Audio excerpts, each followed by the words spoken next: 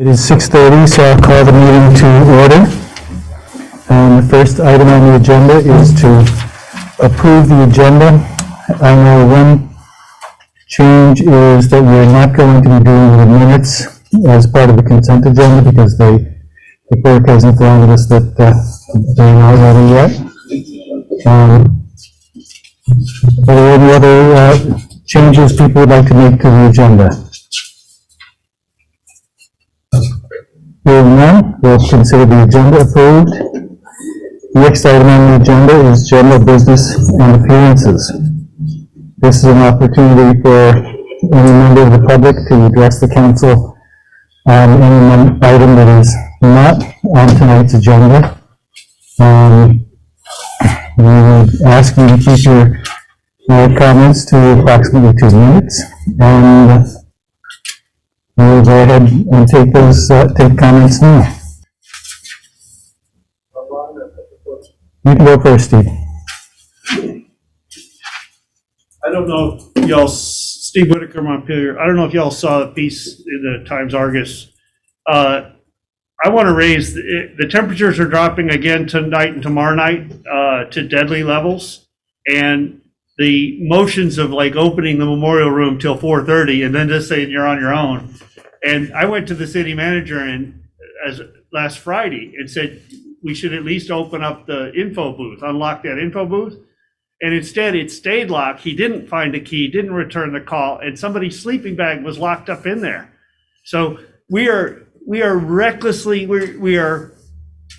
it may puncture sovereign immunity if you reckless indifference to life and death situations.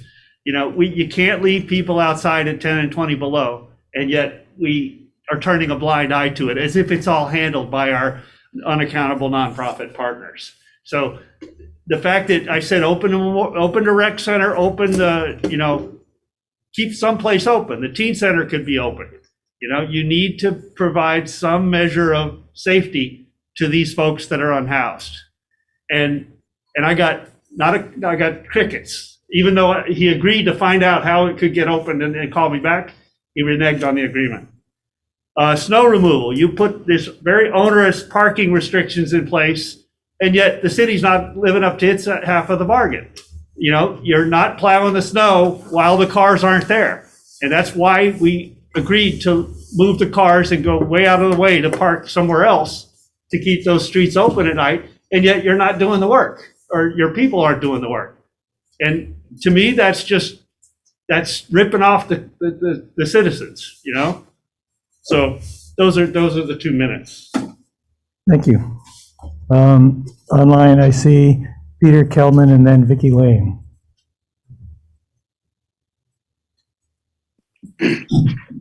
Hi, Peter Kelman, Montpelier District 3.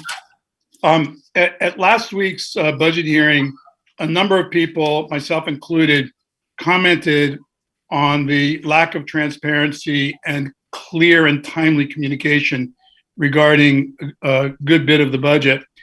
And at the very end of the meeting, Bill Frazier expressed perplexity about people being at an open meeting complaining about this. So I'd like to very briefly explain to Bill what I meant and what I think some other people meant. And a good example is getting onto this meeting. I went up and clicked on the Zoom link, and I needed to get the passcode to get on. Why do we have that additional block for people? If you're going to send out a link, why can't the link go straight through? Most Zoom meetings do that. Then the agenda packet. I went to look at the agenda packet for the meeting early this afternoon, and I noticed there was virtually nothing for the budget item on it. So I sent a note to Bill and I suggested that, first of all, he should include that terrific PowerPoint presentation that he gave last time. That should be on there. In fact, it should have been on there the first time so people would have a chance to read it ahead of the meeting. It really answers about 90% of the questions that were asked. And he or Cameron put it on a little later in the afternoon, which was great because it gave me a chance to look at it again and come up with a bunch of questions, which I'll ask later. But it doesn't include, in the agenda packet, it doesn't include the link to the budget book. Now, the budget book link, if you go to it, doesn't really have a real budget. It's got a kind of an overview, and it's got a bunch of other stuff that isn't really all that useful, some very pretty graphs, et cetera, et cetera. And it really isn't until you look at the bottom of one of them and see a place where it says spreadsheet breakdown that you get to the actual budget. But that budget is impenetrable, although some of us know how to read those kind of things and can find stuff, but it's really hard to get at. My point being that what we really need in a budget process is to have the budget to be put into plain language that anybody with a sixth grade education can understand. And Bill's presentation was a pretty good example of it. It did have a few acronyms that I had to guess at, which we shouldn't be in there, but we need to have more plain language. Now, the other thing we need to do, timely. Tonight is the second hearing.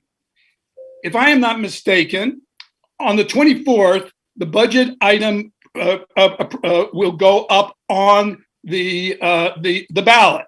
So obviously tonight, you guys are going to vote for the budget. So pretty much anything that any of us say or question or have an opinion about tonight isn't going to count for very much. I'm not sure that there even was much change from people who got a chance to talk last week. But certainly tonight can't be really considered to be a budget hearing. Oh yeah, you're going to hear us, but it's too late.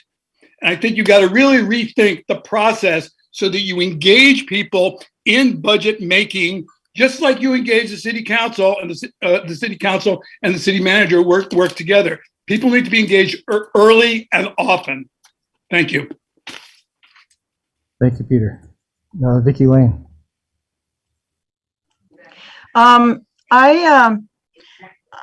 I should have written this down. I have a couple of responses to Peter. It did take me a few meetings to figure out how to do the, meeting link and then the password thingy, whatever. What I do is when I go on to the city's website and go to Orca Media and call up the agenda, and I just put a little piece of paper next to me and I write down the password. And then when I'm ready to go to the meeting, I call it up, click on it, put in the password, and I'm done in about less than 2 minutes, less than a minute. Anyway, what I wanted to say was that I would hope that we could start having people speak and make points without the accusatory stuff going on. I think the points would be better taken if there was less acrimony and less and fewer accusations that may or may not have anything to do with reality. So I would hope that we could have a more civil conversations. Thank you. Thank you, Vicki. Is there anyone else? I don't see any more hands online.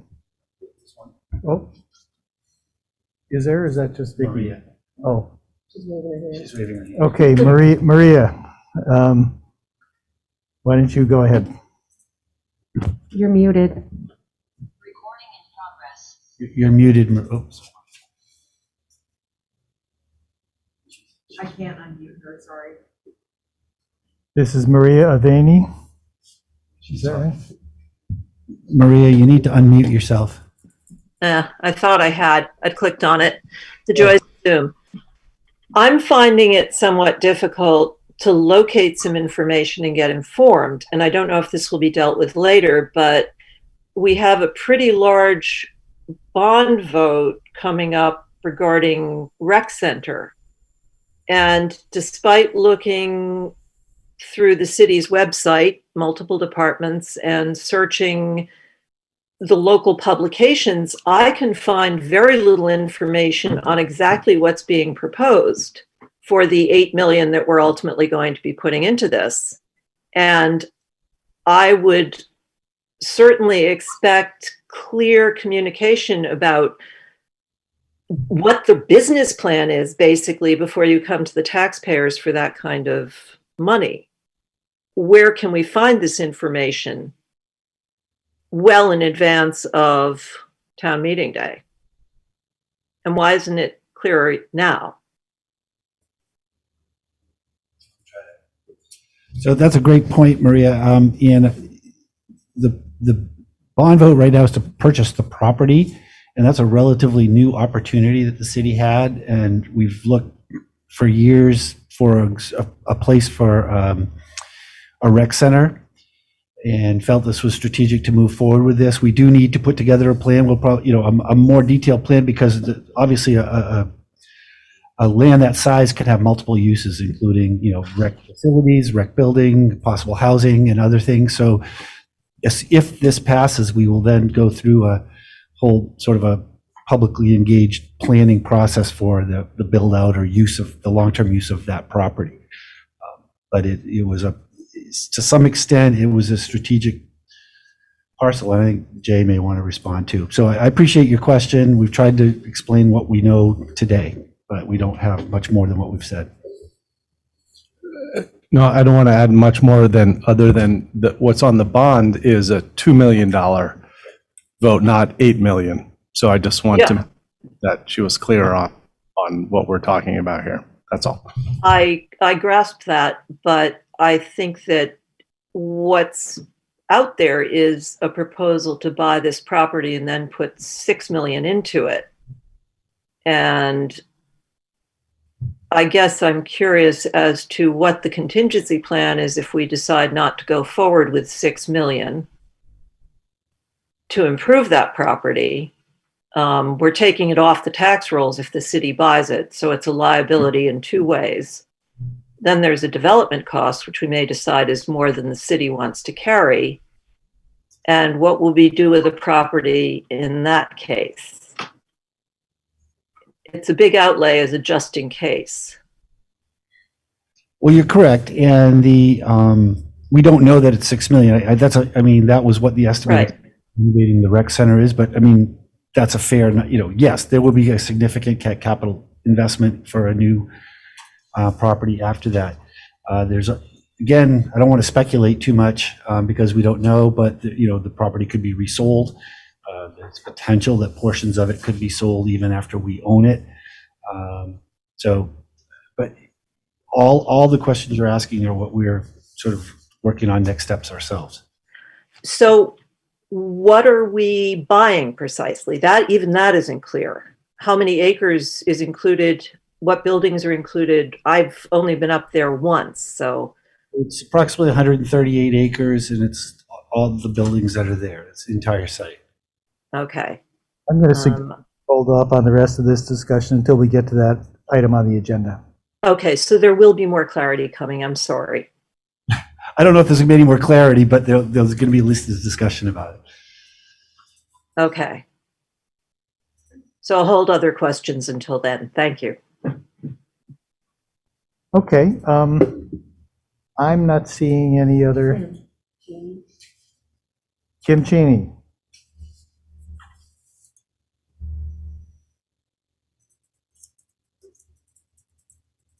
You have your thumbs up sign, Kim. Are you going to speak? Oh, Cameron's working on. Yeah. I wanted to talk when the Central Vermont Public Safety Authority item comes up. Great, thank you. Sorry, your mouse. Okay. I'm sorry, I apologize. Okay, moving to the next item on the agenda, the consent agenda. Is there a motion? So moved. Second. Moved and second, the consent agenda as presented. All those in favor signify by saying aye. Aye. Aye. Opposed? Okay, thank you. We're moving on to item 5 on the agenda, the audit report. This was taken up last week, and the council decided that we wanted to have more time to review the audit report before voting to accept it. Is that Heather Graves there? No? That's Heather Graves, yes, but I don't see anyone from Okay, the actual no one from- auditors okay. online. Kelly? Heather, Kelly Murphy, Finance Director. Could you get a mic over? Oh yeah, sorry about that. How's that? Is that better? Okay, cool. So I'm gonna leave it to the auditors to kind of clean up where we left off last week and go through a presentation to just kind of give all the specifics. And then we can take questions after that if you'd like. And I believe they are on here. And Ron will need to share his screen because I know he does have a presentation. Good evening, folks. Good evening. Thank you for coming. Yeah, listen, glad I could be here and glad we could, take some more time and, continue this conversation from last week.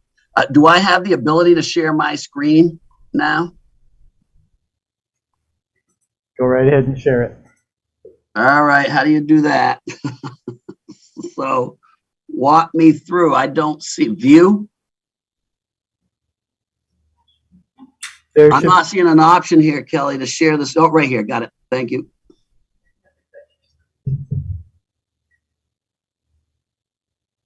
Can everybody see that?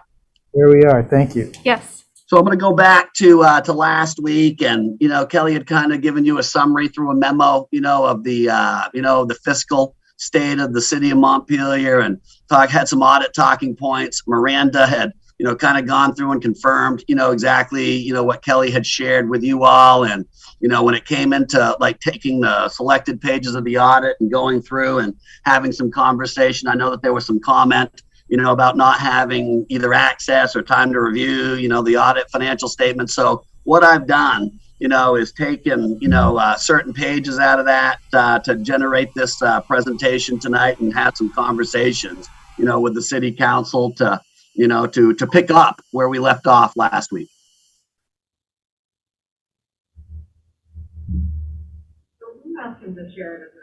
So right now you're looking at the balance sheet. Kelly here. Sorry. Would you mind just sharing this as a presentation? There's an arrow in the top of the screen that you click on to. Okay, hold on, Kelly. So bear with me. Oh, nope. On the other. There you go. You get out of there. So if you go up to the top banner. Yep. There looks like there's it's almost like playing Pictionary here. I feel like maybe it's the wrong game, but I'm going to try. So if you can see where there is an arrow in the top banner, the icon right next to it, in between the finger pointing at, the selection on the left. Keep going, keep going. Left. On your left. You're almost there, right there. Yep. This one? Yes. And then start from the beginning. Okay, there we go. Thank you. Everybody see that now? Yes. Much better. Listen, I don't want to confuse this because I don't know what the next slides are going to take up for screen, but do you guys all see everybody's picture on the right too? Yes. Okay. So Kelly, is there any way I can get rid of that? Are you all good with that? That is good. And so if you just hit your enter key, that'll bring you on to the next slide. Okay. So right here is a balance sheet for the city as of June 30, 2021, this audit period.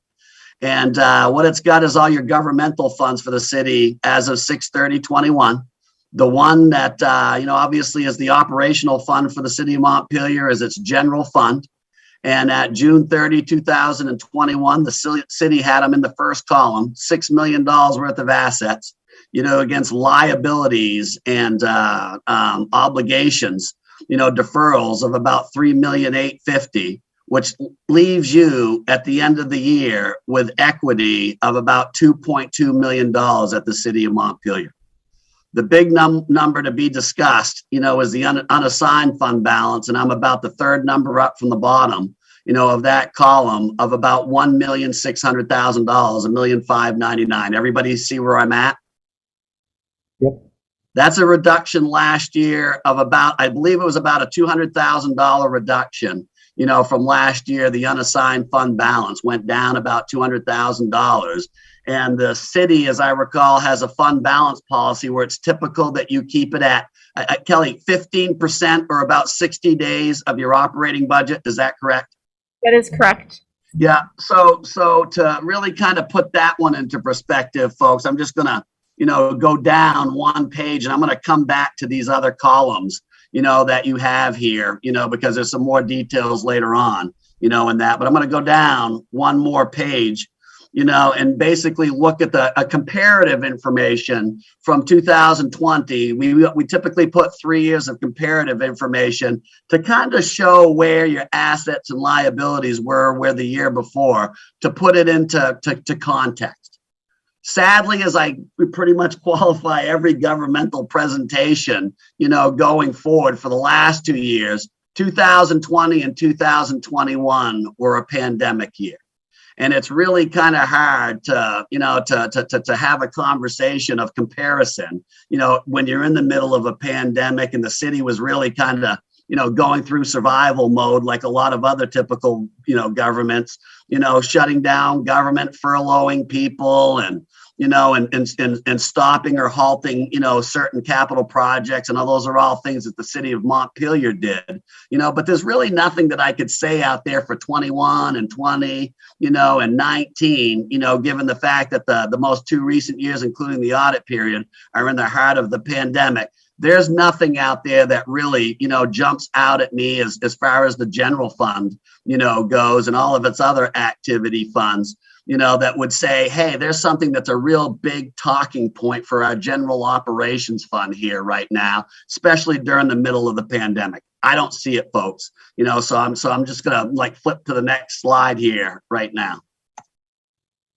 And again, there's the liability comparison. I'll use the same comparison, as that we just did with the city's assets, as far as for a 3-year comparison. There's nothing clearly that jumps out to me, in a 3-year comparison. Your accounts payable were almost identical, your accruals were almost identical, and clearly, the one thing that we'll talk about here in a second, is your intercompany and pooled cash in the do other funds, on the right. That's definitely going to be a conversation piece that we're going to talk about at the end of the presentation.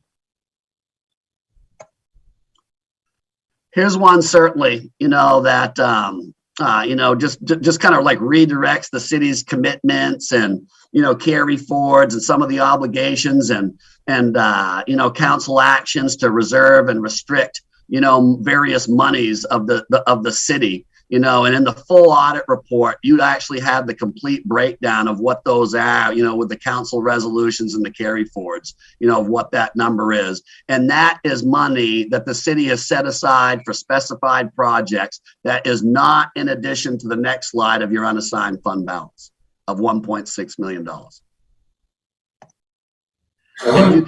And you can see right now that the city's unassigned fund balance, in 2021, the $1.5 million, the totality of your fund balance, went down, actually went down, but the general fund unassigned fund balance actually was maintaining, a little less than 60 days, but clearly, it's really hard to give you guys information, and really hard to, to kind of, still in the midst of a pandemic, especially with all the, the adjustments that the city kind of made to, projects and, and priorities and, certain things that happened at the city, with some of the projects, the TIF project kind of, coming to a halt, so again, $1.6 million was the general fund balance. And in comparison to where it should be, what we like to see and what the city has for a typical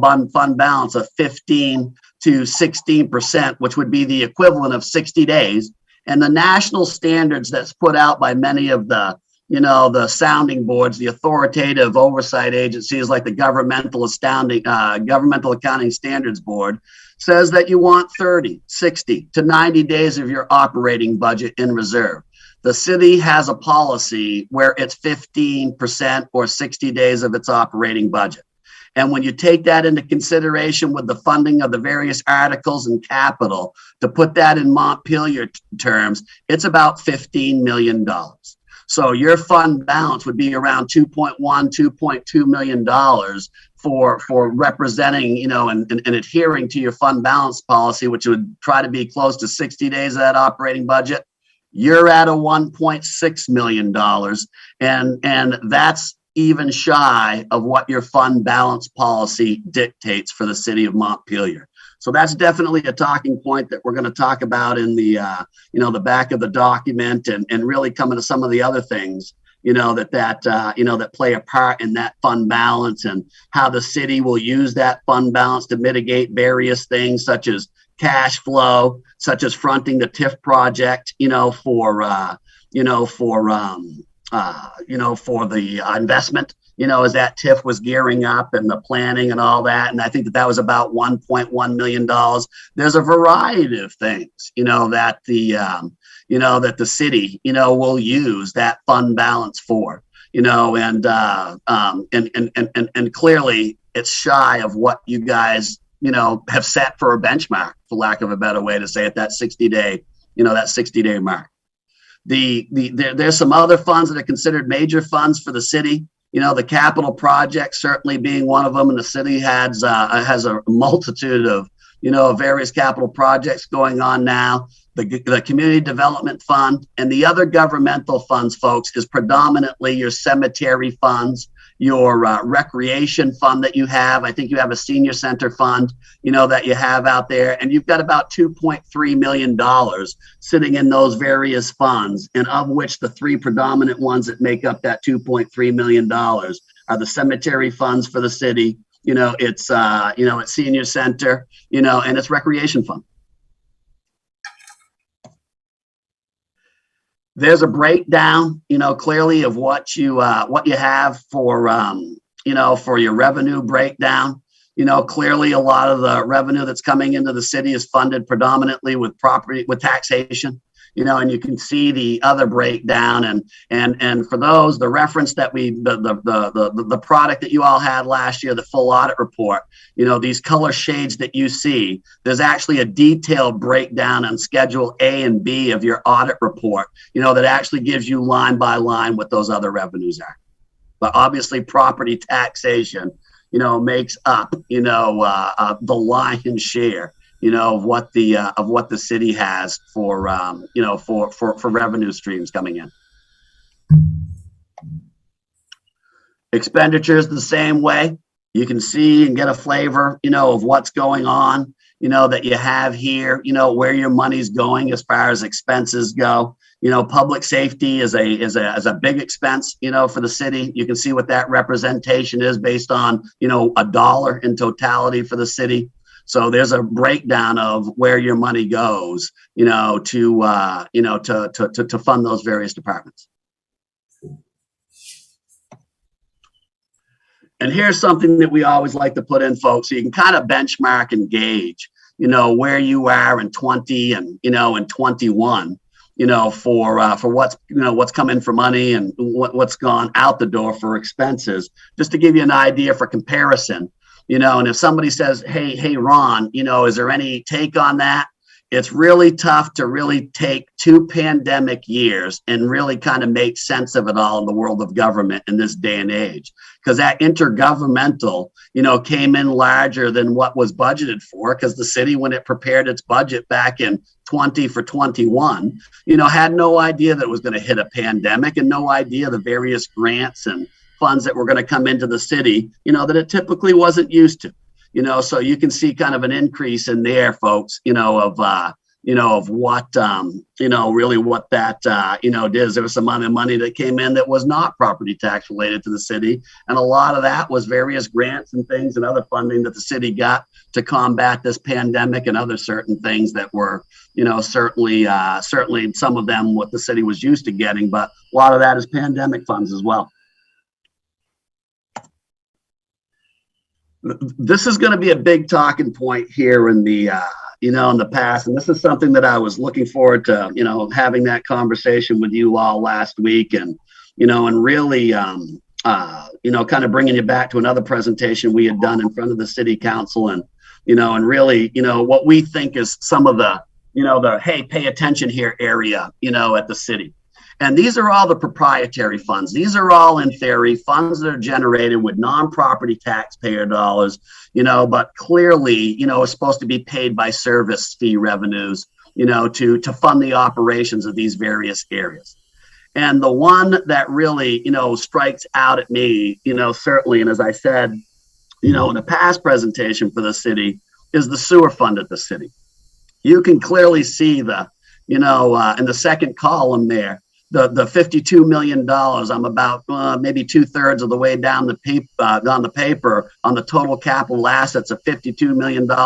You've made a significant investment in infrastructure. In 21, you made a significant investment in infrastructure and upgrades with your treatment plant. And that was one of the conversations that we had in the past council presentation is, for lack of a better way to say it, some of these deferred projects and obligations of the city, that the city was going to have a plan for and come up with. And even though the city was in a positive situation, as we're going to see in a minute, a lot of that's really skewed by, grants that came into the city to actually fund this wastewater treatment plant. And it really kind of skews the financial position for the city. And this is something that I know is still a big area of monitoring, with Kelly, Heather, and, your finance department and Bill, as far as, wastewater and operations and kind of what that plan looks like. But it's also been your biggest significant commitment, that you've made to infrastructure, certainly in 21 and with some other planned, phases that you've got, in the future post 21, that you have right now. And I just want to talk about some of the details of that what we've been talking about with, with your management.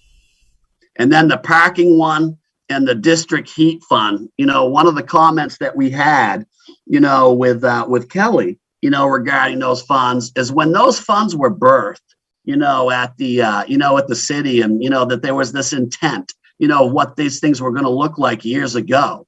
The last 2 years have forever changed, not just Montpelier, but government, really kind of, taking a look in the mirror now at some of its, past plans and saying, you know what? If the legislators aren't going to park in the parking lot, people aren't going to visit the hotels, and people aren't just coming to downtown. I'm trying to put it in Montpelier language here. Maybe we need to revisit that utility fund, and maybe we need to redefine, what that is, because the city, I believe made in the next slide that you'll see a $200,000 transfer to break that fund back to zero, and basically make it whole. And I think that that's certainly going to be something that's going to be carried on as a practice going forward, as long as, quite frankly, this pandemic has changed the way that we communicate and changed the way we do business, and really, quite frankly, is keeping people out of cars and keeping them home and safe. And that really is going to affect your parking lot, folks, in that fund. And as I've said to Kelly and Heather, and is a simple fact that might be time to go back and look at that fund, its birthrights and really that plan. And I know that certainly is being looked at by management. And the same goes with the district heat fund. The city made a tremendous $9.5 million, folks, tremendous, infrastructure project down there, with the sidewalks and all that, and keeping that infrastructure maintained, heated, and, and up to date. And operationally, as you look at the parking fund for the district heat, and this slide's really going to tell a story here. As you go down to the bottom, of what this thing is, for the district heat fund, operationally, that heat fund is in the hole, and I'm again second column, from the left, $381,000. Folks, third number up from the bottom.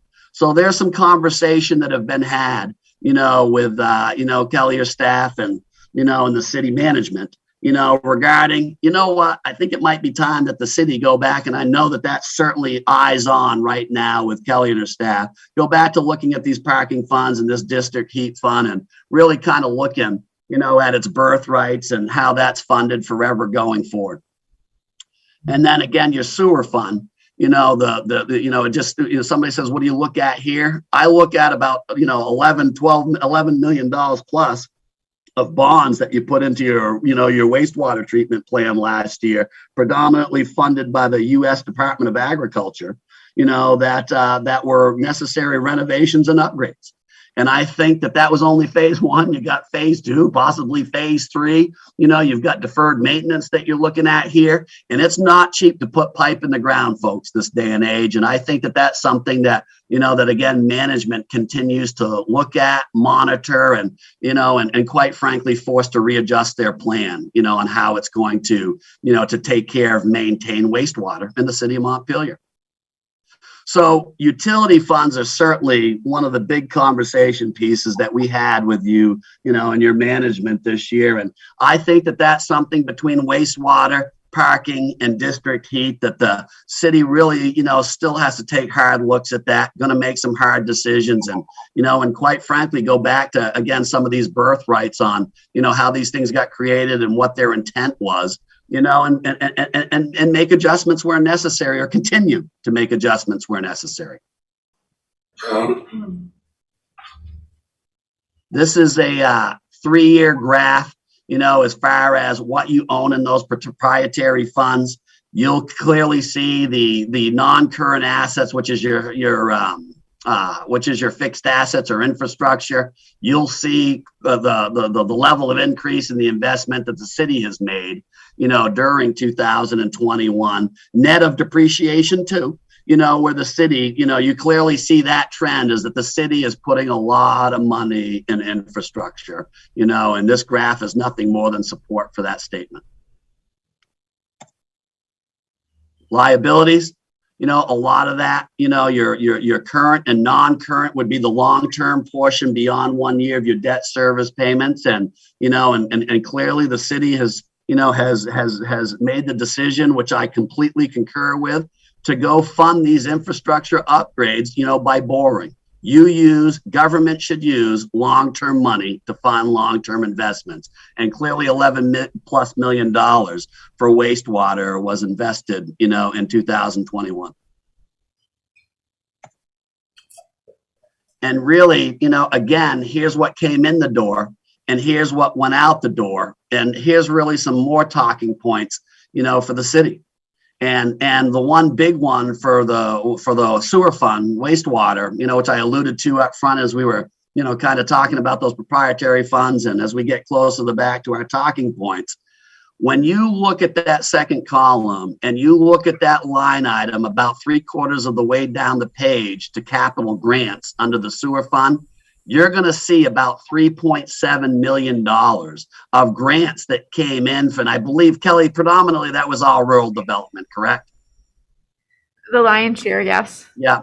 So that $3.7 million, if that number is not in there, and you go down into the change of net position, basically what you took in and what went out the door, for the city's, wastewater fund, that really excludes infrastructure. The city actually looks like it was in a positive condition of about $3,250,000. If you take that capital grant of $3.7 million, it brings to light the talking point of Kelly and the challenges that the city has right now with trying to understand, the operations of this thing, keep the balance of maintaining the operations of the sewer fund, but also keep the balance of continued and deferred maintenance and really addressing that plan. It really takes the city out of a favorable financial position.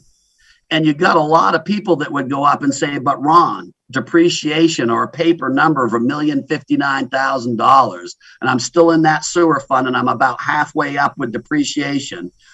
That's a paper number. That's money that physically didn't walk out the door. But when you first put that pipe in the ground, that depreciation is a real important number because it really turns the hourglass over. Not only for kind of looking at a capital plan and, how you're going to fund those future renovations, but also how you're going to maintain them. And what we're seeing a lot of governments do in the area of water and wastewater is they're actually setting aside reserve funds, maintenance reserve funds, capital replacement reserve funds. And these are all things that I know are being looked at by your management. And, we kind of look forward to being a sounding board, for that as you go forward. The next column, the parking fund. You can look down and look at what his next net position was zero. And to get to zero at June 30, 2021, the city transferred in $203,000. I'm about 5 or 6 numbers up from the bottom in that column. So you're at really kind of a break-even point, with your parking fund. And I don't think it was ever the intention, that the city could have realized when these things got birthed that, people quite frankly were, because of something outside and beyond its control, a pandemic, was really kind of going to control the volume and really dictate, the future, of that parking lot, and whether it's city, not the city, needs to look at other alternative methods, to doing, because people aren't coming to Montpelier, and people aren't coming to beaches, people aren't coming to places that they used to come. So it's really kind of forcing government, to look at, these various enterprise funds, that were built and developed, with certain details, that quite frankly, the pandemic or other external influences have forever kind of changed that DNA. And again, I know that this was big topics of conversations with your management. And the district heat fund, although certainly it looks like, that you've got $4.3 million largely, in TAC of net position. All of that, folks, is tied up into the infrastructure, of that fund. So you can't physically put your hands on any money. And I think that that's another fund that as I know that the city continues to monitor, really is going to have to monitor that forever going forward, because I think things have changed, and I'm confident things have changed, and I'm confident management knows that. And I'm confident that there was a lot of conversation, regarding, your enterprise funds this year, particularly with the 3: wastewater, parking, and district heat.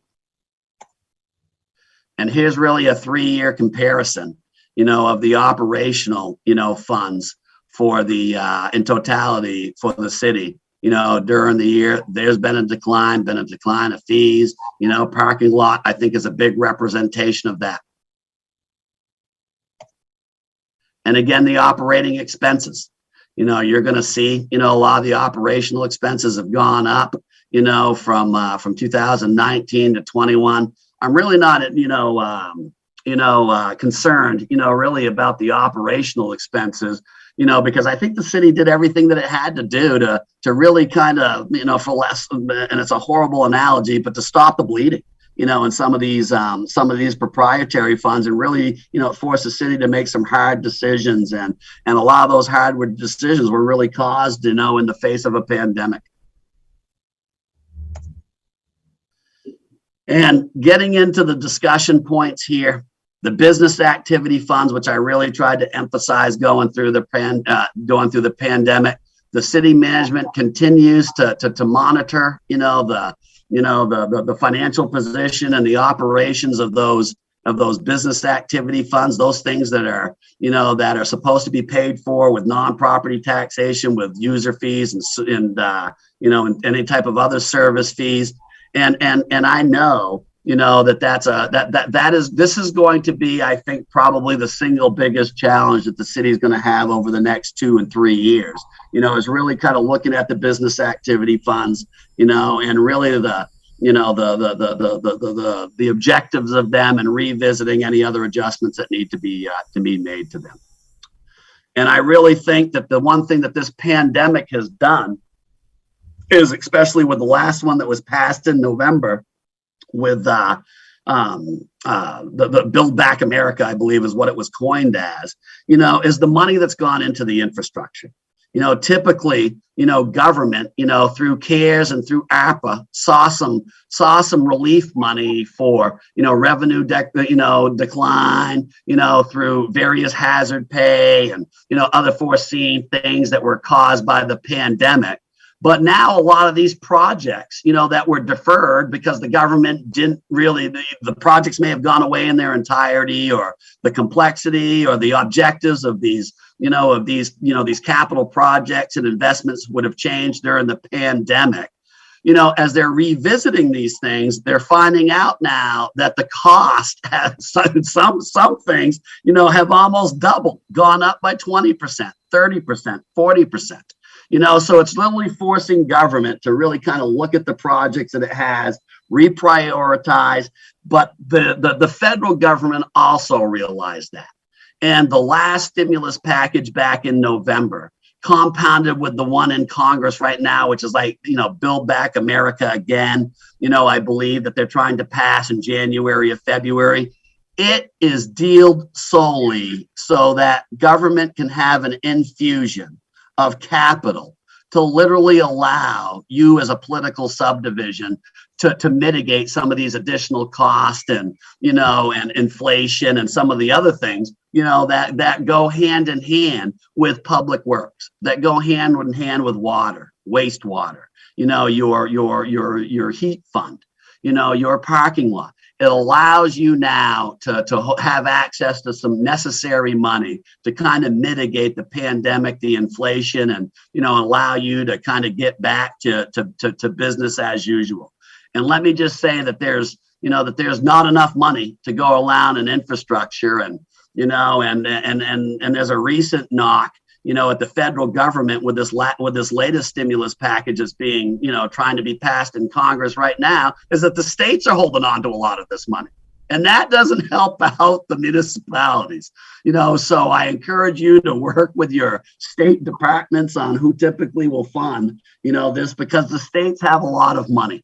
And the states haven't distributed a lot of money for infrastructure and for education, and I know the states are now getting a lot of pressure from Congress to go back and say, well, we've passed out a lot of money. What are you doing with it? And I would expect for the city of Montpelier and a lot of the other political subdivisions, in the state of Vermont, with this current infrastructure bill where you haven't seen, any of that money that was passed in November yet. And with the one proposed, I really think it's going to help you address some of your infrastructure, projects and really kind of allow you, to mitigate the cost of inflation as you deal with these projects.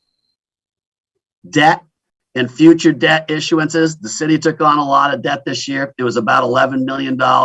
That doesn't concern me, as far as what that goes, because I think it was deferred debt. I think it was deferred maintenance. I think it was all absolutely necessary, but the city continues to monitor future debt borrowings and, really kind of trying to understand some of the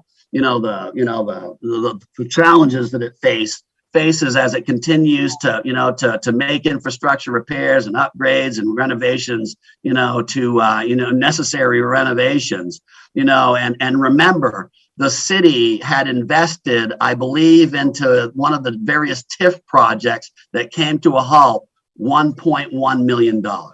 And I know the city is working with the bond bank right now on reimbursing itself for that $1.1 million. The city's trying to understand, what the relationship of what that reimbursement is going to look like. And as far as, the DNA of what that bond is going to look like, they continue to look at that. We're having conversations with management, about that. But if that debt does not come through for the city, that's going to be $1.1 million of cash that the city invested in this TIF in good faith, thinking that this thing was going to move through. And if that money doesn't come through, the city's unassigned fund balance and cash flow is going to take a hit by $1.1 million. And Montpelier can't afford that. It just can't afford it.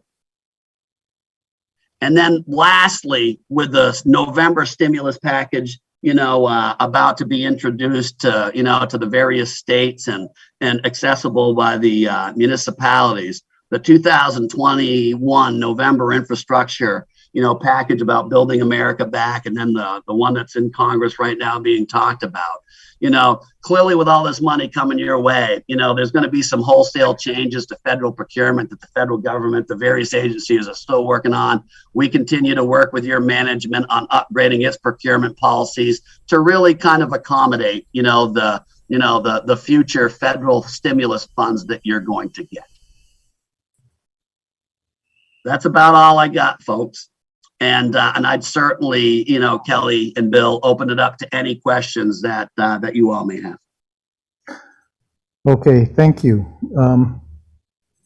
Other council members may have some questions. I'll just start off with one or two questions I have. When I review an audit report, as I understand it, one of the things that I'm always interested in is whether the audit discloses that the city's books present an accurate depiction of the city's financial positions, assets and liabilities, expenditures, and whether the operations are in compliance with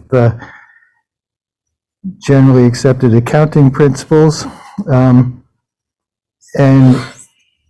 as I understand your report, we have received a clean report on those items. Is that correct? Correct, Bill. To kind of piggyback on Kelly's memo last week and Miranda's confirmation, you got our highest opinion. That's called an unmodified, report, Bill, which basically says that the city's financial statements present fairly. Great, thank you. Any other members of the council have any questions? Donna?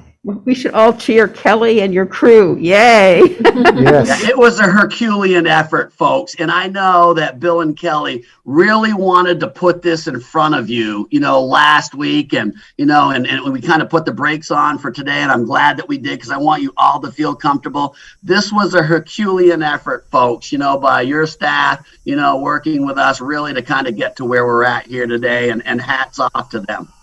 Yes, and I do appreciate so many of your comments, Ron, not only for this audit, but for future budgeting. A lot of it resonated, so thank you for taking the time. Yeah, and one thing I would just add on to that, and the one thing that I always qualify, these future investments that the stimulus, I've been doing this for 30 years. The last time we saw it, and it really was nothing, what it looks like now was back in 2008 with these ERA funds. And one of the things that I caution government to use is use this money and make it meaningful to Montpelier, because this money is going to go away. Stay true to who you are, stay true to your plan, make your adjustments, and I think that there's one thing about Montpelier as an outsider looking in. Montpelier was way out with this pandemic in front of it, trying to really kind of mitigate some of the pain that you were going to feel, and I commend you for doing that. Stay true to who you are. Look at these plans, look at these funds. And as the stimulus money comes in, make sure that it really complements who you are and what you intend to do. Thank you. Any more comments on this side of the table? Any comments or questions on this side of the table? Vicki Lane, I see you have your hand up. Yes, I was just wondering, is this the first year that this particular firm has been auditing us? No, it's not. Oh, okay. I believe we're in the third year of our contract. Oh, okay. I must have missed that. I was just curious. Nothing, just curious. Okay, thank you. With that, Chair would entertain a motion to accept the audit. So moved. I'll second. Any discussion? All those in favor signify by saying aye. Aye. Opposed? The audit is accepted. Thank you, Ron and Miranda, for being here. Yeah, Miranda's the brains. Kelly, I'll find you so we can continue our conversations. You all be safe, folks. Thank you. Okay, we are up to item 6 on the agenda. Discussion of the Central Vermont Public Safety Authority. Donna, do you want to kick this off? Yes, I did have, I created some slides to help lead the focus. I thought there have been a lot of comments made during public comment as well as this topic that it would be good to give people a little bit of orientation, and I'll try not to take too long, but hit the highlights. And I thought it might be good to have something to look at. And as always, Cameron is helping me with technology. Well, I haven't helped yet, so That's let's okay. make sure. I'm going to explain some names. Okay. So Central Vermont Public Safety Authority could be called CVPSA, which you'll see on the slides. But I tend to say Public Safety Authority. Another entity that's up on the slides that I call Capital FAR is Capital FAR Mutual Aid System.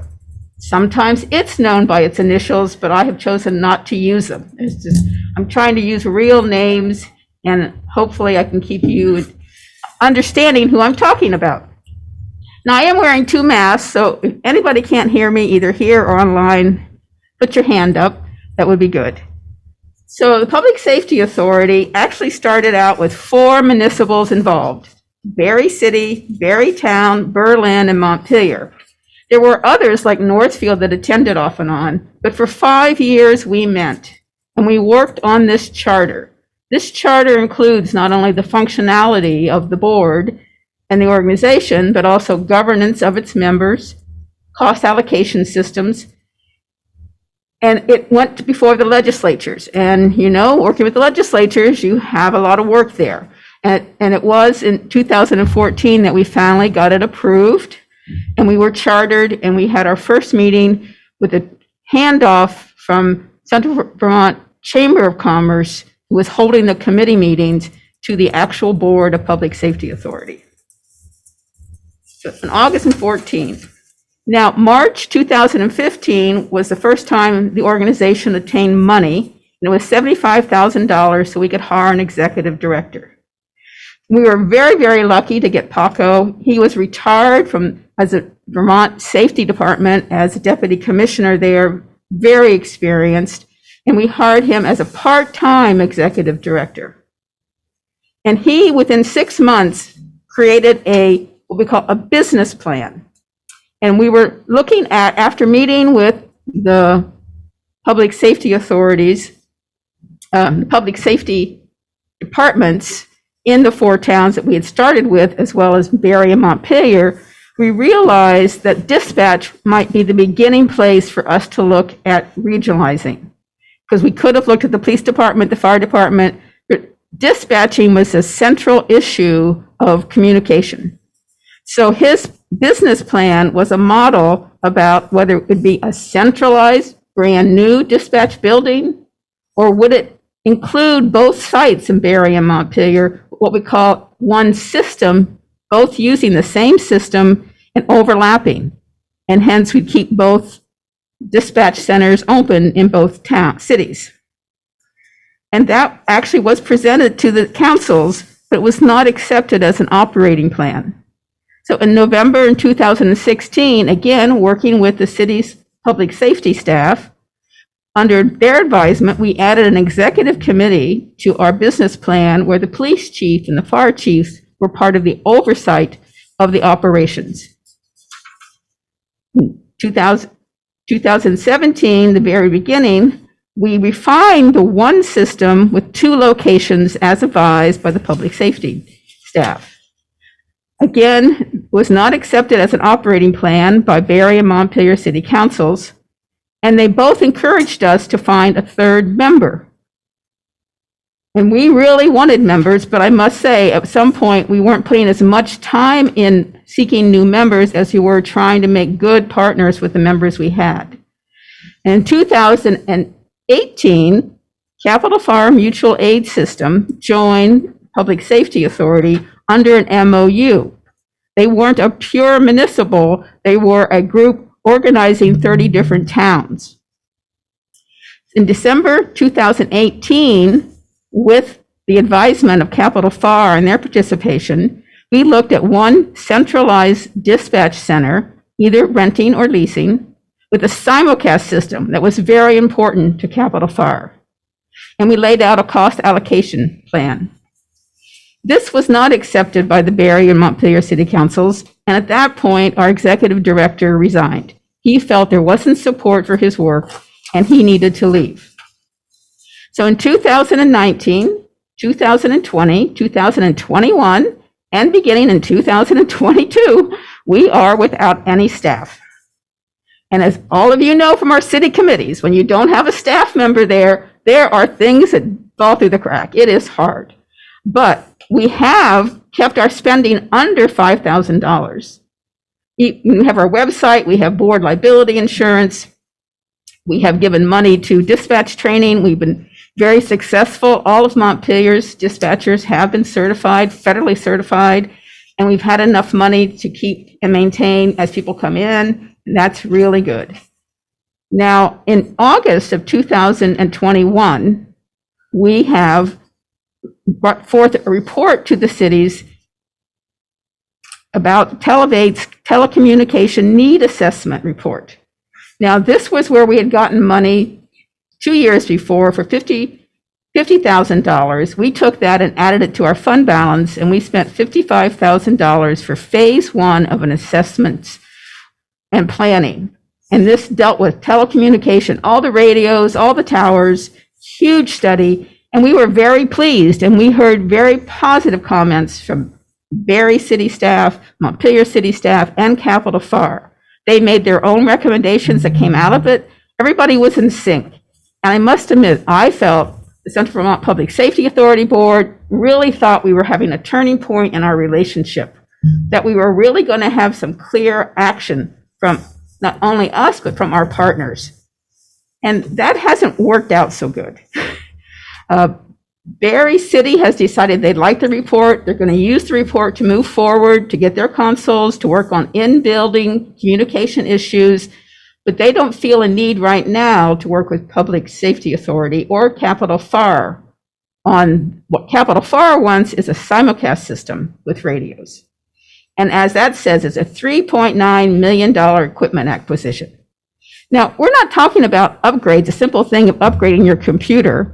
We're talking about having equipment from the 1990s, not only the radios, but these towers that are out there in all sorts of weather that haven't been modified.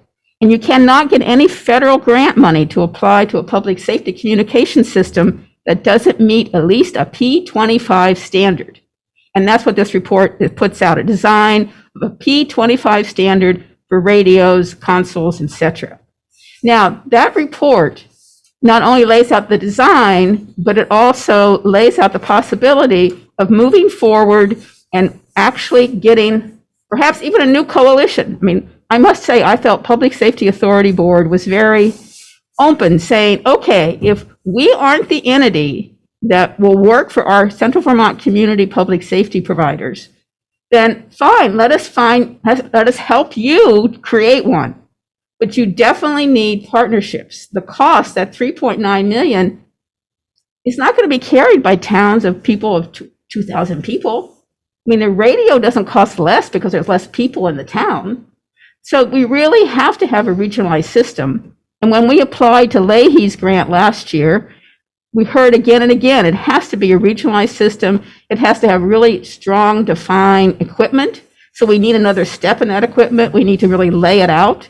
And hence our last $30,000, Public Safety Authority is looking at spending that to get an RFP so that then it'll have to be fine-tuned when you actually get the funding, but it can help you get grants. If people can see the exact equipment, at least that's what Leahy's office said, they really would be much more willing to fund it if they can see more exactly the equipment and know that the regional system has a strong body and a strong bonding. And unfortunately, Public Safety Authority does not have a strong bonding, does not have a resume and finances, because we've only maintained our executive director. We've had one capital grant of $75,000, which we spent on consoles and helping Barre and Montpelier with their initial fiber connection. And then we spent our operating funds for training.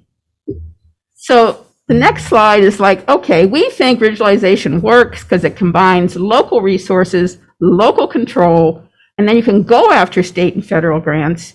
And we feel it can be a more efficient system because it gets rid of town boundaries. The call goes to the nearest truck that's nearest the house. And one reason we started with Barre City, Barre Town, Berlin, and Montpelier, that was the ideal geographic and population base. We had some low-level departments. We had Berlin with great tower capacity. There were a lot of things in each of those communities that made a strong system. And we definitely feel that's what you got to end up with eventually, is something like a four-system physical being. And that we think it's really, it is risky for the cities and the towns not to invest and replace this equipment. You're going to have one crisis and it's going to wipe you out because those radios are frail. Those towers are frail. They're totally not only obsolete, but they're crashing. There's a memo that Brian Pete put out recently, talked about a couple of crashes that happened. We're living on borrowed time, and I'm concerned about that. I'm more concerned about that than the existence of Public Safety Authority. I'm really concerned, and have worked since 2006, to see some really consolidation of entities so we could work together and get not only the equipment, but also help our employees so that they have good training, they have ability to move in employment, so we have good retention. I just think it's a win-win. But the concern today is, what is the role of Central Vermont Public Safety Authority? Are we viable for a Public Safety Authority services as now visioned by our members? And so we do have a ballot item. The board wanted to move forward to have more consultant work. Whether or not we still exist, but still have more consultant work this last year. And so the public knows the way a member would withdraw from the Public Safety Authority is a vote of their members. It's the same as how you join. It is a vote from the residents. And so that if indeed you were to vote out, it takes a year to leave. So if this $30,000 was passed and Montpelier decided to put it on their ballot, we withdraw, and that also passed, then we would still have a year to work with that consultant and help advance this equipment, this RFP. So that could be in a good place for our members should we depart.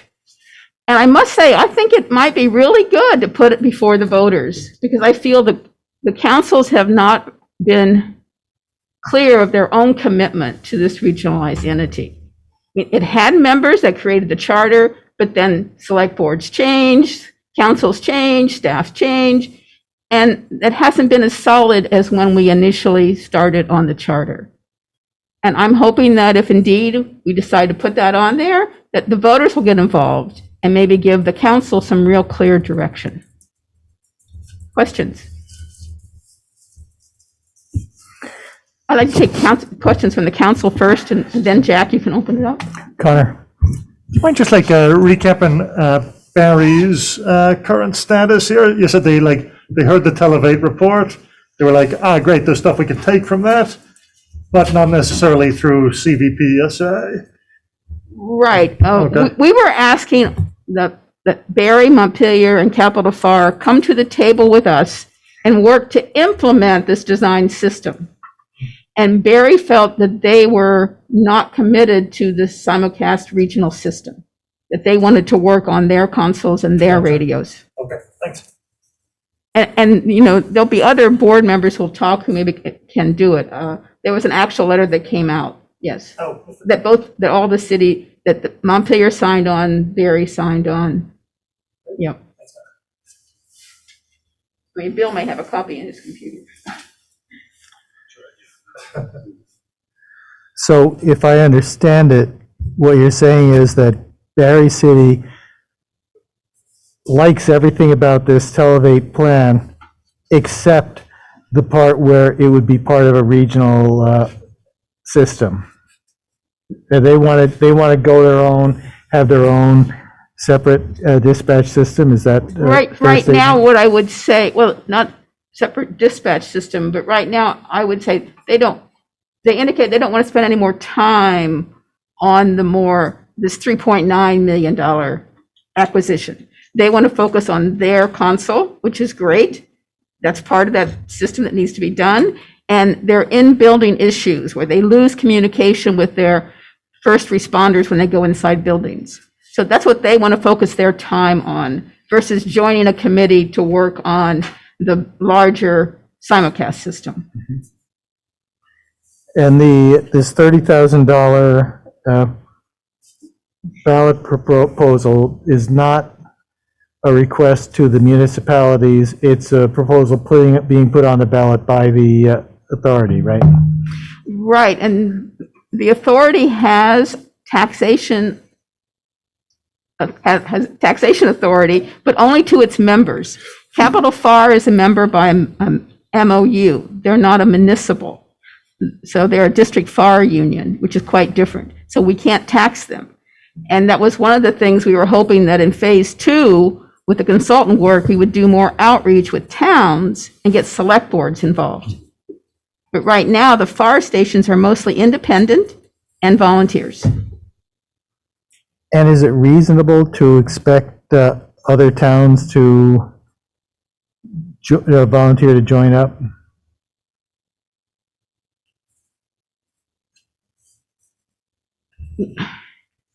Hard question. In March? I know.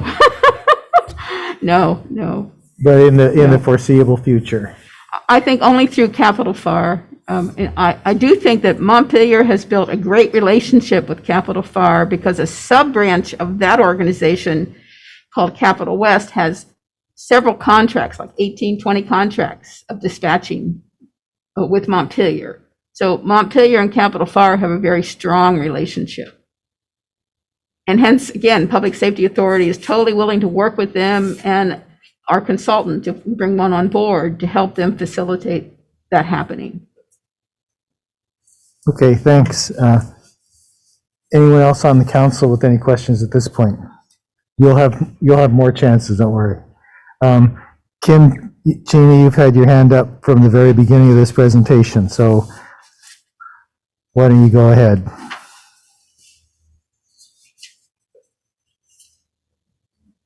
And you're not, Kim, you're you're muted. still muted.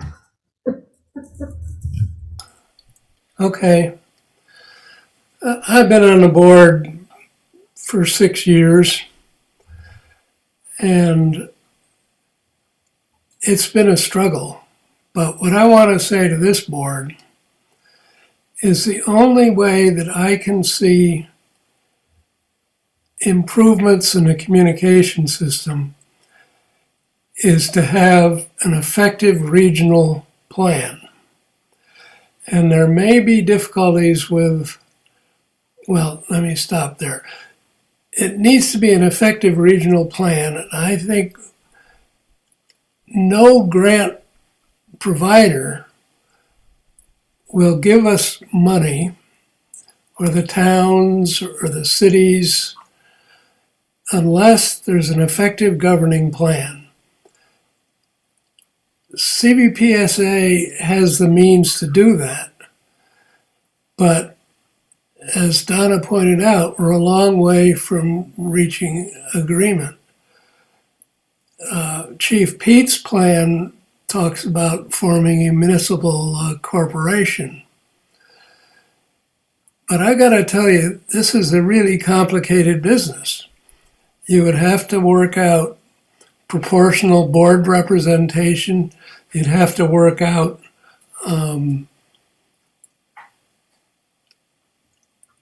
cost allocation between all your members. All of this is in place in CVPSA. I personally am open to and have advocated for changes in the CVPSA board to include fire and police chiefs.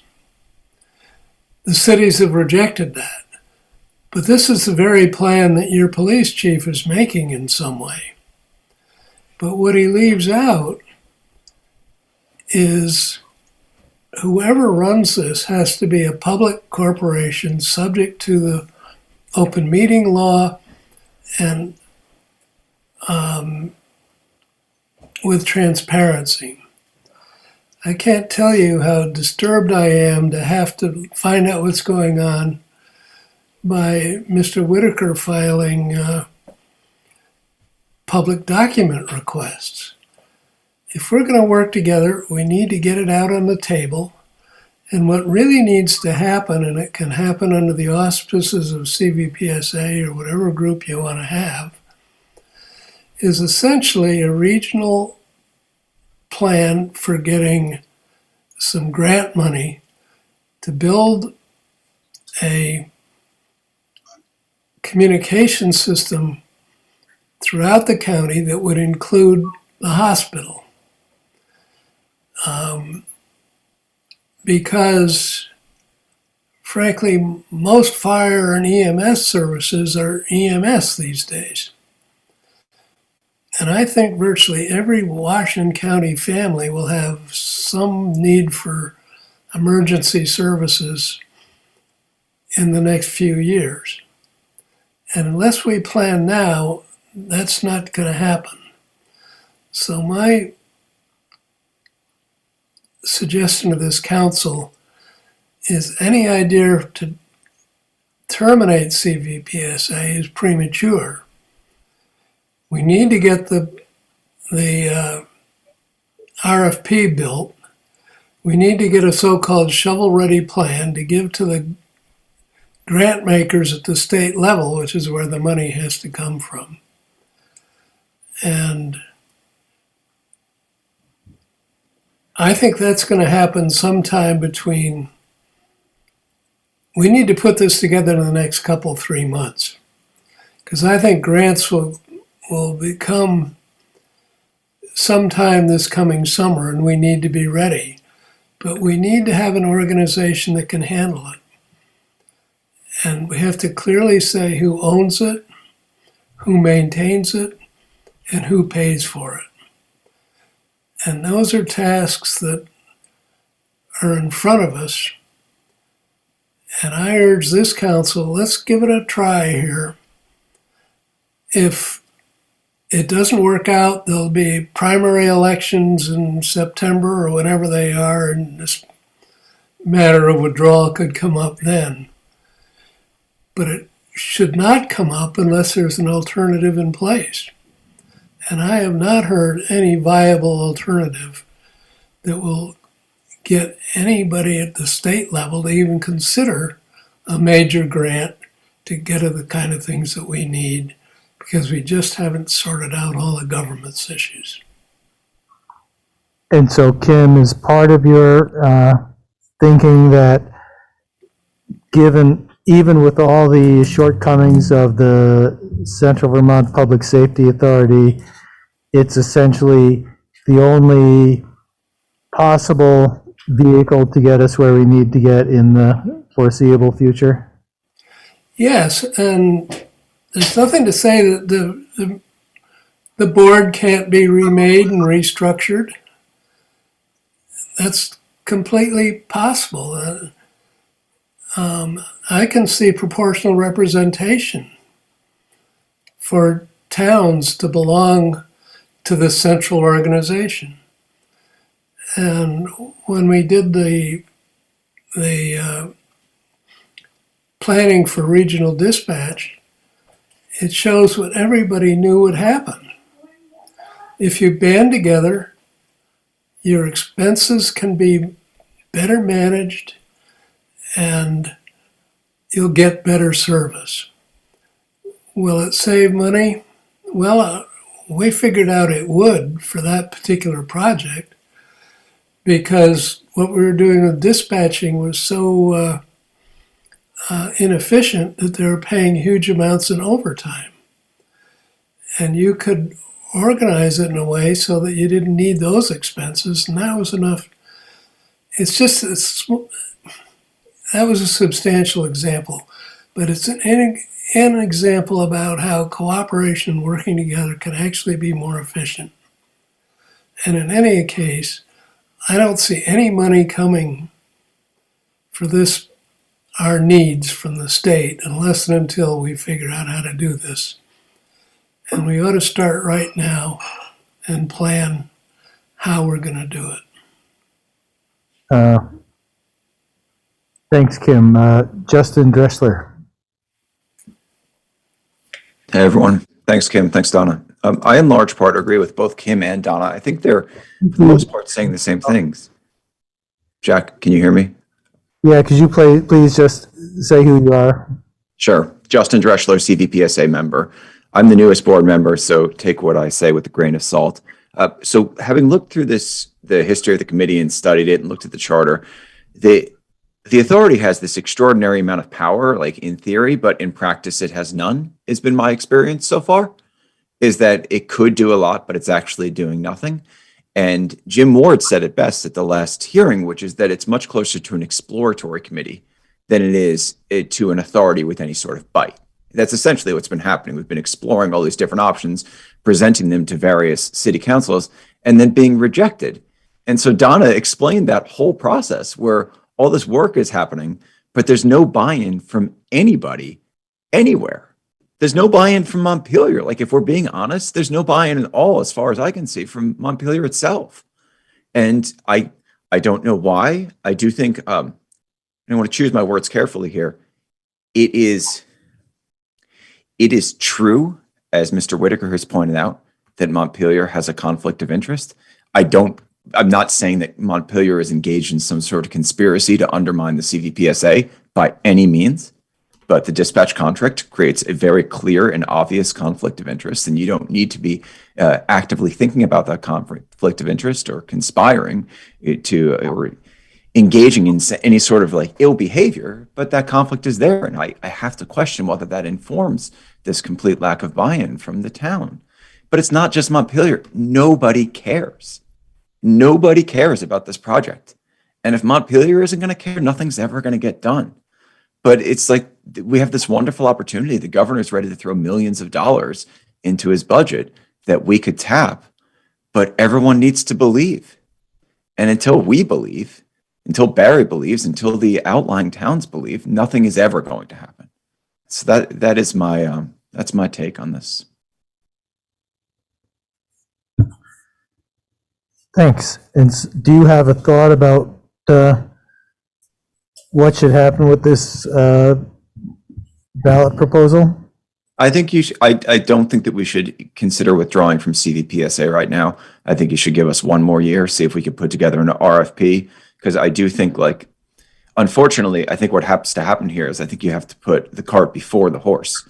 I think you have to get the RFP in place and then go out to all the towns and say, hey, look, we did all the work for you. Do you want to be involved in this process now? Because we think we can get a few $1,000,000. And then if everybody agrees, then you can go to the governor, or then you can go to Leahy or whomever and say, look, we get along. We're not all talking shit about each other in the papers all the time. We can, we're here working on something together, because that's important. You know, it's important. I think everybody is capable of working together and has the exact same goals. Everyone has the same goals. We just are having a hard time getting there. Okay, thanks. Doug Hoyt. Good evening.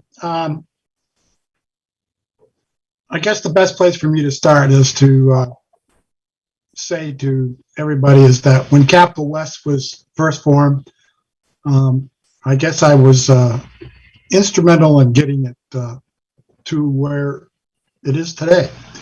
A lot of people have worked very hard to make Capital West work very hard. I'm not so sure I'd go as far as Justin in saying that there's a conflict, but I understand where he's coming from. But I would also echo his concerns about where the city of Montpelier sits in this whole process.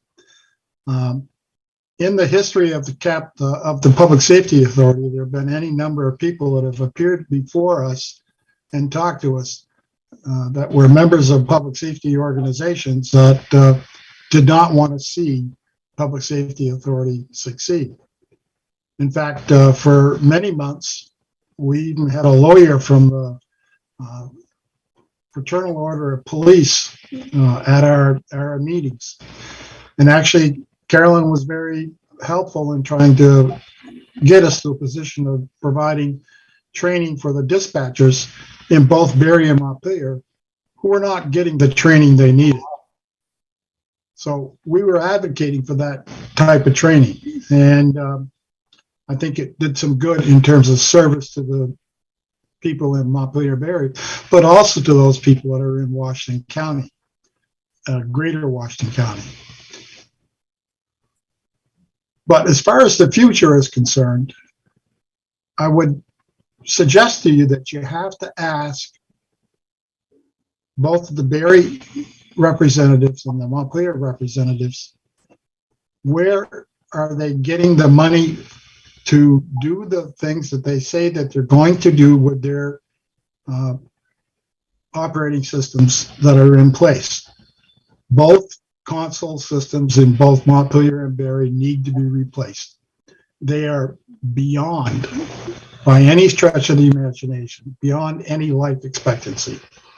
Why they're still alive is completely beyond me, other than the good work of the people that are in those organizations to make those systems work.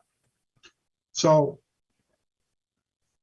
in the interest of time, I would ask and urge you not to put it on the ballot, but to ask the questions about what's going to happen and what is the plan for taking care of the consoles and the potential planned joining together of Barre and Montpelier to act as a failover system should one or the other fail. Those are things that you should be thinking of. And I would encourage you to think of that and collect that information. And I thank you for listening to me. Thank you. Connor. Yeah, first off, thanks very much for everybody who's served on this. Looking at the timeline, can obviously see it's been a frustrating exercise sometimes, but Kim being on for 6 years and everything and getting a lack of direction, I think, from some of the municipalities. Just need to say, really appreciate this and sticking with it. The question I had for the group is, do you think this entity is viable without a staffer? It's such a heavy lift. And like a staffer is often like the glue that holds all this together. So like going forward, do you think you need a director as opposed to just consultants kind of piecing it together? Just be interested in your take there. Well, as Bill put on the agenda format, Central Vermont Public Safety Authority over its 8 years thus far has received $385,000. And of that, $320,000 was spent on an executive director and an office. And it's about $80,000 to $90,000 a year just to have a part-time executive director and office. So I really applaud that the Public Safety Authority Board said, okay, we didn't fire Paco, but when he left, it was like, all right, we've worked 4.5 years to try to get some business operating plan accepted. It hasn't. I don't feel like we can continue without a staff, but I don't want to ask for $100,000. I feel like if Montpelier and Capital FAR can make it work, go for it. And I have to say, they have a stronger bonding profile than us. They have a much better relationship with state and federal people. So I would do everything I can to support it. I don't care which entity does it. I just want to see it happen. And if the council needs the voters who support them at it, put it on the ballot. If just this talk helps, great. But I really don't want to get tied up in administrative money for Public Safety Authority right now. And I know it puts us out of compliance with our charter, but to me, that misses the point, is that we have a wonderful study, a little more additional work. Televate, as well as just an example, is willing to do an extension to phase 2 for $30,000 to work on that RFP. To me, that's a huge jump. Let's do that this next year and then see where we are. By then, Montpelier and Capital FAR may have made all those contacts and access that money. But even if we work this year, as Justin proposed, look how far away we are from getting grants. And once you get a grant, it's 1.5 years to get equipment, if we're lucky. So I'd rather than to do it the fast track right now of Capital FAR, Montpelier working together and going after that money when it's here now before it disappears. It really, really, we need that equipment, folks. It's desperate. Thank you. Stephen and then Kim.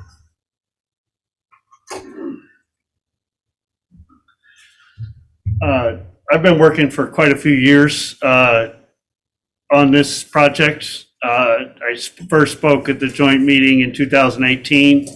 I was at that point critiquing the plan for lack of a failover. So I'm delighted to hear Doug Hoyt finally getting the religion that you can't do public safety without a failover site. I'm personally, and I hear others, I'm not ready to squander the $385,000 and the dozens of person years invested in this. Tom Galanka and others have invested enormous amount of years. Kim Chaney, Doug Hoyt, et cetera. Donna even.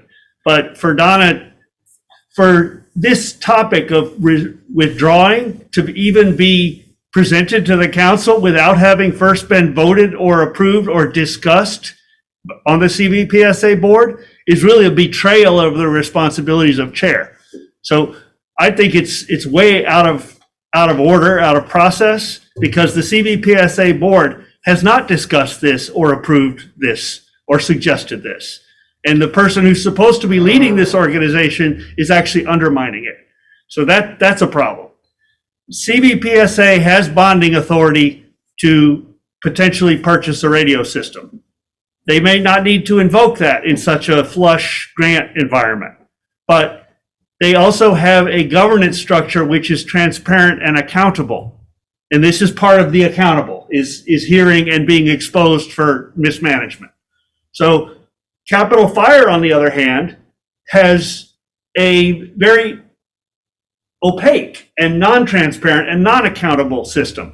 You've heard me complain repeatedly that the errors that happen in their funded dispatch operation hosted at our police station, including death and delays that could result in death, are swept under the rug. The committee has never met to address those issues and make sure they don't happen again.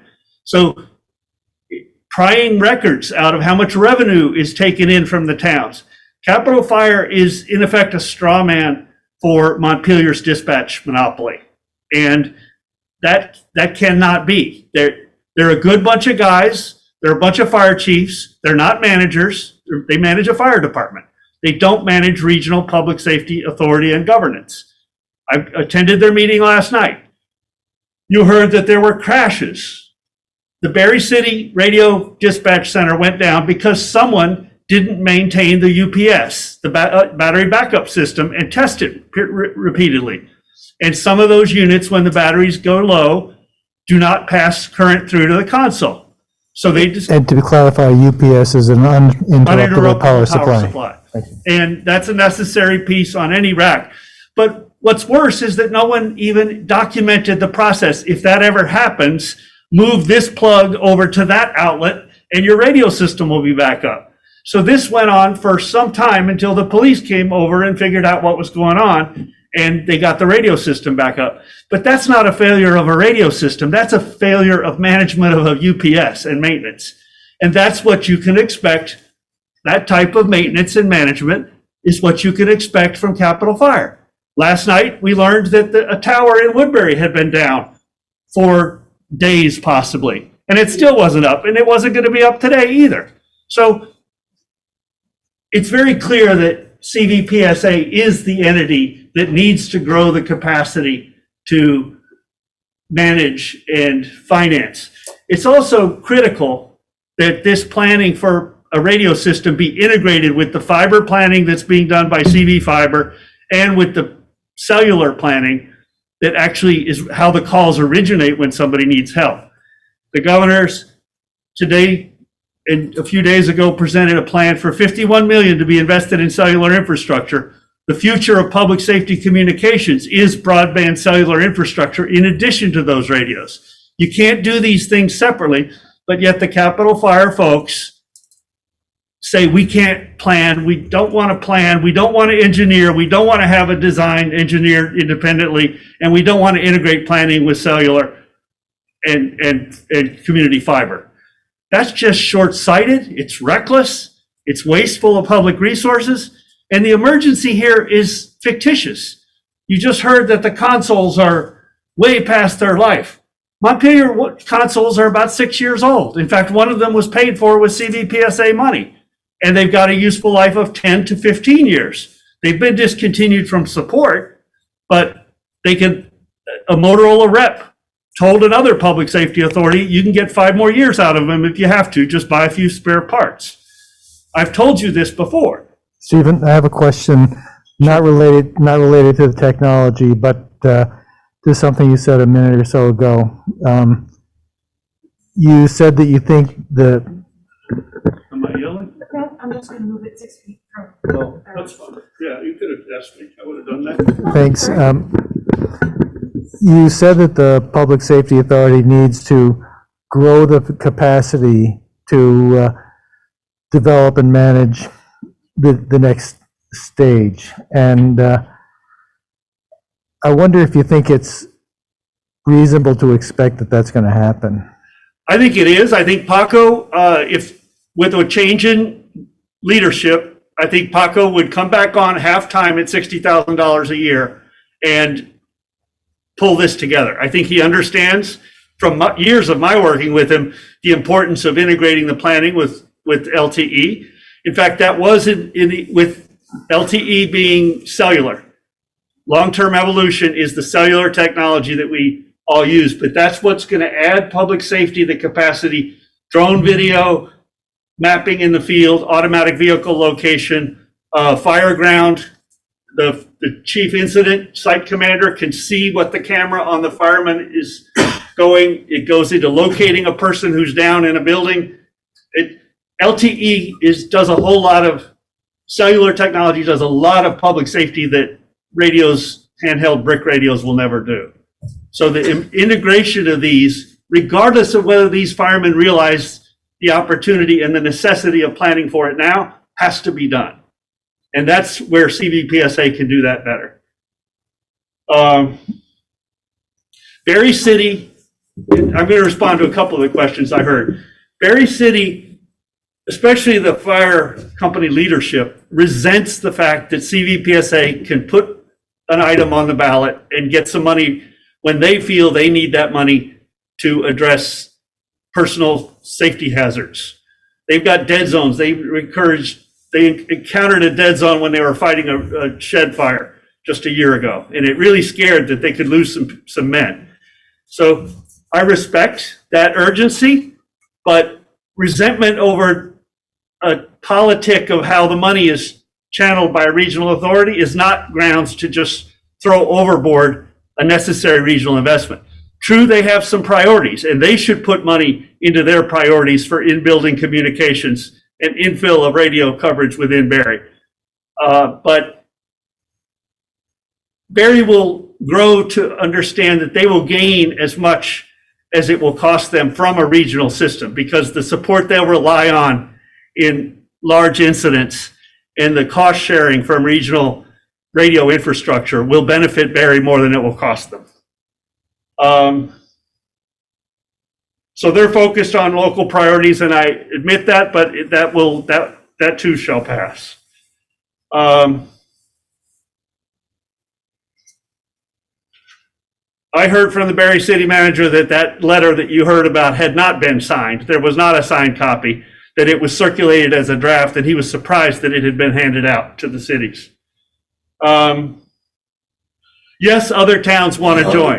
I've talked to a number of towns that are interested in joining because they absolutely need to have, I've talked to selectmen in numerous towns, and they absolutely need to have control over the escalating costs of dispatch that Cap West is arbitrarily imposing upon them. Right now, and this is a problem with the structure of Capital Fire being relied upon as the third member rather than those towns joining directly, is that Capital Fire doesn't answer to the voters the way the select boards do. Capital Fire gets its funding from the fire department budgets of its fire chiefs. So the fire chiefs submit a budget to their town, get it approved, and then give most of that money to Capital Fire, which then gives it to Montpelier Police Department.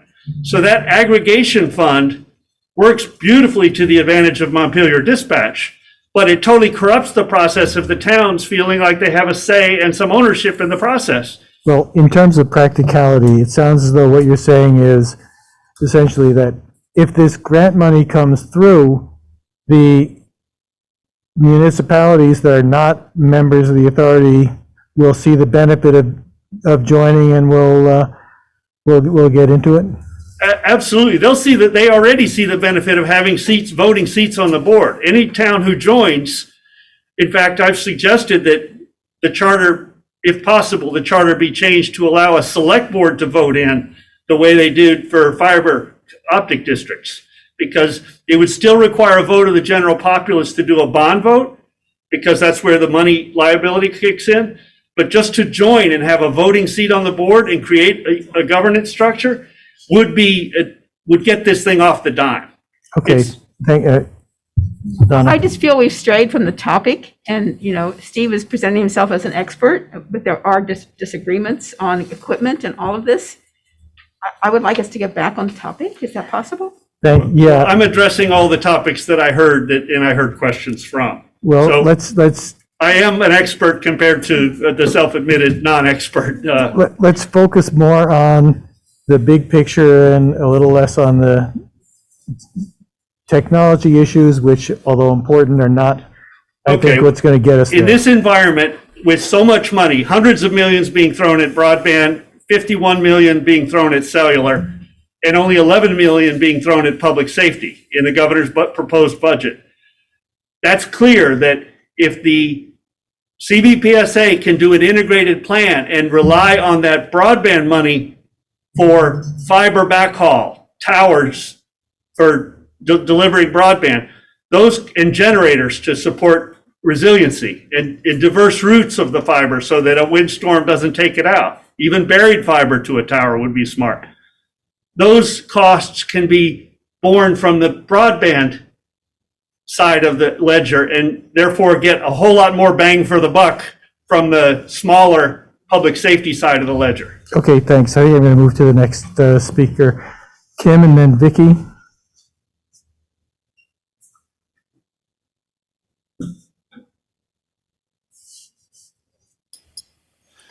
Thank you. I wanted to address Connor's comment about management.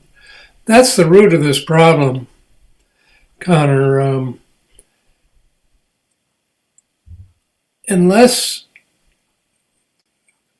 there is a staff, if you can imagine running 23 towns, all of which have radios that cost $700-800 a piece,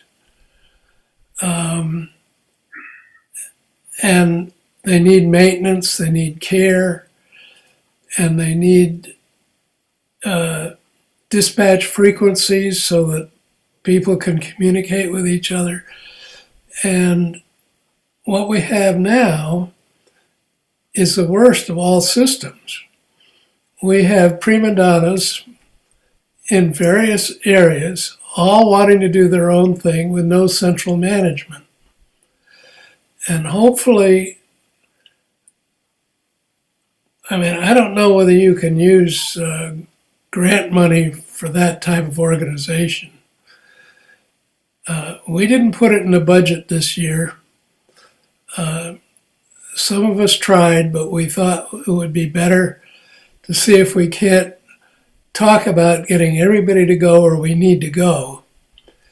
It's kind of like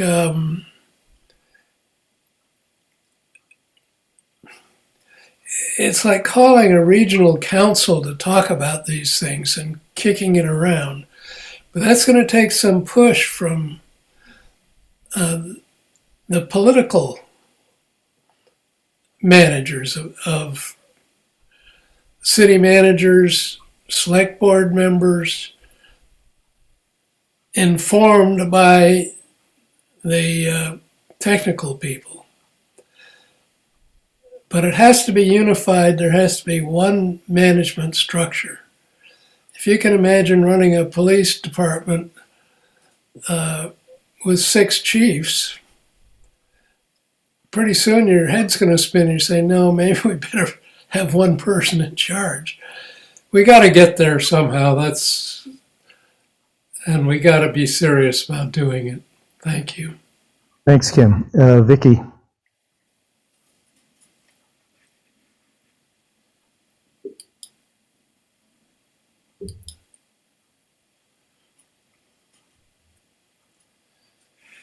You're still not unmuted. You're still muted. My internet connection seems to be a little rocky tonight. Apparently, all the money I pay to Comcast isn't good enough. But anyway, I had a question because I've missed some of this because of the internet thing. So maybe it's already been said. I had a question for Chief Hoyt. The consoles for the for the dispatch, are they the original ones that we put in when we built the building, or did we bring them over from City Hall? Or are they newer than that?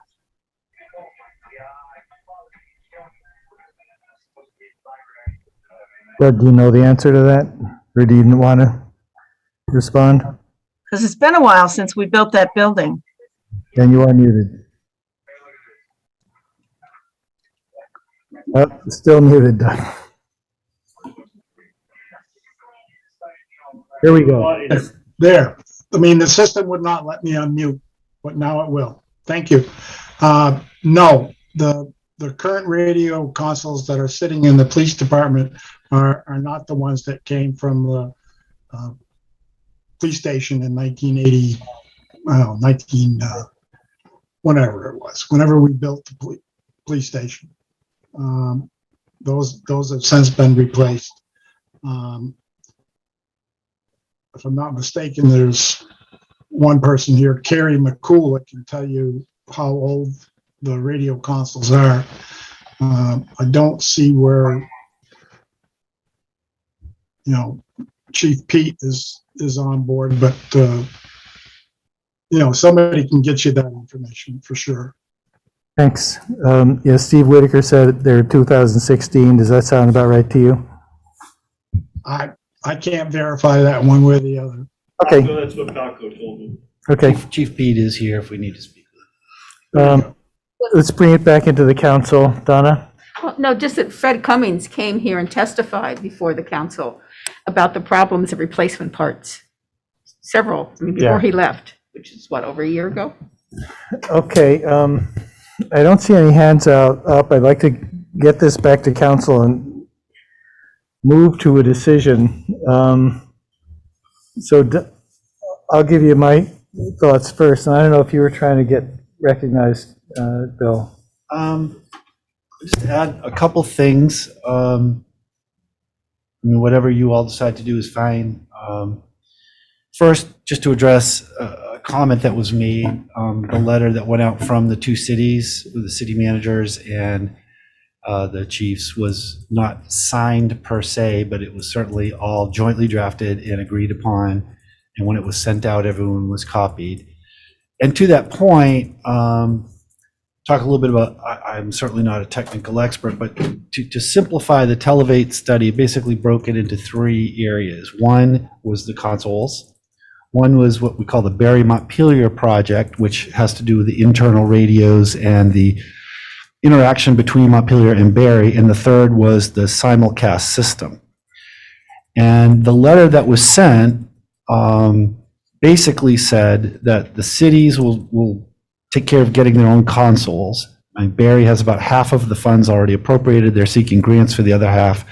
We have a third already in hand, and we're planning to probably lease purchase over 2 or 3 years. So those would be in our capital budget. So I think those were, and obviously if we can get grants, great. The larger Barry Montpelier portion of the project does need funding, but is certainly not, that is a regional effort between two cities. It could be done through CVPSA or not. Either way, that can get handled grant-wise. The third piece was the simulcast system involving the greater region for capital fire area, for lack of a better term. Barry expressed basically no interest in being part of that. And so that letter communicated that to the board and said that Montpelier was interested in working on that, and we would do so with Capital Fire and CVPSA if necessary, or we would be happy to work on it on our own. So we have attempted, first of all, committed to seeking the project working, and second of all, following the technical guidance. I think our teams did embrace, felt that report was great. We hear the concerns about cellular and are seeking to make sure that anything that is built is compatible with cellular in the future so that we don't have to duplicate efforts. And we are currently looking for ways to fund these projects for ourselves and for others. But I think the question I have is if the regional authority consists of two communities. It's not a regional body, it's two communities. And if one of them is not interested in expanding to the further region, I think, I'm not here to speak for Barry, they should be speaking for themselves. And, you could ask them that question. So that calls the question to us. With regard to the single entity running this, I agree that there's clearly an issue with how Capital Fire is structured and how you get all the towns in. And I believe that probably the city will have the same challenges that CVPSA has. I'm not sure either one is better positioned to organize all of that. But wherever it ends up, you're going to end up with a single dispatch with somebody running it. And it isn't going to be 6 chiefs and 8 chiefs. The way it is now, we have a single dispatch and an entity contracts with us. So there's only one chief running that dispatch and the rest are customers. Maybe that's a long-term model, maybe it isn't. With regard to the conflict that people have mentioned, the conflict that we feel is an obligation to the customers to make sure we're providing service. And Donna, your summary was really great. And I think for people who heard that and kept hearing that those councils didn't go along with the plans, and I'm sure that is frustrating. I think it's important that the city said at the time this started, the then city council and mayor, and said, we're interested in this process. We're not interested in changing anything unless it matches or improves the service that we receive now. I'm not meaning to look at you, just the way my seat is. And as various plans were put forward, the conclusion of the councils at those times, or we don't see where this is an improvement over what we're doing. So it wasn't that they didn't appreciate the good work or anything else. It wasn't clear to them how the city delivering services to its residents and its customers would benefit. So I think we're at a crossroads where we need to move forward with the regional equipment. In fact, a couple of years ago, our city staff at the time, it was Chief Fakis at the time, Chief Gowans, and I wrote to CVPSA and said, we think that investing in equipment is the best place you can go. And you have, and that's great. So I think the question to be wrestled with is, how does a regional authority that consists of only 2 members and one who doesn't really want to be regional, how does that work? And I don't know the answer to that, and doesn't necessarily have to be decided tonight. Lastly, I'll simply say that people can debate the structure, the benefits of the structure, and certainly the looseness, I guess, of Capital Fire. But we have had a regional dispatch system housing 18, 20 towns for a long time. So the city is very bought into regional dispatch. And I think the concept that they were taking 2 regional dispatches and putting them together to be one big one kind of overlooks the fact that Montpelier has 18 or 20 customers and Barry has 3. Again, no, that's not a shot at Barry. It's just saying we're not bringing 2 equal regional systems together to make one big one. We are taking one significant one and one that really basically just serves themselves in a couple neighboring towns, and that's fine. That's been their choice.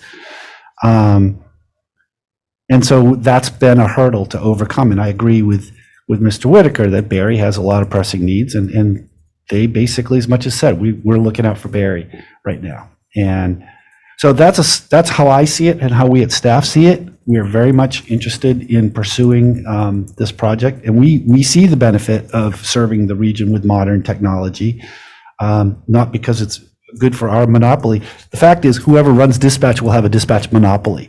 So if we think a dispatch monopoly is bad, then everyone should have their own little one. So on one hand, we're saying one big regional entity is good, but then our big regional entity isn't good. So I think we need to be a little consistent in our rhetoric. That said, whatever you all do is obviously your call. And Bill, with regard to the talk, what we've heard tonight about how in 2022, we have a unique opportunity in the next few months to apply for grant funding to implement the Televate study.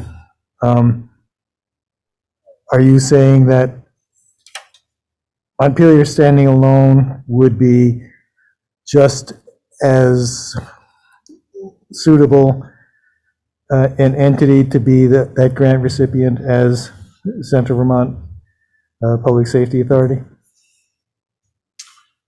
I don't know if I can say that with 100% certainty. Haven't looked into the question.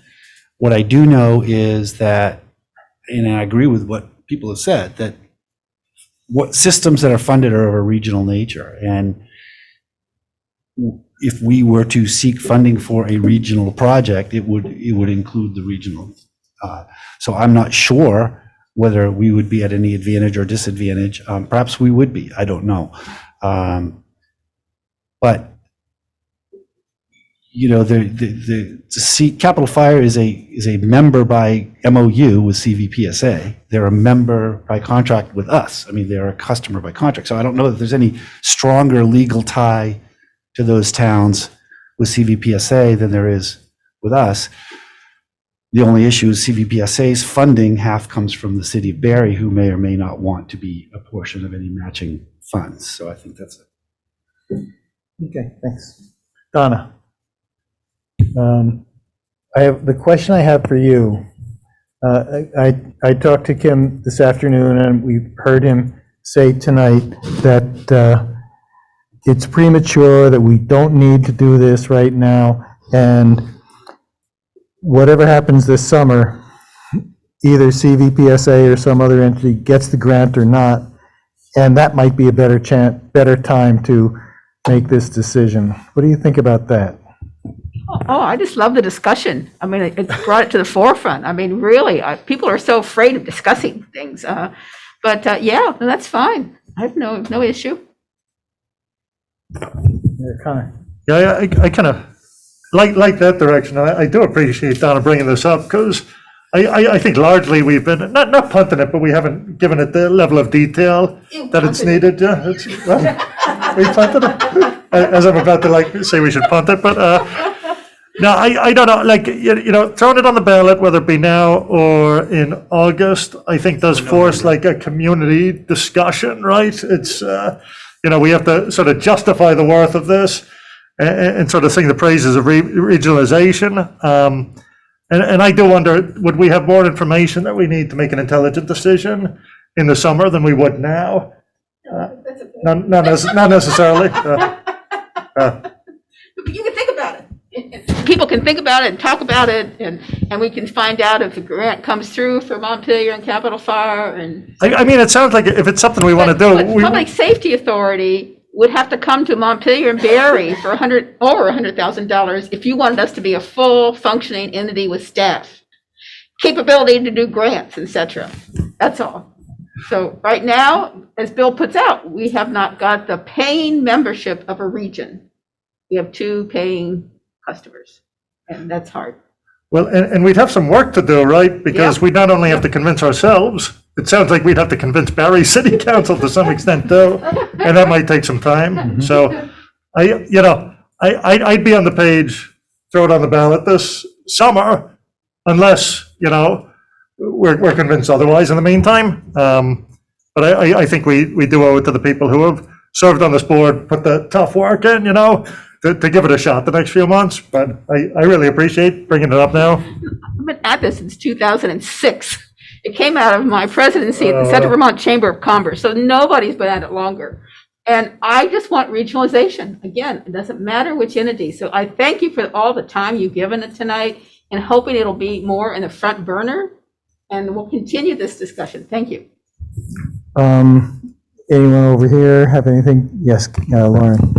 I mean, just briefly, I mean, thank you for bringing this up. I do think this has been a really important and informative discussion. I mean, I I also agree with Connor's approach. It sounds like with the grant opportunities right now, the RFP, we'd be better informed. And it seems like it gives us the possibility of if CVPSA would be a better entity to get some of the grants, even if it had to be like Montpelier staff working, doing some of that work to, but having more options to be able to take advantage of funding opportunities. Like if we'd already kind of voted that we were gonna nix it in the next year, it seems like that'd be hard to put grant proposals forward. So I think that gives us more options, but I think revisiting it, just kind of see what happens. And I like giving voters a chance to weigh in sometime in the near future, even just for the community discussion it will spark, and what are our goals and what changes might need to be made to, it sounds like the structure and the way it interacts with the councils and stuff is a lot of storied challenges. So how can we set it up for success if we're going to keep it? Thanks. Anybody else on council feel a need to say anything else on this point? I feel I'm in that position where everything that there is to say has been said. Hasn't necessarily been said by everybody, but Kim, do you need to add anything at this point? Very quickly. Look, we're talking about how to get money for the simulcast system. We're not talking about how to get money for the consoles. You won't have any customers if we don't have a system. And Bill, we're not talking about dispatching. There's no way CVPSA should ever issue a bond issue without membership of the towns being part of it. And everybody would pay their share depending on the benefit they get from it. That's the work that needs to be done. Because I don't see any grant money coming in here to build the simulcast system unless we do that. So they're very different problems. Thanks, Kim. I think that'll be the end of this discussion. Thank you, everybody. I think this has been a very good discussion, and I was kind of daunted by the idea of trying to explain all this to the voters of Montpelier in the next month and a half to get a sensible decision. So I think this is a good choice. We're just over our normal 8:30 p.m. break. It's 8:33. So at this point, we can break for 10 minutes, and then we'll be back.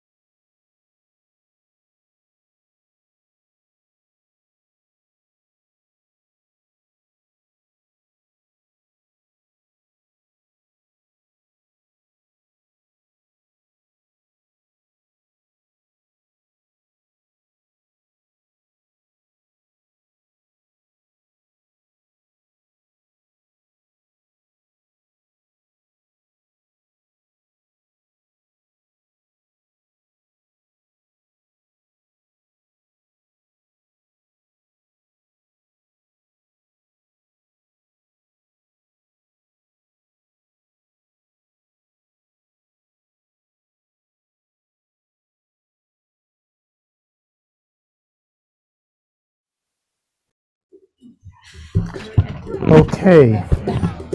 We're at 8:44. Going to call the meeting again to order. And we are up to item 7 and 8 on the agenda.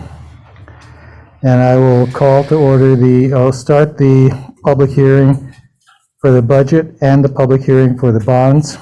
And we will take those up together, starting with the presentation from the city manager.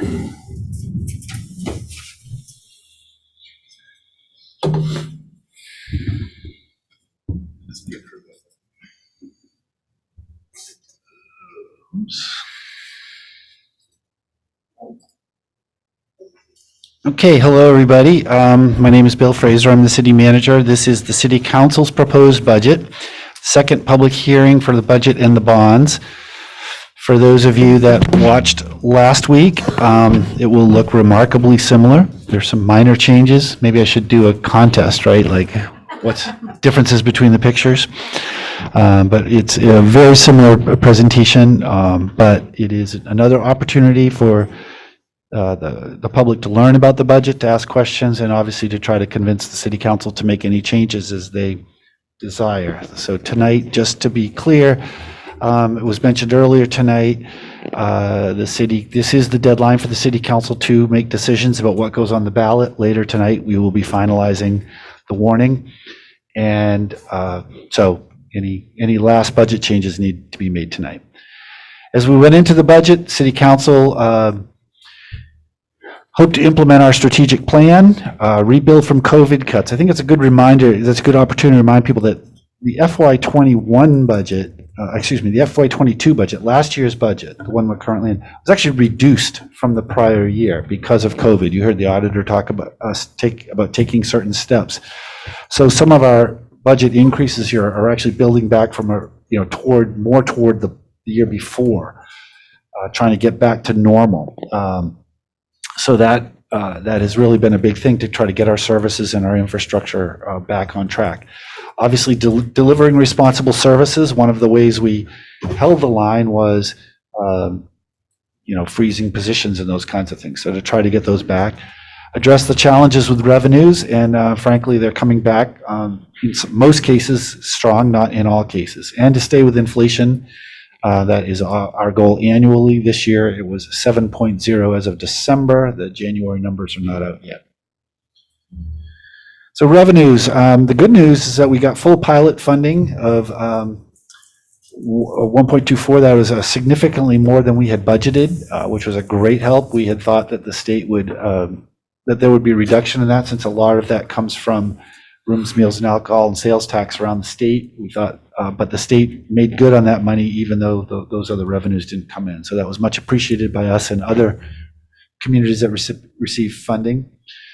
Our rooms, meals, and alcohol taxes are improving. We've got 253 budgeted this year, which is, I think, about 80,000 more than last year. It's still about 30,000 less than what we had received the year before. Last year, the state increased our highway aid money substantially by $300,000, and at least at minimum holding it there this year, hopefully even increasing it. Building permits are down, so we are at 75,000, which is good because it was more than we had received, but in prior years we'd been up at around 75,000. Still, our net increase from these items was just under 500,000, $489,000. So that really helped us, both in coming out of the prior year, but coming into this budget year. So looking at the city council's goals and how what is in this budget that would address those. Again, there is a lot of budget detail. Like someone mentioned earlier that it's not unreadable, but it certainly is very dense. There's a lot of lines and a lot of numbers. That's been the case for a long time, which is one of the reasons why we try to highlight the main features of the budget. So we have, in our goal of improving community prosperity, we put $50,000 in for economic development. That is up from $0 last year, but down from $100,000 that had been in prior years. One of the goals was to explore the feasibility of municipally run childcare programs, and we are including that in all of our studies and considerations of a newer expanded rec center. Our goal for additional outdoor recreation, again, the proposal for to purchase the Elks Club would address a lot of that, as well as we actually purchased some land recently for Hubbard Park. We have $45,000 in for the homelessness task force, which matches what was in last year. We have $131,000 for the community fund, which matches last year. We have $32,600 for Montpelier Live, which matches last year. And we have $10,000 for our arts fund. That is an increase from zero from last year, but a decrease from the $20,000 that had been prior to that. Next goal was to provide responsible and engaged government. So one of the main things was that we are back to budgeting for fully staffed city departments. Our last budget actually had at least 6 positions that we did not fill, just to hold the budget down. We've heard many complaints about the website, and we do have funds in there for an upgrade. We put in $10,000 for the capital area neighborhoods, known as CAN. That is a reduction from $20,000 from the current budget. I think I mentioned this last week. However, because we're only starting in this current year in December, half of a year has gone by. So the $30,000 between the two budgets will get us through for 18 months till we do this next year. We've been wanting to deal with our ADA transition plan to make all of our buildings accessible and some of our programming. And so we were able to put pretty much the full estimate for the ADA projects into our capital plan this year. Very exciting. We've also looked at some software, thank you, and data to try to help better improve communications with the public, to have more information about our projects, and also to get more information. So it includes surveying and getting some data from our residents to have a more inclusive process as we make big decisions going forward. We have $30,000 for committees, stipend to try to broaden the representation on our committees, and $15,000 for advocacy at the legislative level. And I think the key thing is that with the fully staffed city departments, our services can be fully restored. And we're slowly seeing that now. We've had a lot of vacancies, not just the ones we held open, but others. And we're getting back to, we're seeing some people coming and getting hired, and we're almost fully staffed now, and it is making a big difference. For the goal of creating more housing, we restored the $110,000, or we budgeted $110,000. That is the annual recommended amount for the Housing Trust Fund. The year before, that had been cut to $60,000, but part of this budget through the ARPA funding is restoring that last year's $60,000 back in. So actually a new $170,000 going to the Housing Trust Fund. Our goal of practicing good environmental stewardship, we've included $100,000 to implement the net zero plan. Could be in the form of a position, could be in the form of consulting, or some combination of the two, but City Council said implementing net zero is a high priority, we want to fund it. Toward that end, the net zero plan that we got recommended some projects for the city, and the highest priority project was converting the DPW furnace to, the Department of Public Works, furnace to a pellet furnace. And so we have $250,000 in one of the bonds to accomplish that. We have some seed money set aside for dam removal. We believe there's going to be a lot of grant money for that, but this may help match an application, or provide some money for us to do some background work. We've continued funding $40,000 for the GMT My Ride. This is a continuation from last year.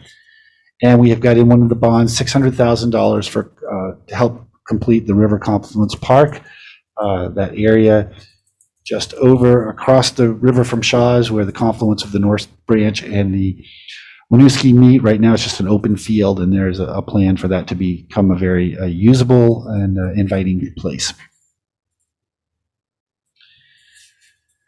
Our goal for building and maintaining sustainable infrastructure, I think that was one of the top efforts that the council and the staff made this year, was to put there is a lot of money out there, and we wanted to put a lot of money into our community's infrastructure. We all know that it needs it. And because of cuts the last couple of years, we were falling behind. So this is an attempt to play catch up and perhaps get ahead. I'm going to go into that in more detail, but as you can see, we have about $2.15 million in our annual funding in our budget, and another $2.5 million in between ARPA funding and our own capital reserves. So go into that more later. Goal of improving public health and safety. The main focus here was the recommendations of the Police Review Committee, which is listed as the PRC. So the only position that's expanded, as I mentioned, we'd fully staffed all our positions. We kept everybody level positioned with the exception of we're expanding the capacity for a 0.5 social worker in Public Works, although that really, not Public Works, in the police department. That really wouldn't be a city employee, it would be a contract with Washington County Mental Health, but that was one of the recommendations from the Police Review Committee. We're including body-worn cameras. As we just talked about the dispatch consoles, we actually don't have funds in this year's budget for them, but we carried forward over last year's money, so that this would be our first installment to make them once we're ready to go. And the crisis intervention training program is underway and in fact has been sort of selected to demonstrate to others. In addition, council has set aside $425,000 to deal with housing, homelessness services, public bathrooms. To be determined exactly what that looks like, but the idea was that we have a significant issue. We need to put resources to helping address it. So moving on to the capital improvement plan, I said we'd go into more detail about that. This is just our annual funding mechanism. So our capital plan is made up of our debt service payments, our annual capital, and our equipment. Back in the normal years, we had a target number. You can see the 2.375 million in FY20. That was pretty much our target number. And then we always funded 515,000 for equipment. We subtracted whatever our scheduled debt was, and that left us, oops, how do I go back? I just can't see. Thank you. And that left us with how much money we had in annual. Obviously, last year, FY21, we had, in 22, we had to reduce those numbers greatly in order to stay within our budget. And so this year, the good news is we're increasing our budget by about 215,000. The bad news is we're still about 250,000 below our target. So next year's capital budget would presumably include that increase in it as well to get us back to our planned funding level. So what's in that money? We have $590,000 for streets and roads. We hear a lot about those, and they are a high priority. As I mentioned, we have $230,000 for buildings and grounds, specifically for our ADA improvements, our accessibility improvements. $68,000 for parks and trees, $63,000 for sidewalks. Comment was made last week, I think, which was well taken, that $63,000 is not a lot for sidewalks, and that's fair. There are also a lot of sidewalk work in addition to this that's included with some of the street work and road work in the bond projects. So these are just simple, just sidewalks in and of themselves. $27,500 for bridges, $20,000 for transportation related things, and $75,000 to help manage these projects for whatever technical assistance we might need. In our equipment, again, part of the $230,000 we would have to raise next year is to get this from 360 up to the 515. But we do have $108,980 for fire EMS, and this is essentially payments. So the equipment plan also includes financing payments. So this would be payments on the fire truck and ambulance that we have purchased in the last couple of years. $95,000 for DPW. This would be for a couple of cruisers. We have not purchased them normally we cycle at least one per year, and we've withheld them the last 2 years. So this would be playing catch up for that. Information technology, again, this is to improve our IT infrastructure, and then $26,000 for parks for a vehicle. Now we get to the ARPA money. So again, we've learned even more this week than last week about ARPA, but for now our plan remains the same, to be determined whether we want to change it later. So part one was to restore, the council made a commitment that the first section of money would go to restoring those projects and purchases which had been delayed as a result of budget cuts.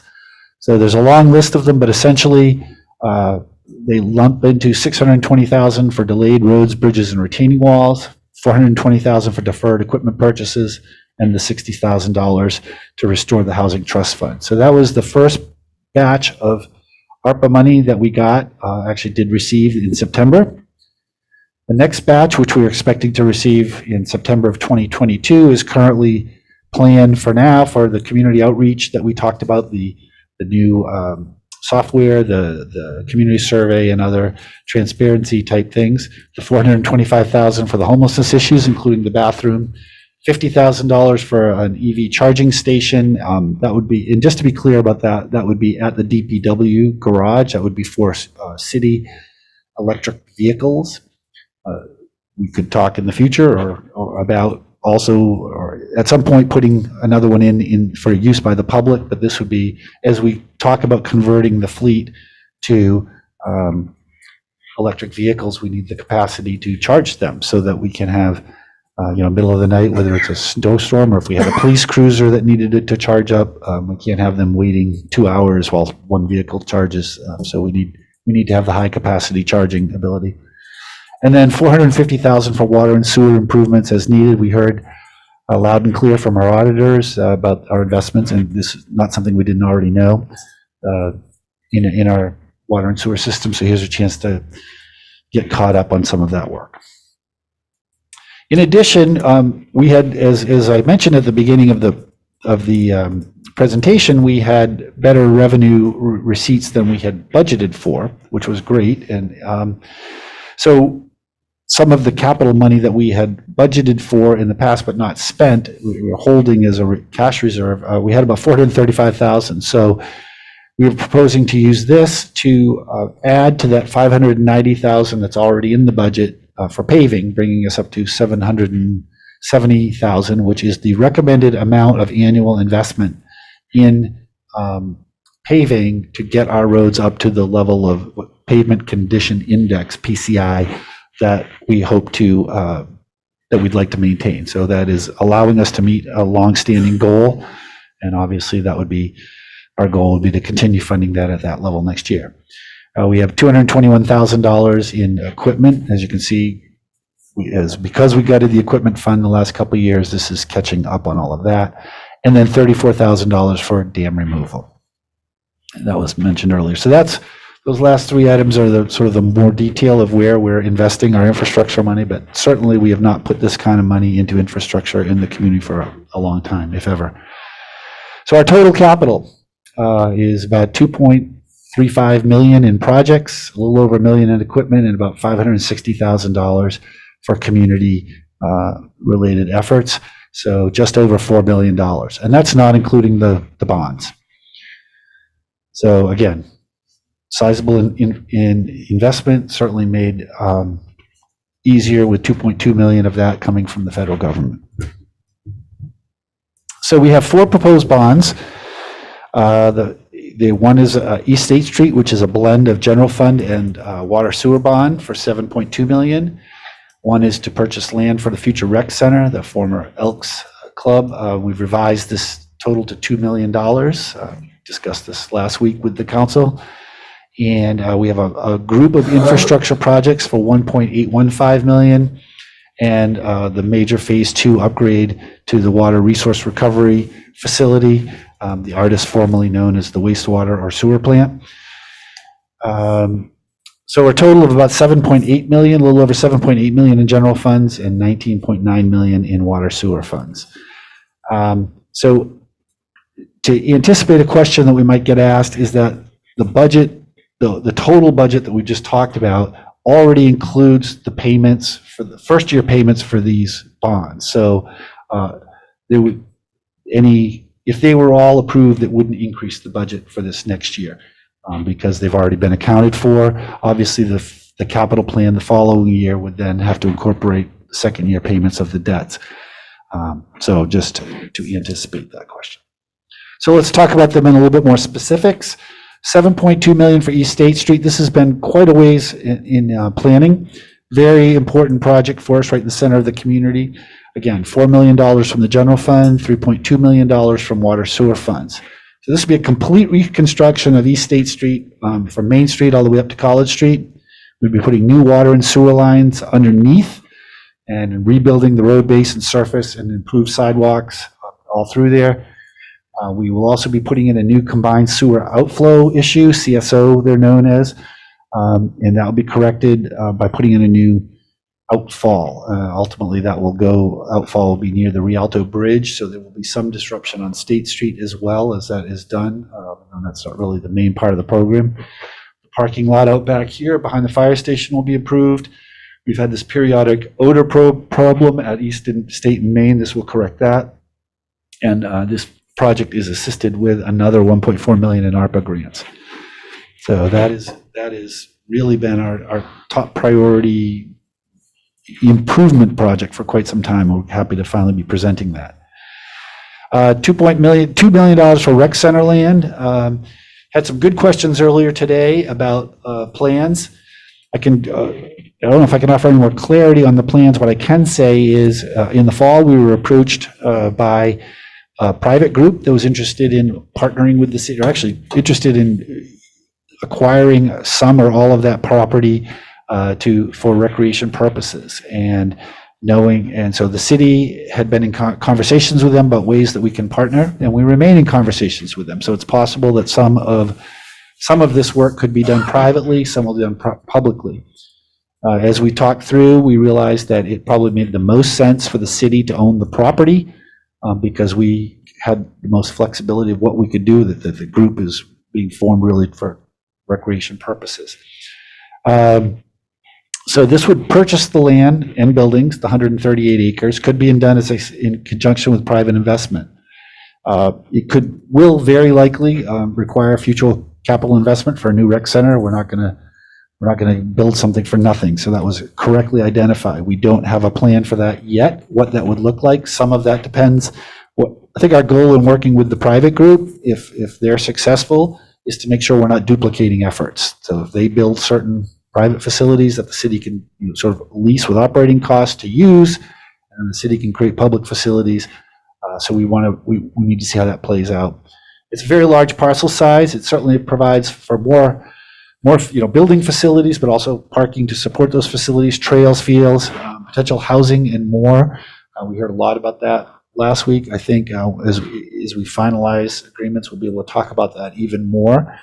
But we see there's a lot of opportunity to meet a lot of the city's needs there, and possibly even, anyway, I'll just leave it at that for now. Why did we go there? We have a recreation center on Berry Street that's really not functional. It's not accessible. It's got asbestos. It has terrible ventilation systems.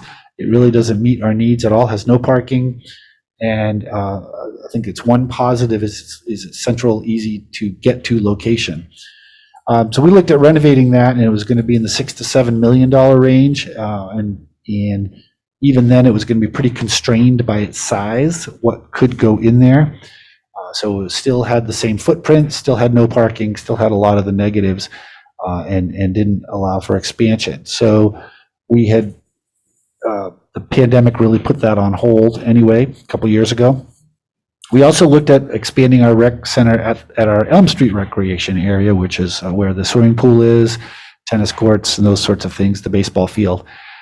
And again, it had a lot of space constraints because of all the other popular facilities that are there now. So not to take away from them, parking is also limited there at there. For those that use the pool, go to the ball games, they know that can get pretty tight out there. So to put another attraction there, particularly in summertime, was very challenging.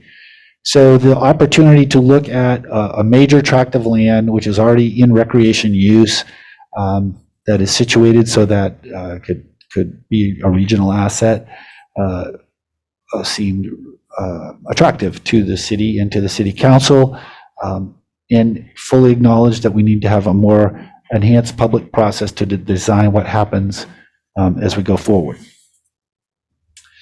The miscellaneous infrastructure bond, these are several projects lumped together in a single bond for management. It's just easier to do it that way. all coming from the general fund. So we mentioned $600,000 for the River Confluence Park.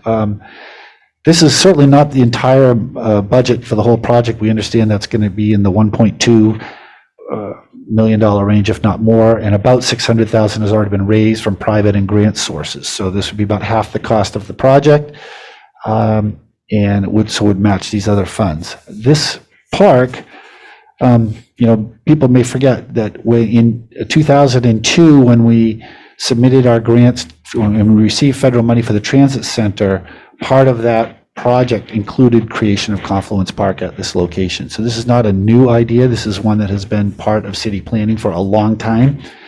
And once the transit center was completed, finally, the attention turned to finishing the rest of that project. And now we have a design and we've got a group working on it. $550,000 for the Main Street and Berry Street intersection. Again, this has also been a long time concern for people. Most people that use it realize how dysfunctional it is. It's been identified in concerns about development projects at Sabin's Pasture and out on Berry Street. It's considered a level F failure intersection. So the city engaged in a full Main Street corridor plan, really all the way from Memorial Drive or River Street, all the way to the roundabout, how we could improve that entire corridor. And so this is really for phase one of that. That includes a signalized intersection at Main and Berry, some physical changes, and coordination of those lights with the lights at Route 2 and at State and Main, so that traffic flow will be smoother. Additionally, oh geez, what do I press? There we go, I did it. Look at that. We've been talking about upgrading our street lights, converting them to LED lighting for quite a while, recognizing that there is an energy saving and a consistency of lighting. I think I said at one point that it would improve our lighting, and I was DPW made sure that I understood that the light candles would be similar, but that we would have more consistent lighting. Right now, we have some failures in banks, and this will improve that. It will be an energy cost savings. It's a relatively long payback, about 11 or 12 years, but it's still using a lot less energy, and we're looking forward to doing that. I already mentioned this earlier, but we will be replacing the oil-fueled heating system at the DPW garage with a wood pellet system. This is, again, the top priority project identified in our net zero system. We're excited about that, particularly given the fact that the wastewater plant right next to this garage is already fully now net zero with its, for heating, with the methane. So that's great. And then we have a slope failure on Marvin Street, which is putting a section of our own street at risk. So we'll be stabilizing that with a slope stabilization technique. So those together are this particular bond proposal. And lastly, the big one, we have $16.4 million for the wastewater plant upgrade. This is phase 2 of the plant overhaul project. Obviously, it's a huge investment, but this will then bring our plant fully up to modern standards. And again, this was, it was 40 to 50-year-old technology we'd been using. And it will work in conjunction with the project that we recently passed and completed. So the phase 1 modernized the plant and to accept, reduced, I'm trying to say too much at once. Phase 1 modernized the plant to accept commercial food waste. It also really reduced our energy costs and increased our methane production to enable us to heat the plant. In fact, to the point where we have excess methane. One of the residual issues as a result of this, however, by taking organics, is we do have an odor problem that was unanticipated, and we're still, looking at ways to address that. And we have excess methane, so this would use that methane to dry out the biosolids, or sludge as it's called. We send that to the landfill now, and we pay by weight. So the dried sludge is considerably less weight than the wet sludge, so that it's going to save us money. And it also, because it's a much smaller in size volume, it will be a lot less trips to Coventry, meaning less truck trips. And that's, there's an environmental benefit that way too with the reduced road traffic.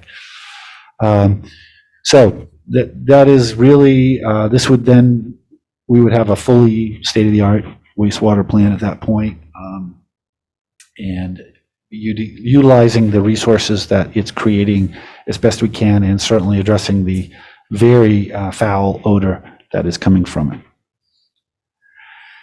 In addition to the city's budget and the bonds, there are 3 independent ballot items. I'm obviously not in a position to speak on behalf of any of these groups. Kellogg Hubbard Library has a budget for a ballot item of $395,696. That's an increase of $45,000 from last year. The Central Vermont Public Safety Authority that we just talked about it's actually a ballot item for $30,000. Our share is $14,100, and that is up. There was no request last year. And the Central Vermont Home Health and Hospice has the same $23,500 as they had the year before. So those are other money items you'll see on the ballot, as well as the school rate. And so this brings us to what I think is ultimately the good news and the best story of this year. Obviously, we have put a huge amount of investment in the city budget and trying to play catch up, trying to get our services back, trying to deal with our lost revenues. And so the municipal portion of the tax rate is up 6.8%, which is one of the highest that's been proposed. However, the residential education tax is projected to drop 4.7 cents. I think there's due to federal funding and some of the state funding. So that means that the overall residential tax rate that people will actually see in their tax bill is only going to change by 1.1% this year. That is actually the lowest change since 2016, when it was also 1.1%, and then before that, 2011, when there was actually an overall reduction. I think there was some change in the state education funding formula that year. So as you can see, the total rate was $3.44 in FY22. $3.04.4, and it's going to $3.07.7. So only 3.3 cents change, 1.1%. And I took a look at the overall tax bills over the last 5 years and discovered that our average change with all in has been about 2.7% per year for the last 5 years. So while property taxes are certainly a concern for everybody, I think when you take a large look, and you can see both the city and the school board have been doing their best to provide what they provide with the taxpayers in mind and keep up with costs. So again, I think that's the best place to end with the lowest tax rate in a long time. Lowest tax rate increase. It's not the lowest tax rate, don't want to be misquoted there. So a reminder that this is the final public hearing, that make decisions tonight, and then voting is on Tuesday, March 1st, but early voting will start as soon as possible once we finalize the ballot, which I believe will be done on Monday night probably, and off to the printers, and then the early voting will start. So that is a lightning summary of everything that's in the budget. Obviously, if there's any questions that council members of the public or anybody have, we will do our best to answer them. We do have the department head team available either here or online to answer any specific questions about those operations. So with that, I'm going to move back up to my seat and conclude the presentation. Thank you for listening. Okay, thank you, Bill. This is an opportunity now for members of the public to ask questions or make comments about the proposed budget. There's a fair number of people in attendance, so I am going to ask people to hold their comments to 2 minutes, and I'll ask Councillor Casey or Councillor Bate to keep time. I recognize that people may have more extensive comments, but I'd like to go through it at this 2 minute rate to make sure that everybody gets a chance to be heard, and if we need to give people more than one turn, we can do that.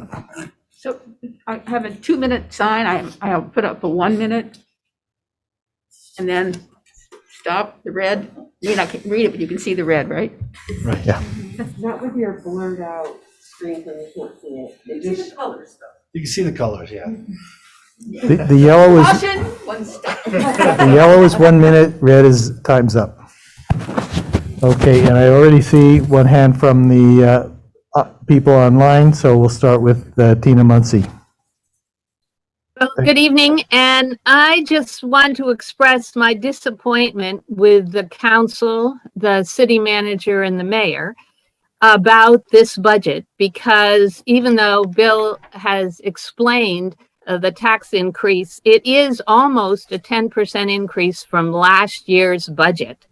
And I think that asking that plus these several very hefty bond issues is not showing a great deal of respect for the people of Montpelier. I love Montpelier, and the city is changing. You really do have to have some money to buy a house in Montpelier or to rent an apartment. And if you're retired like I am and on a set income, you may be having trouble paying the taxes you have now. So we live in a state that has high taxes. We live in a city that I think has high taxes. And despite that, we have potholes and we have pipes in the ground, as the auditor said, that need to be kept up and are decaying away. So at the last public hearing, Dee Dee said, well, everybody in Montpelier just votes yes for whatever you put on the ballot.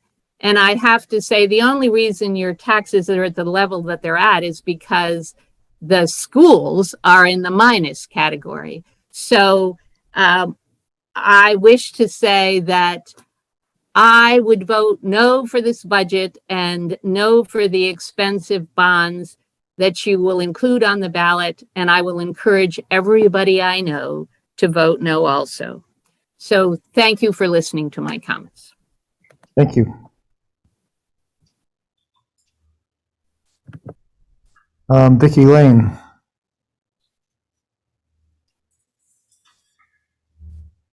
I just have one thing to say.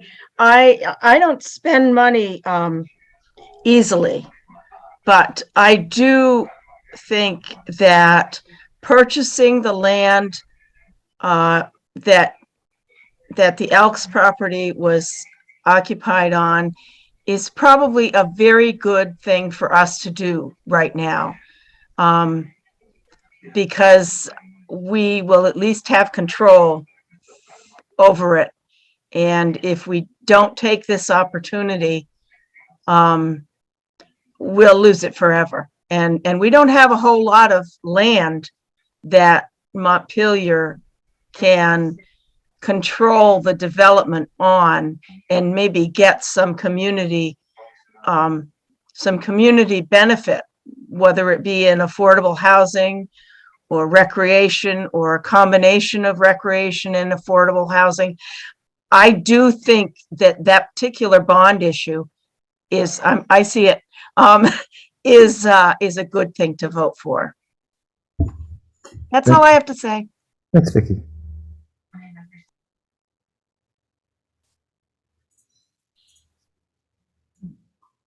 While I'm not seeing any hands online, I'll go to Peter Kelman.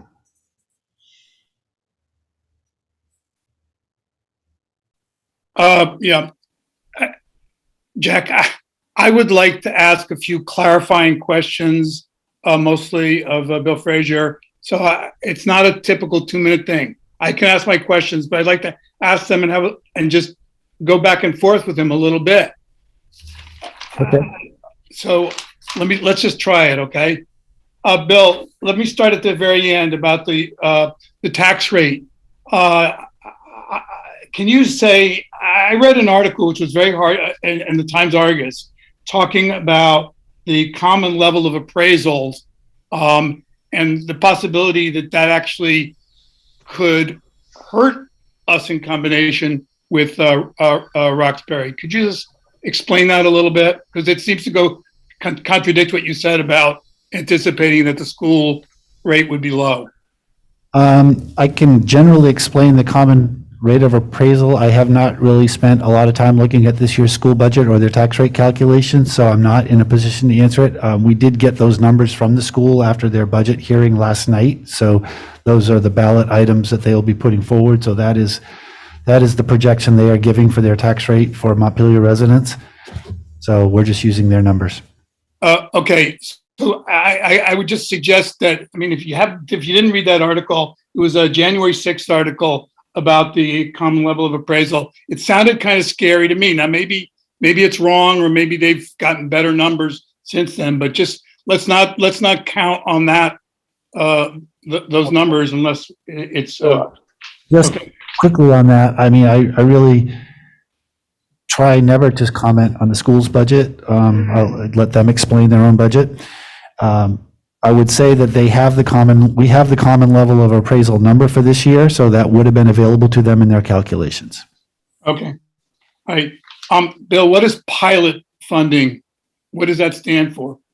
As payment in lieu of taxes from the state, so the state pays us payment in lieu of taxes because they don't pay property taxes. Okay, good. Economic development, $50,000. What specifically is economic development? I know we used to have Montpelier business, whatever it was called. But what is economic development for $50,000? The Montpelier Development Corporation had been funded at about $100,000 a year. They recently folded. They went out of business. So we had no money in the budget last year. I think in general, we think that economic development is an important priority of the city. The $50,000 for this year is going to be used kind of for two major purposes. One is to update our economic development strategic plan that was done in 2015 or 16 that led to the creation of Montpelier Development Corporation. But some of those goals are now, some of the goals and priorities in that plan are sort of out of date.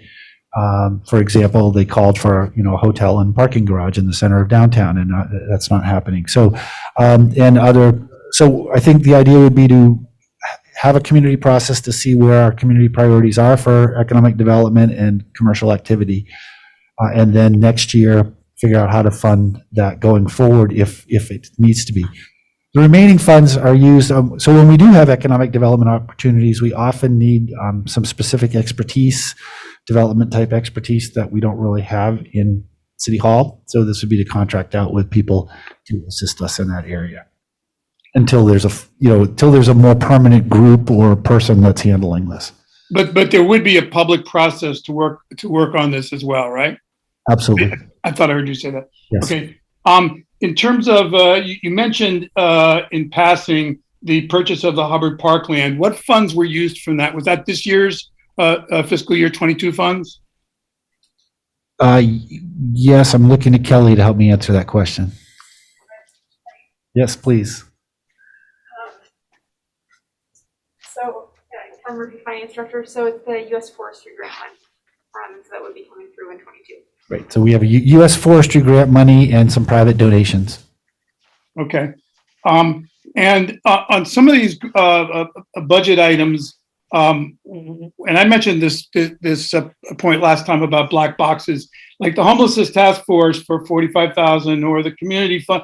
Oh, the community fund, I think it would be great in the future to actually append the community fund specifics in the budget so that people reading the budget could actually see it. I happened to have been at the meeting where the community fund reported, but it wasn't included in the budget that I could see. Appreciate that concern. As you know, we Can't do the hand. I don't know how to put the hand up there. last week, so we don't have that. We just know what it's for, but we don't know what their recommendations are usually till right at the very end of the budget process. Well, it would be nice. It still could be appended, all right, anyway. Those are the, people pick at those community fund amounts, and it'd be nice to have them be more public. You put them in the annual report so that everyone can see them. Yeah, but that's after this vote. Okay. Peter, that's 2 minutes of your time speaking, not of Bill's time answering. All right, well, I'll be quiet for now for a while. Maybe I can come back later. Thank you. Thank you. Thanks, Donna. That's great. Lynn? Linda Berger, I think you're next. Thank you.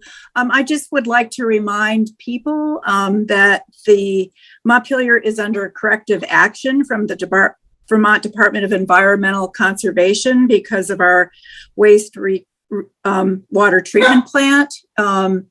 So that this bond is critical to being sure that we no longer have a public nuisance and a health and safety issue in Montpelier for our public.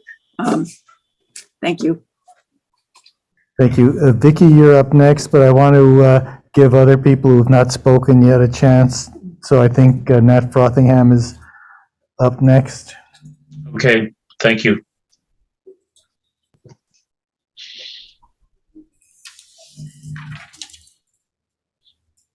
So you can go ahead and speak, Nat. Thank you. Just since you introduced this tonight, Bill, how did the purchase of the Elks property, how did that happen to go up by $500,000? I mentioned this last week as well. When we first brought this to the council's attention and we were preparing the budget, we were just using an estimate, a guess of what we thought the value and available resources were. And since we had done the preliminary work, we've had conversation with the landowner. We have a better sense of what the price might be and what our available resources are. Okay. Obviously, we're negotiating, so I don't want to get too specific, but I feel so that number could change. No, it won't. The number that the city, I mean, it's going on the ballot tonight that would be the city's bond. So we'd have to find other funds if we needed more. Okay, thank you. I heard you allude to this question a bit, but it is front and center, I think, in trying to imagine this bond. What will the new rec center include? Who will own it? Who will run it? What will it cost to run? And are we going to lose tax money as the city owns the property? So there's a lot there. So presumably, if there's so take these in kind of a strange order. The first question was who's going to run it. So the same people that run the current rec center would run this rec center because presumably that one would not be functioning anymore. That's not to say we might not need more staff. It's also possible, many of our staff, like with the senior center, they have programs that bring in revenue that help pay. There is no specific plan for that. So those are all questions we're asking ourselves. So what would it be? How big would it be? What's included are all questions to be asked. As I mentioned, there's a group that is looking at creating some private recreation facilities, tennis courts in particular, but others, potentially some other things. So we are trying to work with them. If they're going to invest private dollars, we don't want to then, we want to have them build a private tennis court, then put a public one right next to it. We'd rather have an arrangement where they put up the capital to build their tennis court, and if we need to offer a tennis program, we would rent the court space from them, and obviously the revenues from the lessons or whatever would pay for that. All of that is in a planning stage, and I think those questions were properly raised earlier to date, and that is the next challenge: is to figure out how do we master plan that entire property? How can we get the best return for what we need there? Vicki mentioned that there's a lot of potential uses, and we'd like to Thank you, Bill. I hope I'm not interrupting you. The access road to the site has been a known problem. Who will fix it? Has an engineer taken a look at it? Do we have an estimate on the costs? Who will pay for that? No, we don't have an estimate on costs.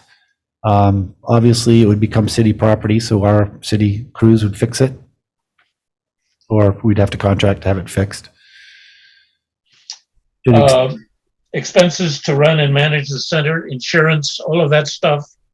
Any estimates on that? Well, no, because we don't know what the center is, other than we do incur all those costs now on our current center. So some of that would transfer to a new center. Obviously, a newer, bigger center might cost more, likely would cost more. How are you answering the walkability question? Not close to downtown, must have a car. How do you answer that question? Well, how do I answer it? It's an interesting way to ask that question. There's no question. It's not. I think when I gave the presentation, I said the one plus that the current center has is its location and its availability to people. That said, it still gets a lot of vehicle use. This site is along a bike path and along a transportation path, so it's not a short walk, but it is a bike ride in some seasons. And I'm not trying to make light of that. We obviously also have our Elm Street facility, which is a distance out of town, and people are able to walk and ride and use cars. It's not. If we could build all of this in the center of town, that would be our preference. But well, thank you. Who are you mentioned a private group. Are you free to say who are the private and public players and stakeholders that we're working with? I am. They're a group called the Hub, and actually there's a representative here, so at some point he may wish to speak on their behalf. They have presented publicly to the city council in the past. I don't want to, I would defer to them to give out their details, just because I don't know them as well as they do. I may have asked this question before. Let me try to put it a different way. Does the Elks Club pay taxes, and are we going to lose tax revenues by selling the property to the city? Well, I think we should also be clear, it actually is no longer owned by the Elks Club. We call it the Elks Club. It's privately owned by LLC, and they do pay taxes. So we would presumably, depending on, well, yes, so the city owning it, it would not pay taxes. Depending on its development and what its uses were, if there were private uses on it, those private uses could pay taxes. But that is a calculation that we need to make. One more question, and Bill, thank you very much. What's your view on the city having met its basic responsibilities on this bond issue to provide adequate and timely information about a bond proposal in advance of the public hearings? Do you think the city's done a great job on public information in advance of this public hearing? I think the city has provided the information that we have. I think there's a lot of unanswered questions that we don't have, and I think I'm trying to be as candid about that as we can be. We've been talking about this since fall. As I said, the Hub did make a public presentation to the council, and there was, I think, publicity about that. We've been sort of labeling that it was coming. I know in my Bridge article, Nat, that you helped me launch many years ago, I specifically focused on the bond so that the whole city could know that those were the things we were talking about. I wish we could answer every question, and we can't, because that's not where the project is at a state of development. It's an opportunity. Real estate doesn't always come with timing. There's a market, there could be other buyers. Bill, thank you for your help. I appreciate it. Thanks, Nat. Maria Avani, are you? Oh, my hand was still up, but I forgot to put it back. That's okay. Okay, I've got you down, Vicky, so I won't forget about you. Maria, if you could hold off, because you're still muted.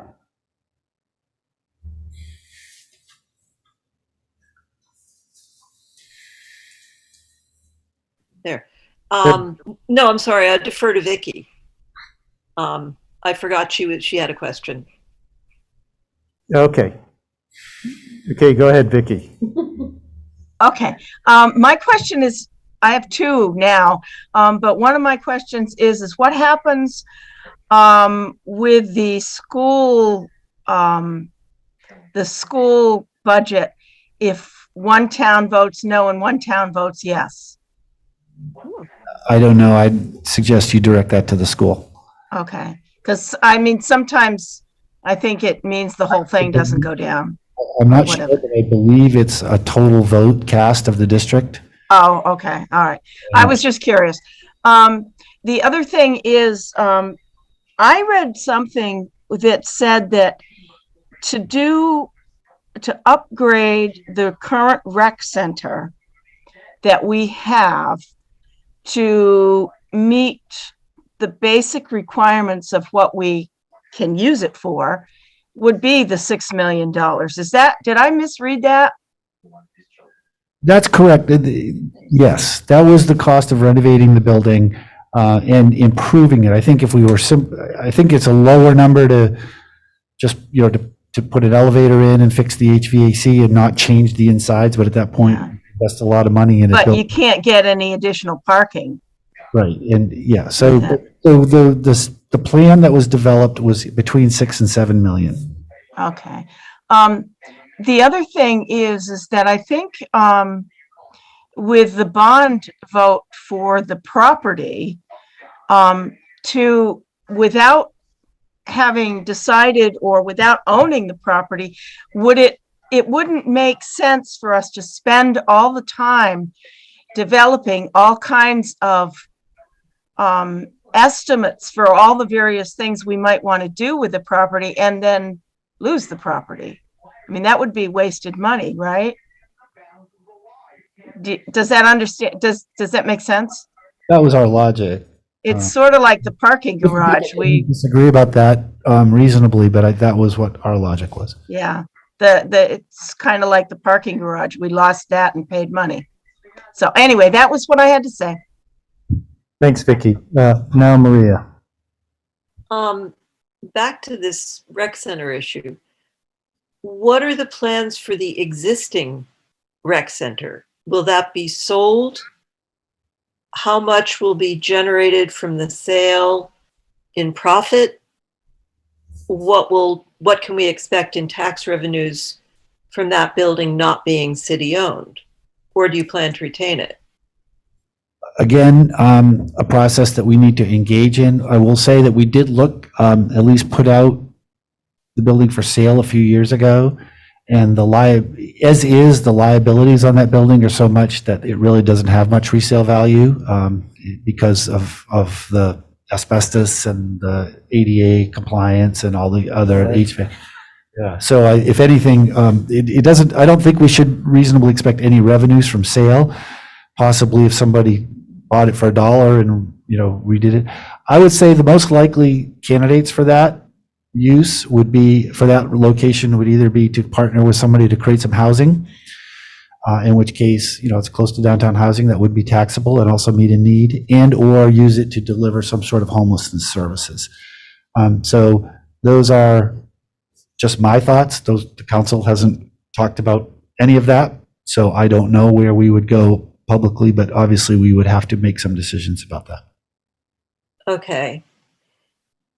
And what is the potential for selling off lots for housing from the property we're looking at buying to add to the city's housing stock, ease the housing crunch, and add some taxpayers to the rolls to ease the burden on the rest of us? There is potential for that. And would it be possible to work in a commitment to that to offset the cost of purchasing the property and developing some kind of municipal facility up there so that its impact on taxpayers be blunted? Because I agree with Tina, property taxes, municipal taxes especially, are highly regressive when you compare them to income taxes. And if we want to maintain a middle class in Montpelier, we really need to look at this problem, especially as housing costs increase. It's the Vermont gentrification that you see in small towns where people move in from outside and want large amenities that are expensive and that burden their native Vermont neighbors. And you lose the longevity of community membership, you lose stability, you lose economic diversity, and you end up with very wealthy people who move on when it becomes hard to pay the taxes, and people who need subsidies from those people. And I'm not interested in that kind of bimodal economic distribution. I don't think it's a healthy community. So how can we avoid that? Well, that's a huge question, and I think that is certainly probably the biggest substantive issue that our city council wrestles with in their strategic plan, really focused on the need to have a diverse community and housing opportunities. I don't think the purchase of the rec center is going to solve all of those social issues. I do believe that housing is a high priority, and there is a desire to include housing in the project but I don't know how much 100% commitment we can make because we haven't looked at all the options. But I would, knowing the folks I'm sitting up here with who are my bosses, they're pretty strongly committed to housing. So I'd suspect we would include that in there.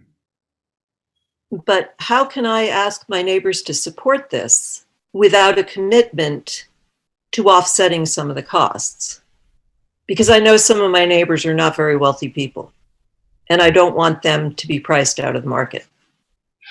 I think we're getting into an area where probably the city council should be answering, because I can't answer for them. I don't know what they're prepared to do or not do in terms of commitment. I think I would say from a management perspective, until we know so I would think, this is my opinion now. I'm not speaking for the council or anybody else. So I just want to be clear that this is, I think housing would be highly desirable and would be a high priority.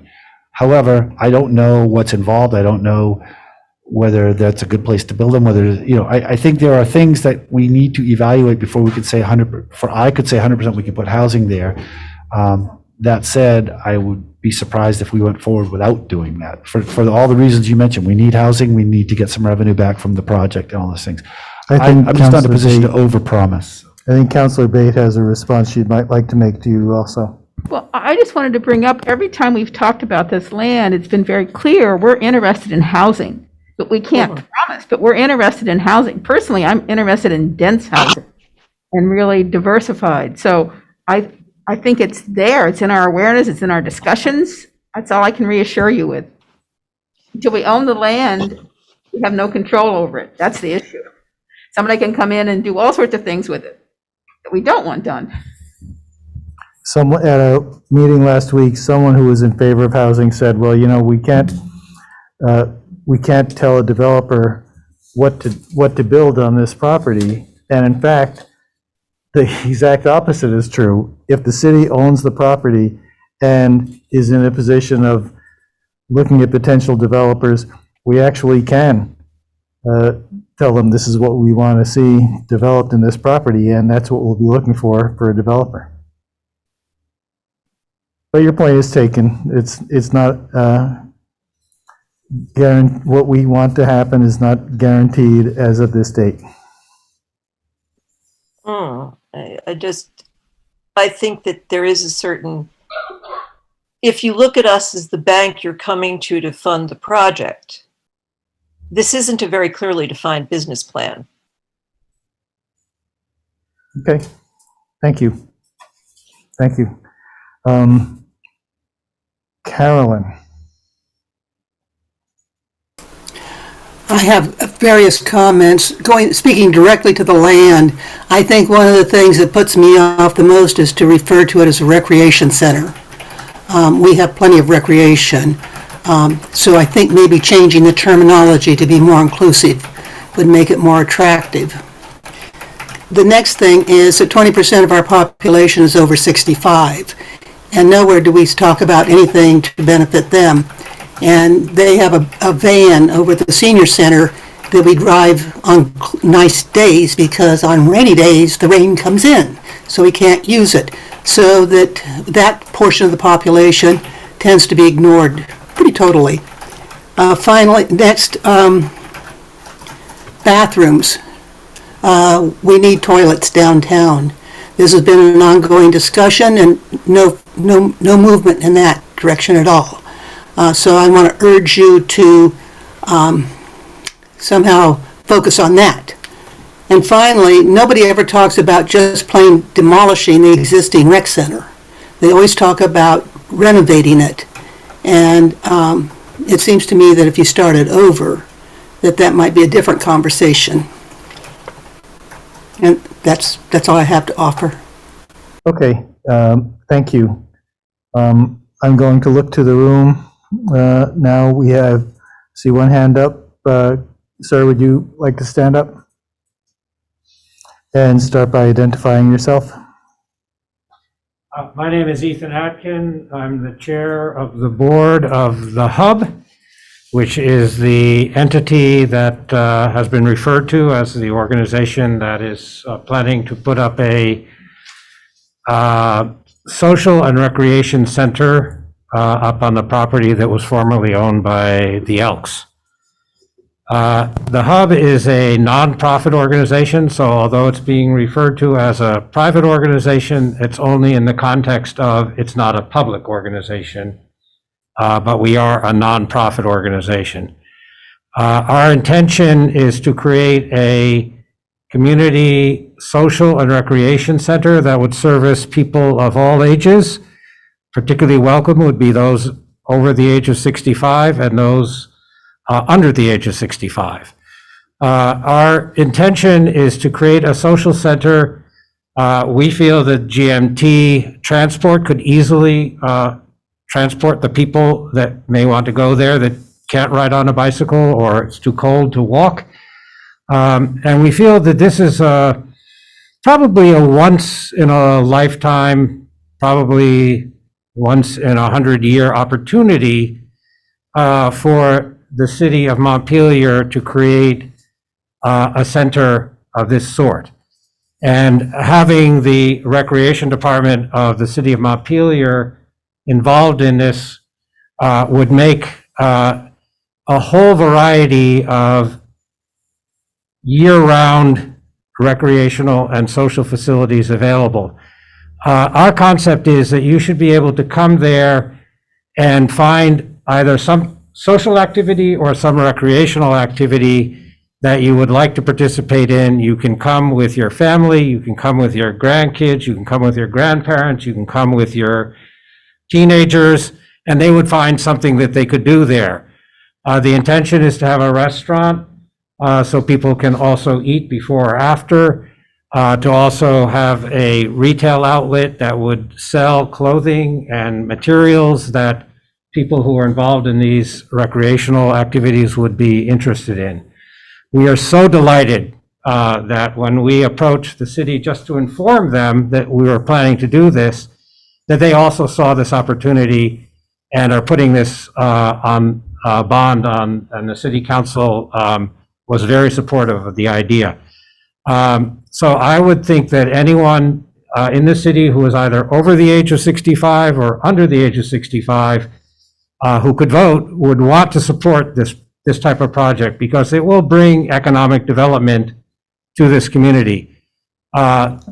Big companies, small companies would be very interested. We're past the 2-minute mark now. Oh, I'm Can you sorry. wrap up? Both big and small companies would be very interested in bringing their employees into a community that has this type of facility. So I think this is something that we should all support. Thank you. Sticking in the room, Steve Whitaker, I think you mentioned earlier you have some comments. I do. I can't fit them into, especially, I want to point out that it's almost 10 o'clock and this is supposed to be a public hearing. And so to take a half hour to not start a public hearing until 9 o'clock at night and then give the first half hour to a repeat of last week's city manager, it's disingenuous to pretend that we're going to impact this budget in the next few minutes before you vote it. You've got no capacity or room to change it in accordance with this testimony. So it's really kind of a farce. It's a fait accompli that you're going to vote this budget the way it is, and so you're just going through the motions to listen to folks. The bundling the bonds is unfair to the voters. They can't say yes to one and no to another. So the pre-information that Peter brings up, or Nat brings up a great point. When you're voting bonds, the information that's out to the public is supposed to be a lot more thorough than what has been done here, as is evidenced by all these questions and back and forth. So if you're setting up the city for another round of litigation over what should or shouldn't have been funded, you've done a good job. I have a lot of details, having gone through the budget, that I want to say that, and I'll just skim through them, because the police, I believe, embedded in the 420,000 deferred equipment is tens of thousands of dollars for police equipment that's not integrated into any technology plan at all. So the needs that were expressed 2 years ago, which were slipped into the budget without scrutiny, the scrutiny ended up catching up to them, and then they don't fit or mesh with a technology plan that has been completed by Televate or another bidder. So the Televate was a needs assessment. The next phase was supposed to be a system design, and that's where you would determine which radios accommodate and fit in with a regional plan. So I'm saying that that's an area to. The consoles I've mentioned are not properly vetted. The walkways to connect the parking lots, that needs to be done. We have a problem of disappearing public records. Public records, the Axon proposal that was made. You were told last week that Axon made a proposal to the council. That never happened. I searched all the minutes of city council for the last 13 years, and there's no presentation by Axon. So that was misrepresented. Axon did provide a proposal, and somebody disappeared it. Just like somebody disappeared the relationship, the agreement with City Center over the bathrooms. I want to point out that this is a public hearing on the proposed budget and bonds, and so the 425,000 for a housing hub. Comments to that. Which makes no sense. If you're going to continue to talk about, instead of put shelter over people's heads, dignified shelter over people's heads with privacy and sanitation, we're going to have a hub for all that talk. We need to get our thinking straight. We need to target better, not any more studies of this hub. That's a different hub than theirs. With regards to the bond. That's 2 minutes. I want to see if there's anyone else who wants to be heard. I'll probably hear from you again, but I do want to make sure that everyone who wants to be heard is heard. Thank you. You've already taken 2 turns of 2 minutes from one of your guests, your top row. Okay. So I can go 4? No, what I'm going to do is go to the next person, and I think that's Peter Kelman.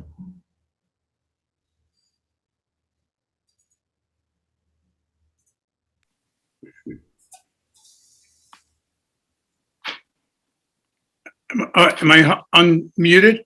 You're on now, yes. Okay. Bill, I just to lump together a number of the IT, website, communications. You've got some money here, some money there. I would just like to, I don't think you've got enough money there. This is a big problem. The website, and I've written to you about this, the website is built on a platform that simply is like 30 years out of date. You need a new platform. You can't fix this one. Not only that, you need to have a web manager. You've got to have somebody looking over this. Every day things go up on the web that are incorrect, that are mistakes that are made by people because the system isn't foolproof enough. You've got to have something where if you enter some data, like that, it goes throughout the system. It can't be just partial. And you've got IT systems where the assessor and the tax department and the planning and zoning are all working off different maps. This is a big problem. And I just hope that you'll look at them all together and that you'll really come back with, find the money to really do the job right. Don't try to fix this website. That's the least of the problem. Thank you. Thank you, Peter. Is there anyone else online who's looking to be recognized at this point? I'm not seeing anyone, but sometimes people are waving their hands and I wouldn't see them. Okay, back to Steve Whitaker. I'm sorry? Yes, we will. Yeah. So I would cut the 45,000 on the homelessness task force because they're self-dealing. The people vote money to themselves and they don't comply with transparency laws. For the 45,000 plus the 45 we gave them before, all we get is 12 hours of Don's time. Something's wrong there. The accountability is missing. Cut it until it's fixed. The website is good. That he just mentioned that. We need to inboard both IT support and legal support. It's not okay for me to appeal to you as city council and tell you that your city manager is violating public records law and you do nothing about it. A lawyer on staff would do that. You don't have a process to not allow him to require the city manager to adhere to the law, and that's just not okay. I shouldn't have to be your, so city IT staff should include website maintenance, as Peter just made. There's other uses for a city attorney than just keeping the city manager. So I have a lot of suggested cuts, but in consideration of the hour and because I know the futility of y'all are just going to go and vote this, those are suggested cuts. We don't need an assistant city manager. We don't need a dysfunctional city manager. We should eliminate one of these positions. We should replace the city manager at the expiration of the current contract in March, start a search immediately, cap the salary at $100,000. There are candidates who will be more than willing to work on reforming and restoring this city to integrity for $100,000. That concludes my budget comments. I see no way realistically to convince this council to amend the budget, so I'm going to do two things. I'm going to recommend that the budget be turned down by the voters, and I'm going to announce my candidacy for mayor, which has been filed, and I'm going to encourage the voters to turn it down, this bloated, irresponsible budget that you refuse to amend and make rational, and to focus, when the budget's turned down and we get a new city manager, we'll focus on basic maintenance, lower taxes, accountable government, care for the low income and the homeless. We're not going to gentrify this community under my watch. We need toilets, not one toilet, and the seniors need a van. Thank you. Vicky Lane.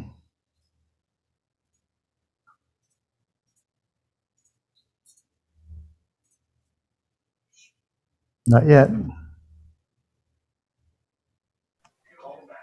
Yeah, okay. Unmute. Okay, can you hear me? Yes.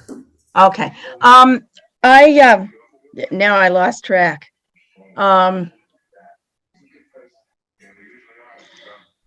think that there is a great deal of integrity in this city, in the council, the manager, and other people that work for the city.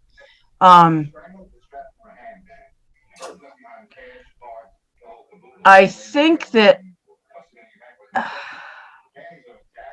some of the personal accusations, the direct and indirect accusations, are a little over the top.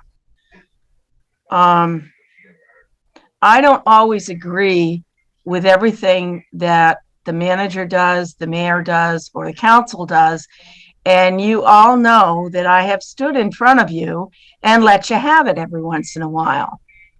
But I do not believe that there's a single person on the council or in the manager's office or any of the other employees in there, even though I may feel that some of them may be paid a little more than necessary, that doesn't have the best interests of the city of Montpelier and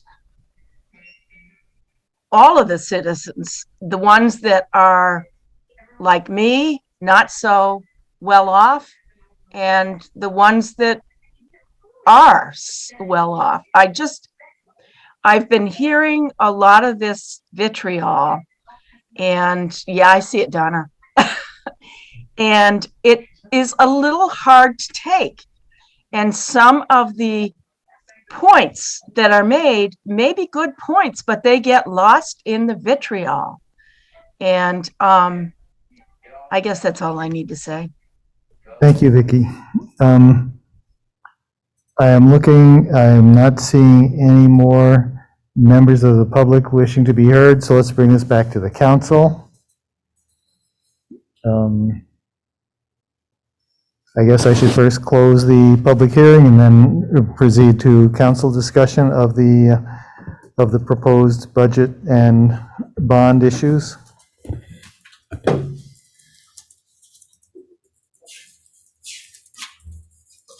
Surely someone has something to say.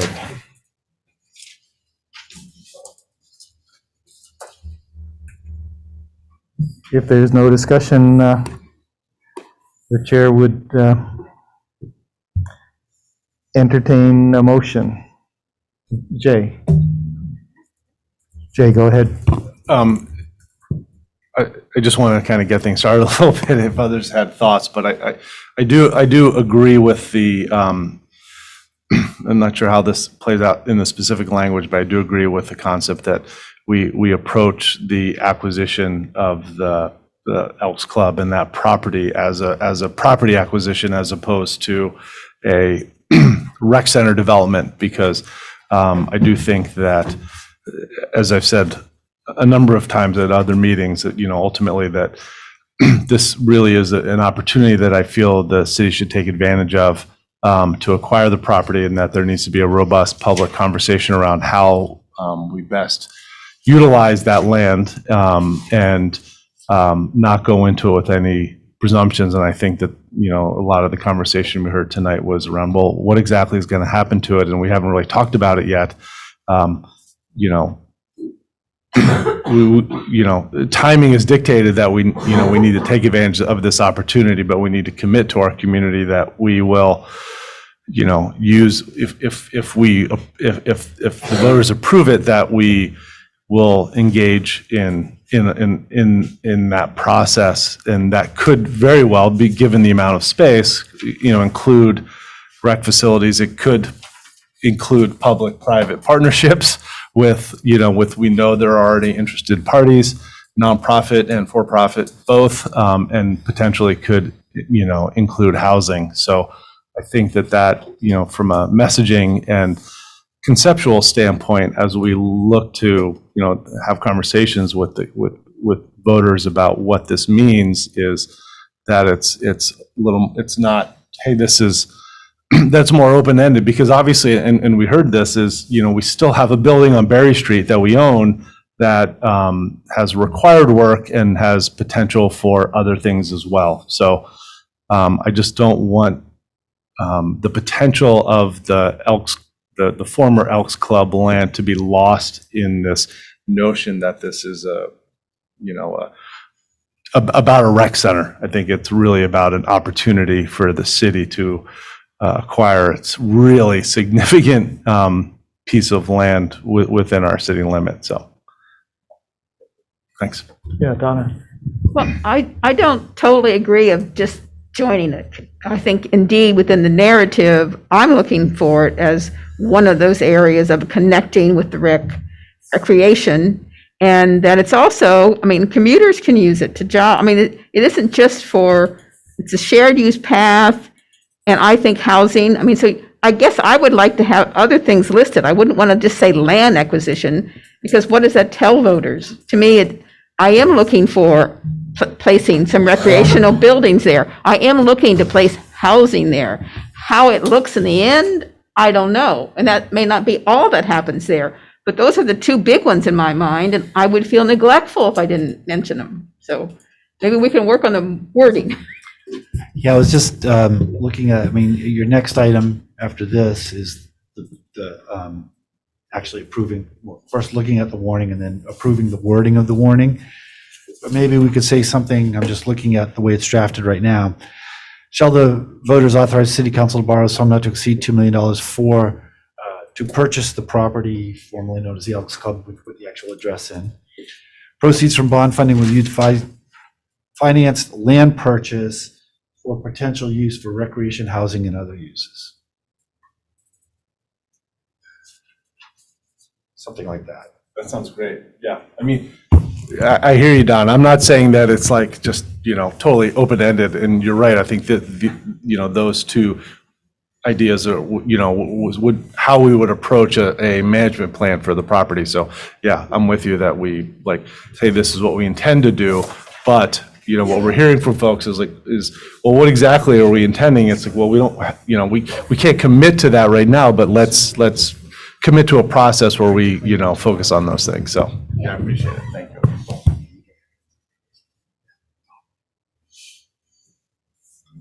Okay. We'll see what time it is. Okay. Anyone? Lauren, were you looking to say something? Sure. I think that's a great idea. No, it's, you were just unmuted on your Zoom. Oh, that's weird. Thank you. I totally support that. I like Bill's proposed language, getting housing in there in particular as like a clear direction that it has the potential for that we want to explore, and the obvious recreation opportunities of the site. I mean, I think more broadly, just briefly, really appreciate the engagement. Obviously, the budget is months and months and months of work, and a lot of people have participated a lot of times throughout the process. So really grateful. I mean, I think that this budget for the city is really just going to get us back on track to delivering services that our residents need and expect.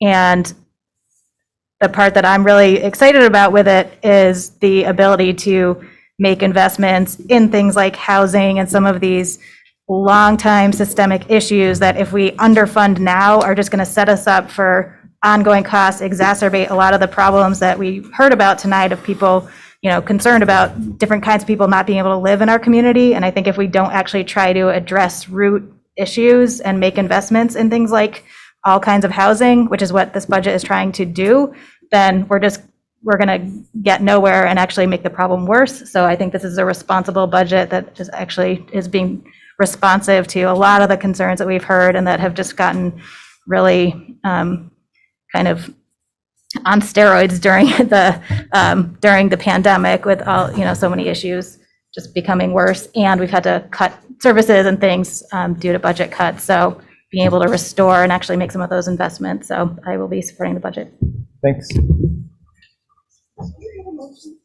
No, we don't, because I just consulted with the manager. The actual vote. Well, go ahead. I thought you meant about the wording. Sorry. So typically, what's happened is you do vote to approve the budget and bonds, and then we just make sure the correct number is in whatever your number ends up being, and we make sure the correct number is in when we approve the warning.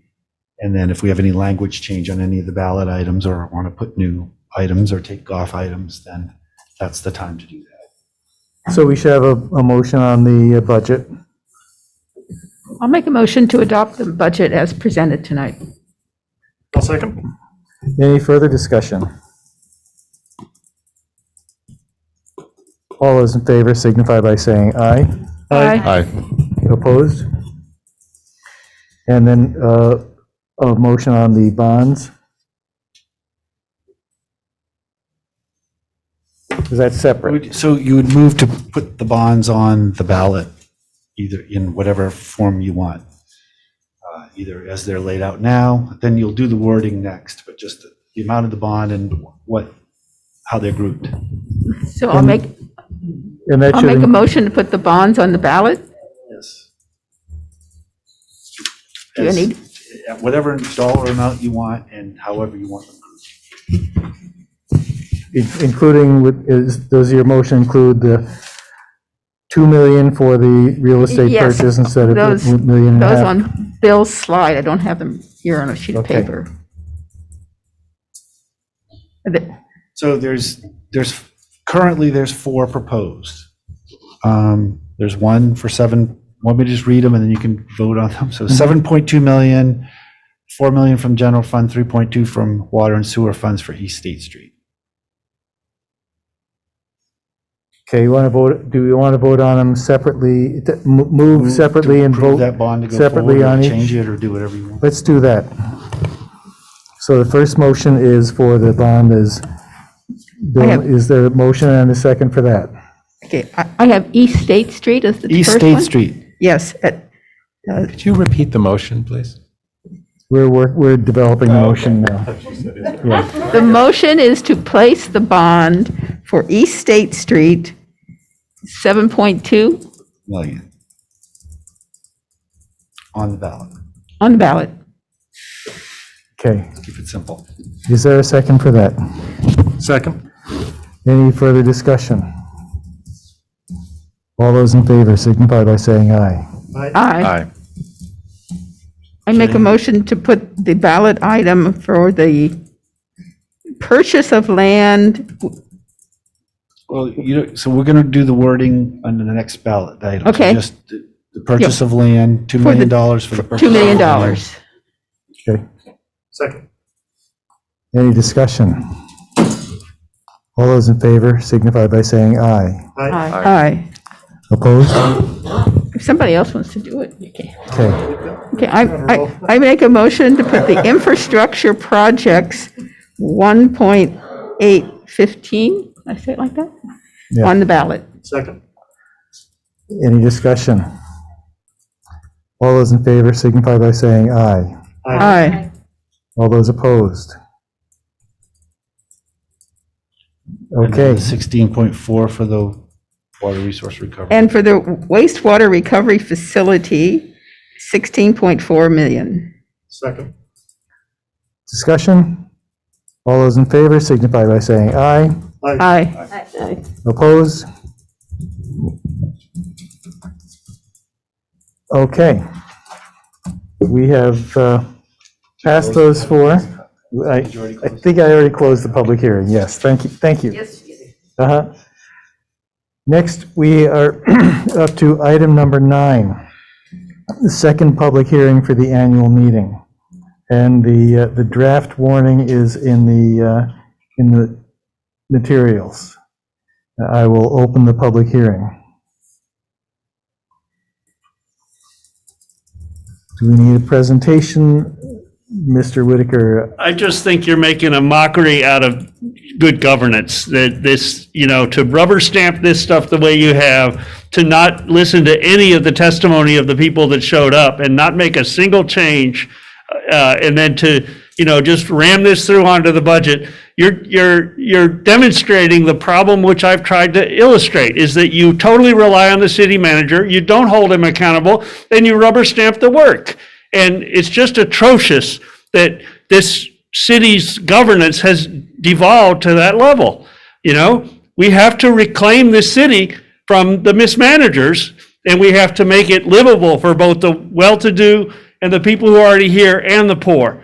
And you're heading in the wrong direction. You're selling us out, and I resent it. Thank you. Is there any comment from any other member of the public? Seeing none, I will close the public hearing. And now it's time for a motion and discussion about the language of the warning.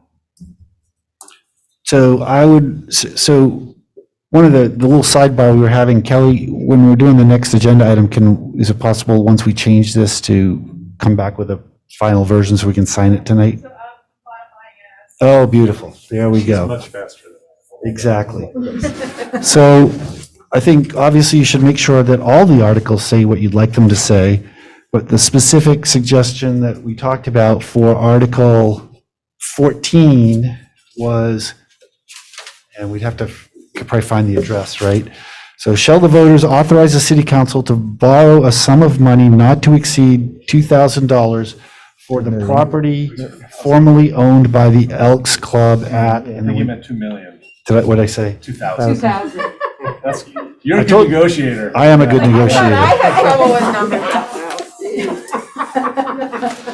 Okay, yes, 2 million for, not to exceed 2 million for property formerly owned by the Elks Club at, what is it? 203 Country Club Road. Beautiful. Proceeds from bond funding will be used to finance purchase of land for potential use for recreation, housing, and other uses. And then the rest would be the same. I would add that the number off the top of my head may be wrong, but it's 143 acres. I had 138. 138, I was off by 5. Say approximately 140 acres. There's actually 2 lots.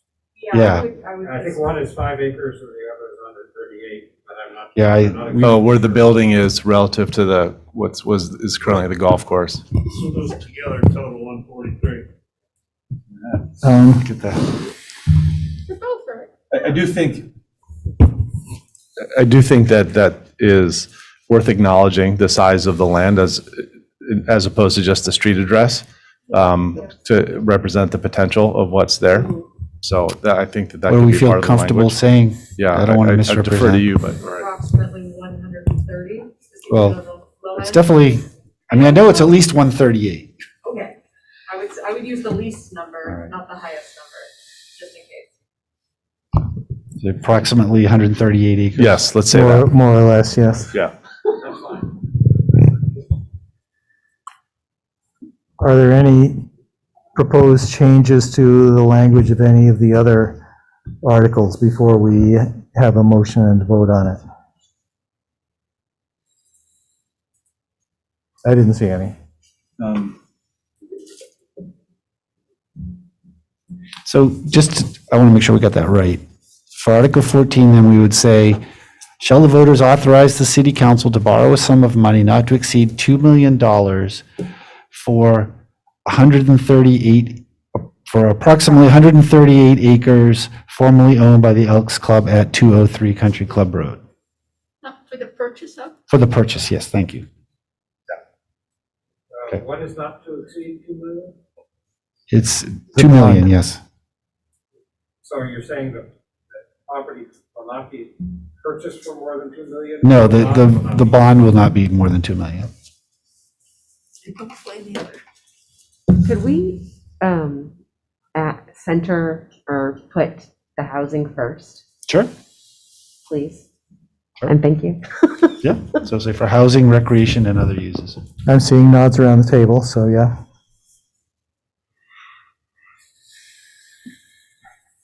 Okay, Jay, did you have a comment on another item on the ballot? Well, I know that there were some changes about a little bit of language happening this afternoon, and I'm just trying to, pull up the most current version, and I'm not able to do that online right now. So says the page is unavailable from the agenda. So I just wanted to, maybe I'm in the wrong place, but so there were some changes to Article 13 that we talked about this afternoon, right, by email. Yes. So I have the old. Oh, it was it says Confluence River Park, and it's supposed to be River Confluence Park. Is that what you were talking about? Was there an unwarned meeting this afternoon via email? No. One person noted a wording change and sent it to us and said, would you mind drafting a change for tonight? It's Confluence River Park, that's correct. Okay. And this one has river in it. Okay, yeah, so that's the corrected version. Attached to the agenda. Great, sorry, yeah, great, thank you. Okay. Lauren?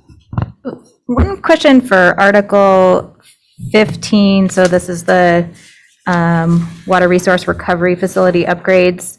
I wonder about adding the phrase, said improvements are planned to improve the facility solids processing system, address odor issues. Yes. Comma, and implement a combined heat and power generation system. No, so it would definitely not implement combined heat and power.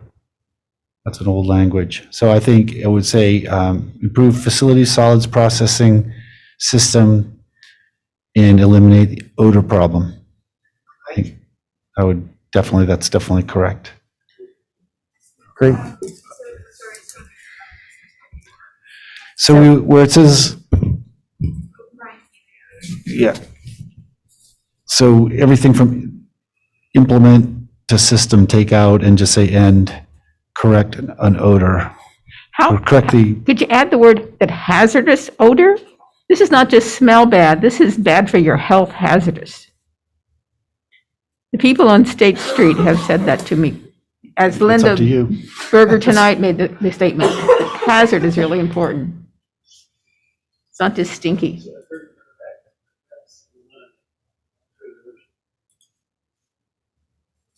Yeah, actually, he's got a good point. Eliminate would be even better to address. No. Okay, Kelly, do you want to step up to the table so that you can read to people what you have and everyone can hear you? Yeah, that sounds awesome. Okay, so and then I just want to circle back to the other adjustments in the articles that we've gone over just to make sure I've got it all. But starting with Article 15, where we just were, what I've got here is, shall the voters authorize the city council to borrow a sum of money not to exceed $60,400,000 for various sewer treatment systems to upgrade the water resource recovery facility at Dog River Road. Said improvements are planned to improve the facility's solids processing system and implement and correct hazardous odors. I would say, don't put implement, just say and correct problems related to hazardous odors or potentially hazardous odors.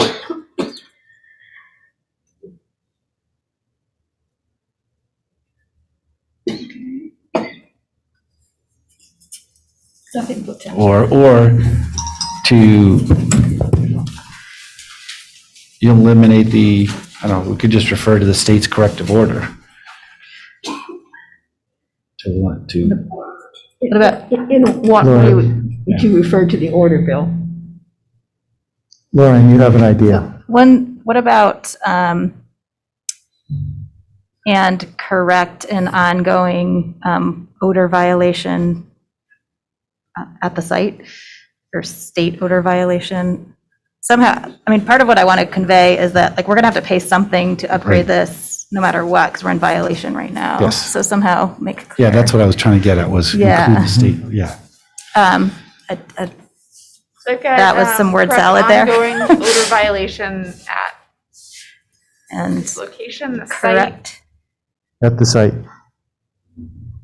correct an ongoing odor violation at the site. And correct ongoing odor violation at the site. Soft, So, but it's better than not.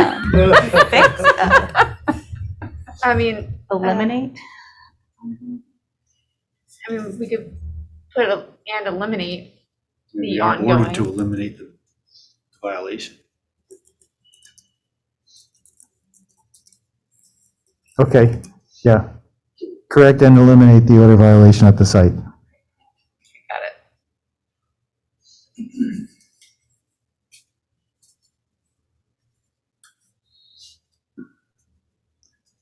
Okay, so do you want to read out loud through that, the first couple of sentences of Article 15, so everyone knows what it's going to say? Yes.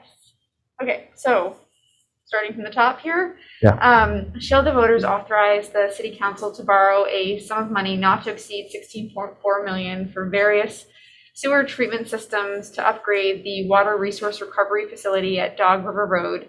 Said improvements are planned to improve the facility's solid processing system, correct and eliminate the odor violation at the site. if approved, so then it just goes on.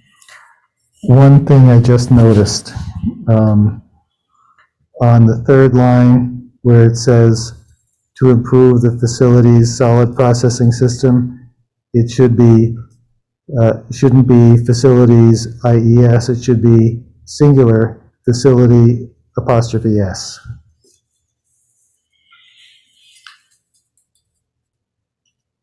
Got it, okay. Okay, everybody happy with the way 15 is phrased? And we're solid on Article 14. So I'm going to read that back to you too, just to make sure. Yeah. Okay, thank you. So shall the voters authorize the city council to borrow a sum of money not to exceed $2 million for approximately 138 acres. And then this is where at recreation property formerly the Elks Club at 203 Country Club Road. Is that, it's a little bit, there's a lot going on there in that statement. But we modified. I thought we modified it. We weren't going to go directly to the language of recreation property. Or And then because it was a recreation property, I'm confused. And so No, then, I and don't then it think goes we on were to taking, say. we were taking recreation property out of that. Okay. So I think it would be She read say, to borrow a sum of money not to exceed $2 million for 138 acres of land formerly owned by the Elks Club at 206 Country Club Road. For the 203, purchase. whatever the 203, yep, address got was. it. I had, that's where I was, okay, that's much For clearer. Kelly, it should be for the purchase of, and then the approximately 138 acres of land. Okay, so shall the voters authorize the city council to borrow a sum of money not to exceed $2 million for the purchase of 138 acres, approximately 138 acres. approximately 138 acres of land And formerly, buildings, actually. formerly the Elks Club at 203 Country Club Road. Yes. Okay, and then it goes on to say, proceeds from bond funding will be used to finance the purchase of land for potential housing, recreation, and other uses. Good. Okay, this is the entire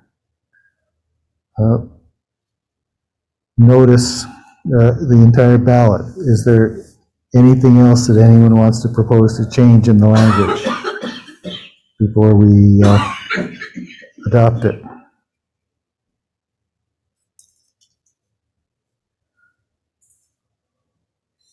You have a comment there? Yeah. We have a comment from a member of the public, Vicky Lane. I'm just concerned about the stated acreage, in that it could get messy if you get more than the 138. I'm just concerned about using the lower number when in reality it could be the higher number. I just think that maybe if we said approximately 143 to 5 acres, maybe? Vicki, I think I can answer that for you. The city. It worries me. Well, so this, I don't think the city charter is very clear, actually authorizes the city council to purchase property. The voters don't have to vote to purchase property. What the voters are here are approving the financing, the bond. Okay.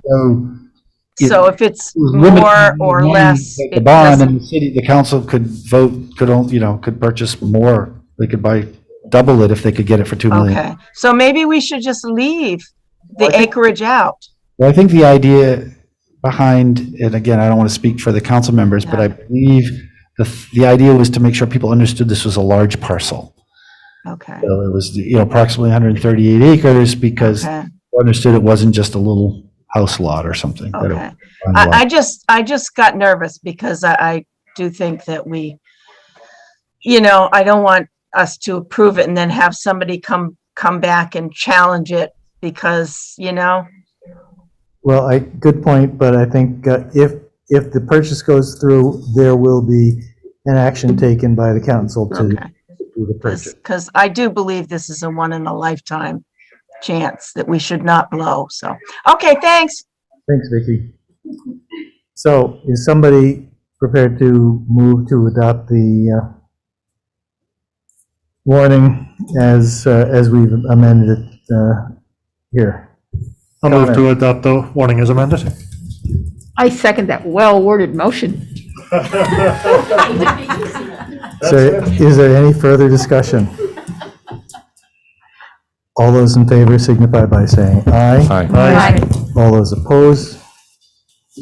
And we've adopted the public warning for the annual meeting. And Kelly, I think you're running off to print it right now. Thank you. Thank you, Kelly. Okay, moving along to item 9 on the agenda, the strategic plan update. I think we're turning it over to the assistant city manager for that. Yes, hi. I'm Cameron Niedermeyer. I'm the assistant city manager, and I'm very excited to talk to y'all about the strategic plan and where we are at. So give me just a second and I will pull up my presentation.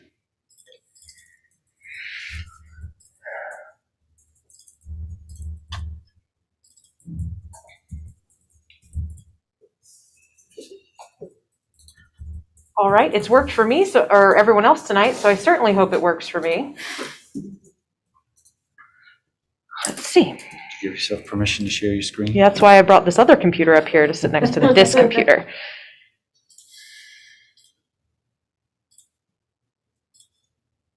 All right.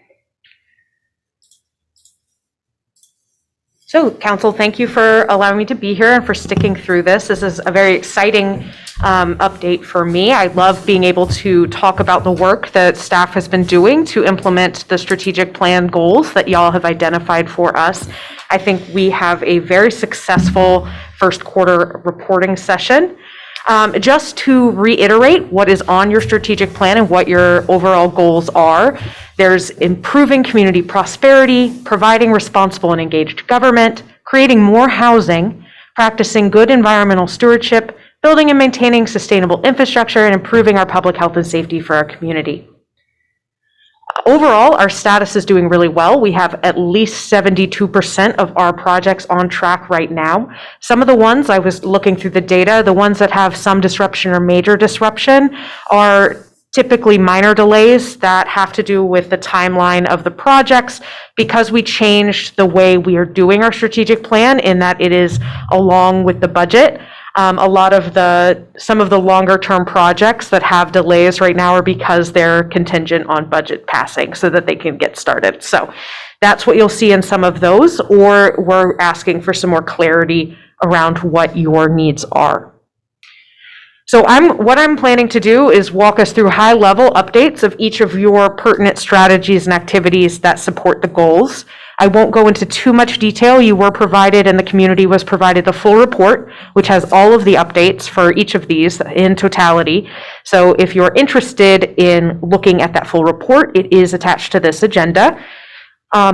So I'll start with goal 1, which is to improve community prosperity. And one of the larger strategies there is economic development and outdoor economic development. We've done a lot around Confluence Park. That's been discussed and it is on the bond now. And so I'd like to just sort of say where we are right now. They have established, and when I say we, this case, it is the Parks Department. I do want to shout them out. They've done a lot of work with this. Have established a contract with the Vermont River Conservancy to do project management. Right now, they've done 2 rounds of boring on the soil at the site to check for ground stability and for contamination. Just so you know, the impacts of both of those results may affect the final cost of this project. And so the community knows Vermont River Conservancy will be hosting Confluence Park stakeholder meetings, looking for input on the final design of the project. And we are still actively fundraising and applying for further grants for this project. I know that it's important to y'all to have an expansion of city-provided childcare options. And right now, our daycare, after-school care is going really well. And our program is still very successful even in the face of COVID. But we have been working with our plans for a new rec center to establish an infant child care facility, which is a higher standard of facility. Currently, the Elks property has a school that is licensed to offer infant care. And so if that is a facility that we are able to purchase, it becomes more immediately available to us. So that is a delay because we're just sort of waiting to see what happens when it comes to infant care. When we're looking at economic development, Bill sort of talked on it earlier. We have $50,000 included in the budget to update our existing economic development strategic plan, as well as retaining professional support when needed. One of the other projects under this that is delayed is our tax stabilization program review and the TIF district review. And TIF is a tax increment financing program, which is something that the council will need to have substantive discussions on so that we know which direction you would want to go in. And I will take a moment to say, please interrupt me at any point. This is I'm going to try to get very speedy through this pretty long presentation, but if you have any questions, just throw them at me, please. Thank you. One of the things that we'll need to do is determine levels of social service provision. But one of the things that we've done to support work in that direction is expand the contracted peer support outreach work currently being provided by Good Samaritan Haven staff.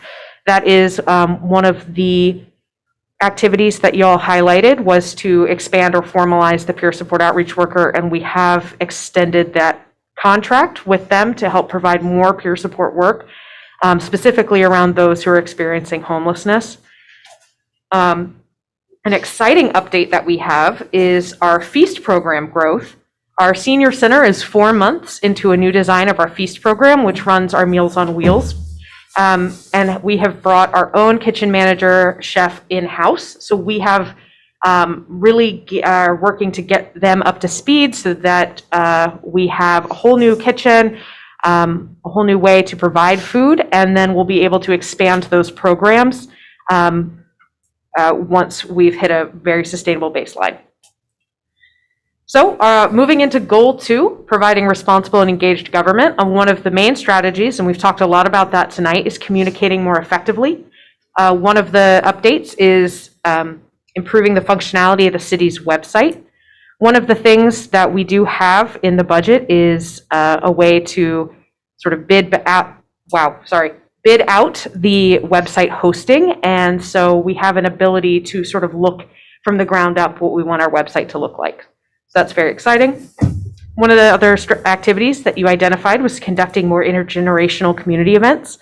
I am happy to announce we have 4 currently scheduled events that are aiming at a whole different, I will just say it again, intergenerational involvement. So look for advertisements for some upcoming events.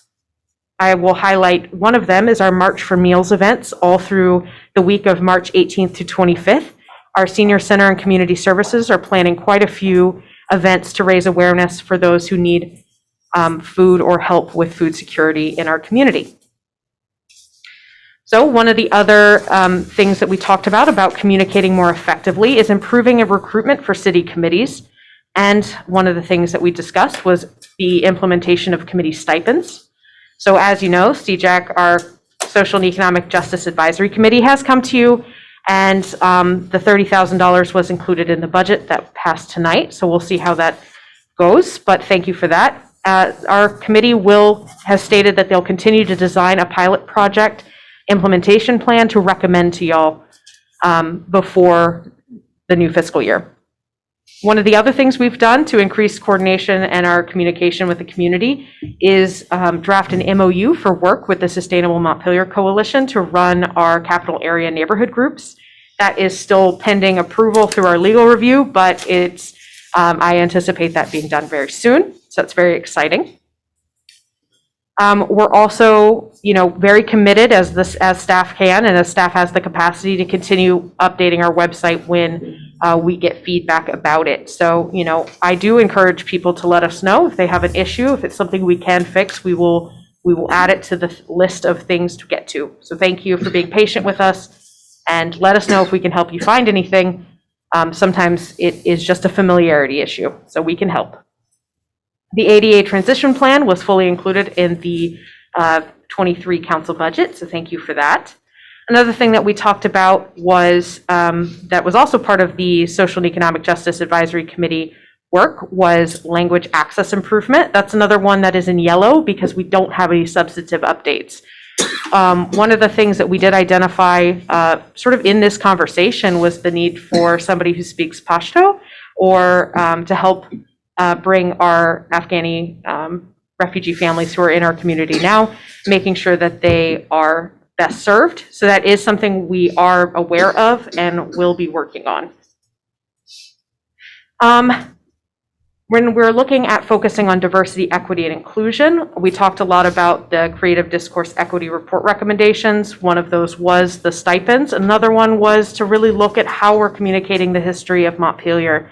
And so I want to thank a few folks, Jess Robinson, Paul Carnahan, Michael Sherman, the Division for Historic Preservation, the Vermont Historical Society, and the CJAC Committee for helping us edit our history section on the Montpelier website. It is now a much larger history section, really acknowledges Indigenous ancestry of the Montpelier, highlights that, and talks about the city's history in a more holistic way. And I just really appreciate the work that they put into that. Also, moving on to increasing city staff and council capacity. One of the things that y'all had put on your list of strategic outcomes that you want was getting the planning department to come and do some skill growth exercises with y'all. This hasn't been scheduled yet, and we would like to turn that around and ask y'all what clarity, for some clarity on what you would like the goals to be for a planning exercise. Would you like more information about the city plan? Would you like to talk about zoning and the responsibilities of the city there? This isn't a conversation we have to have tonight, but if I could ask that you would think about what you would like to get out of that exercise and let us know so we can make sure that you get that. Also, when we're talking about increasing capacity, one of the things that we're really excited about is seeking accreditation for the Senior Center through the National Council on Aging. They've been working very hard on that and are up to date on getting that rolled out. The timeline is explained in more detail in the full report. So I know there's a lot. I just really love bragging about what staff has done. So thank you for bearing with me. You just heard tonight that we have put in $110,000 in fiscal year 23 budget for the Housing Trust Fund, which was one of your goals to support creating more housing. Another one of the goals for creating more housing was working with housing developers to accomplish successful housing projects. Our planning department has been engaging with a number of developers recently, and they highlighted a few of the projects that they've been working on. I want to call out the Good Samaritan Havens application to the Housing Trust Fund was supported for the Berlin Homeless Shelter that's being built currently on Barry Montpelier Road. And there's a couple other projects that are upcoming. You know about the Central Vermont Habitat for Humanity project and some others. So there is some exciting work being done when it comes to housing. One of the other things that we've talked about a bit tonight is coordinating, when we're talking about housing, is coordinating about emergency housing or a service hub or some sort of support for those experiencing homelessness. I know our homelessness task force is eager to bring a memo back to y'all about what they want to use the $15,000 you appropriated for them to conduct a study to get an actionable plan for housing needs or sheltering needs for folks in our community. So goal 4 is practicing good environmental stewardship. Big strategy there is expanding our parkland. Hubbard Park was expanded this year by 78 acres through a grant and fundraising project. And we've talked a lot tonight about the Elks Club property opportunity. So goal 5 was to build and maintain sustainable infrastructure. We've really been addressing new or improved infrastructure needs. I just sort of touched about the public restroom work. I know the Homelessness Task Force has asked that consultant, like in their proposed consultancy project, they've asked them to include a public restroom component.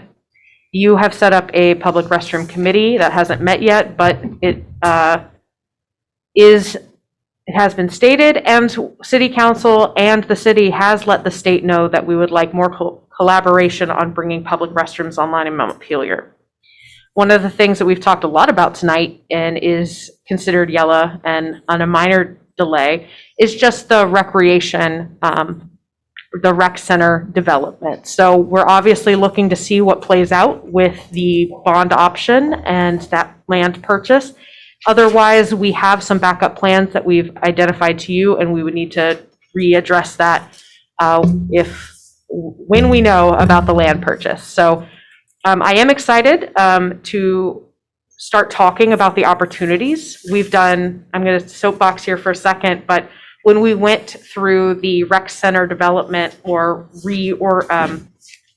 renovation option earlier, I think it was already 2 years ago, we did a lot of public hearings and got a lot of feedback from the community about what they would want to see in a rec center. And so we do have a baseline understanding of what our community is looking for that we are able to turn around and bring back to the community for feedback. So we are very excited about where we are when it comes to rec center, and that land obviously would have more opportunities.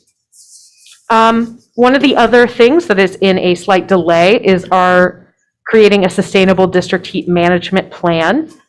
We did hold a user-wide update meeting for district heat customers in October. We will be bringing in an external partner to audit the new fiscal year or this heating season's capacity charge changes, just to make sure that not only are we doing best practices when it comes to our capacity changes, but that our customers feel comfortable and confident in our capacity charge changes. So that is something we'll be doing. And we will also, because our DPW team has worked very hard with our users to increase their effectiveness and the efficiency of their heating systems, we will be doing another audit of the capacity for each user at the end of this heating season to make sure we got it right. So if you have any questions, Donna Barlow-Casey has been put in place as the project manager for District Heat. All right, last goal, improving public health and safety. So again, we've talked a little bit about this, and I think it's telling how much addressing homelessness in our community comes up in your strategic plan. I do think that that's very important to call out, and there are many ways that we are addressing that. The Homelessness Task Force presented to Council both long and short-term goals, and is continuing to work towards getting a consultant to come in and give us an actionable plan to move forward. I also wanted to highlight that one of the things you wanted to do was to expand our peer support outreach workers and our social worker programs within our police department. Funding for half a social worker has been included in the fiscal year 23 police budget. Again, I mentioned before that we've expanded our contract with Good Samaritan Haven to support longer term investment in peer support outreach. And also the police department really wanted to highlight that our social worker, as she works with us now, has been great and has responded to all requests for outreach from the MPD. So we want to thank Susan. Also, one of the things that was very important is the implementation of the Police Review Committee recommendations. So this work is ongoing. I do encourage you to read the full report for details on this. I cut this down quite a lot. Brian was very thorough in his answers. And I should say, Chief Pete, I apologize. The recommendations that the city and the council have already moved forward are a lot. One of the things that is really important is bringing body-worn cameras in place, and we aim to have those in use by fiscal year 23. Focusing our community resource officer on community engagement protocol after a major use of force. We're looking at street outreach training for crowd control. We've already committed to demilitarization and scenario-based training. The recommendations that still need council discussions include the ordinance changes around sex work and public intoxication, and then what requires future funding, because it's not we're not able to do what is recommended right now, or alternatively, the training just doesn't exist yet, is training around youth and adolescent behavior, web hosting for increased data transparency, and street outreach capacity and mental health capacity. And that's a regional issue. Another thing that is important for you through the or through our police department is focusing on the technology side of the police. That's a really big deal. Our body worn cameras are really the focus of that one. And, Chief Pete has details in the full report, but that is again going to be rolling out in fiscal year 23 as it is planned now. So another really important strategy that we have for improving public health and safety is being disaster ready. So our local hazard mitigation plan was accepted by FEMA, and we continue to monitor that plan. We're also meeting internally and with external partners such as the Red Cross to discuss emergency sheltering in our community, as we recognize that the nearest Red Cross approved shelter right now is in Barrie. So that is something we are working on addressing. Also, our National Flood Insurance Program community rating system, we're aiming for improvements, and our updates are due in February, and we're on track for that and are currently preparing the required documentation. So a couple other things. We talked a lot today about CVPSA, so I won't go into that in any sort of detail, but we are talking about funding for consoles. Another sort of activity that Chief Pete has really been working on is working on policies and procedures in the police department. I will leave you to read that very long list of policies that he is reviewing, but there have been quite a few policies that they've been working on to really work around transparency and being more equitable within the department. So finally, we're talking about our Community Justice Center support and making sure that we're operating a full spectrum of their restorative justice programs. All of our CJC programs are in full operation right now. Those include restorative justice programs, our outreach services to people affected by crime and other offenses, reentry services to those leaving the prison system. The CJC really helps people find housing and jobs, and our conflict assistance program really does continue to serve our community. So thank you to the CJC, and the CJC Director Carol Plant wrote quite a bit in the full report. I recommend reading that for more information. And so that was a lot of talking. I'm very sorry. But what that also is important to note is that we sat down and looked at all of these updates as staff the other day and mapped out sort of when would be appropriate to come and talk to council. And so we have a tentative presentation schedule for council updates on some of these topics outlined here. This is obviously tentative and may change. I just want you to know what is upcoming and when you can expect to hear information about these plans. And that goes for the community too. If there's something that you are interested in hearing further details on, this is potentially when we'll be talking about it to council. Also, I want to, again, sort of announce to the public that the software that we use to track our strategic plan progress has a public dashboard. My goal is to update it every time I bring a presentation to council, so you can read all of these updates in a sort of interactive way. So there is a direct link on the city's homepage to this dashboard, and it will be updated within the next week with the information that was shared with council tonight. So thank you. That was my very exciting update to where we're at with our strategic plan. My contact information is on this slide and is available in the agenda packet if anyone has any questions on this topic. Thank you. Thanks, Cameron. That was, it almost seems like you've actually been working.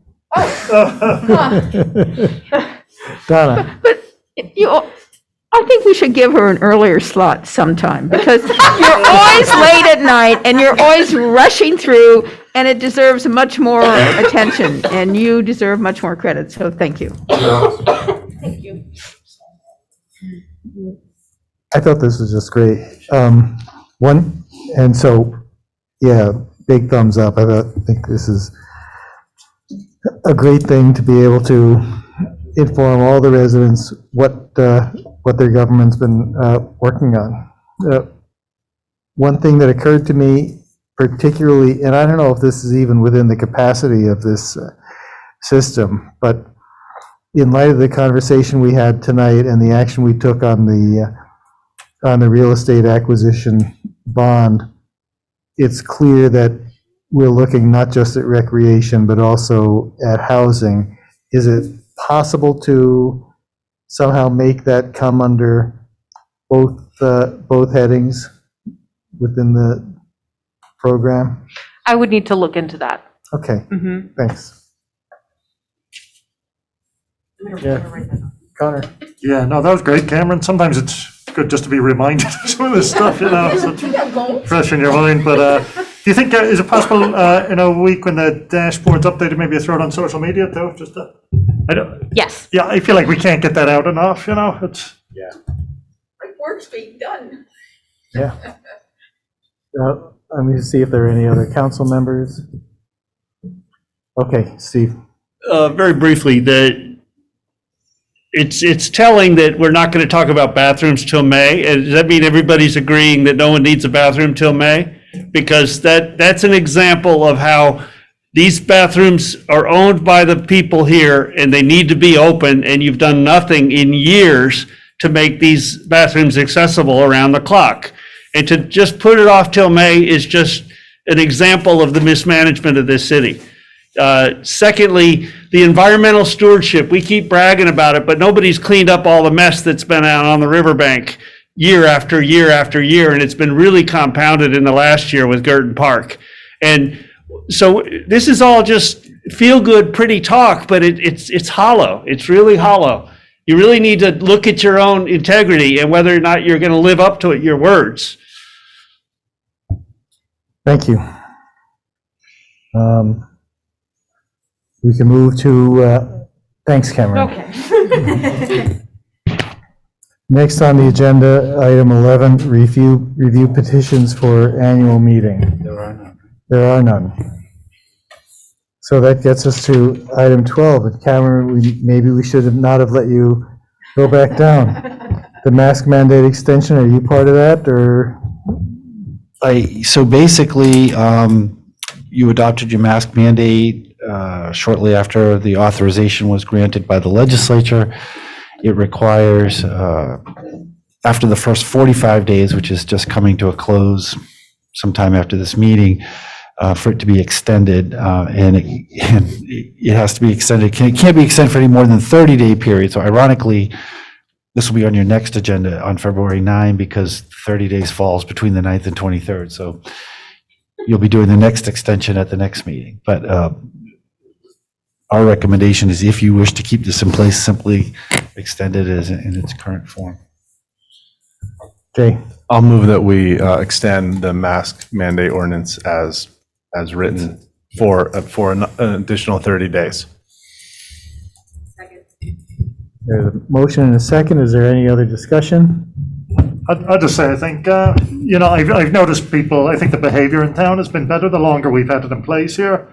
Even go to Shaw's, probably maybe one person without a mask the other day, but most people were doing it right. And I think most people in the community would probably prefer a statewide mandate, but I think it's working well as is, so I would definitely support it. Lauren? Definitely supporting it and just registering my ongoing displeasure that the governor is forcing us to have this conversation at 11:02 instead of, at a minimum, letting the law just go into effect for a long period of time. What a waste of every municipality's time, but I'm glad we're passing it. Okay, all those in favor signify by saying aye. Aye. Opposed? Okay, that brings us up to other business. Not aware of any other business? Well, I was going to do this in the manager's report, but I could do it under other business. This is more of a report as much as anything else. The lobbying committee sent out requests to all the Montpelier-based lobbying firms, advocacy firms, seeking to see if they would be interested in representing the city for this legislative season. We received 4 proposals. One of them was on budget and seemed to really understand, it was really focused on advocacy. We had 2 that significantly exceeded the budget, but also included more, I think, so kind of a nice idea, but it was the full package of public communications and PR, and I don't think we're interested in sort of hiring a spin doctor. And then one expressed interest but didn't really respond to all the questions. So you don't really need to vote on this, but I can do this. But I'd recommend that we hire Leonine Associates, who are right behind here. They were the one that was on budget and really focused on advocacy, and they seem to address the concerns that we had. They're obviously handy to us, and two of the key principals are Montpelier residents. So if there's no objection, I'll go ahead and contact them. Sounds good. And I don't think we need a motion. We've already decided to spend the money, and yeah. I have a separate issue when you're done. Okay. Yep. That was all I had. Okay. Donna. I wanted to discuss remote meetings. We were put off last meeting. Right. I would prefer us to bring remote in February, and then assess where we are in the data and everything else before we come back live. What does anyone else think? I would agree with that. As you can see, I am struggling tonight to breathe with 2 masks on because I have asthma. And if I was at home on Zoom or in my office on Zoom, I wouldn't have to run out and use my inhaler and be interrupt the meeting. Anybody have a problem with doing that? Okay, well, members of the council first. Okay, Mr. Whitaker, do you have anything more to say other than that you disagree with it? Well, I just think that there are people who are not equipped, who can't make out who's talking on a screen. The audio quality, the video quality is insufficient. We have invested in air cleaners. I think that the maintaining a presence for those who find it difficult or to participate via lame technology is important, especially when we have the capacity to accommodate it. I know it's more convenient for y'all to sit at home in your pajamas, but it's not good for the public. You want to respond? I just want to say it's really a health issue. I don't like my pajamas that much. It really is a health issue. I just don't think us being smart for us to defy our very thing we're trying to do with our mask mandate. And so do I need to make a motion? Why don't you make a motion? I make a motion that the council meets remotely for the meetings in February, and that we reassess it at the end of February. A second. Okay, any further discussion? All those in favor signify by saying aye. Aye. Aye. Opposed? Okay. We'll have to wave at Jay now. I can touch you now.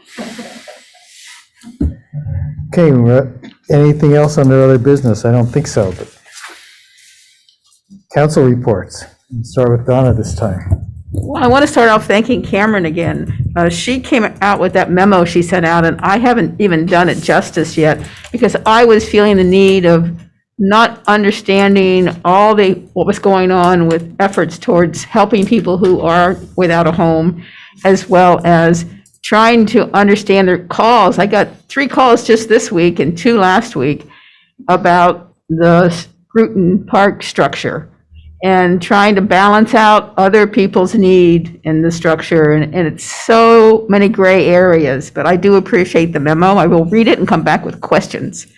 The other thing, I had my first meeting as representative on the Community Justice Center Advisory Group.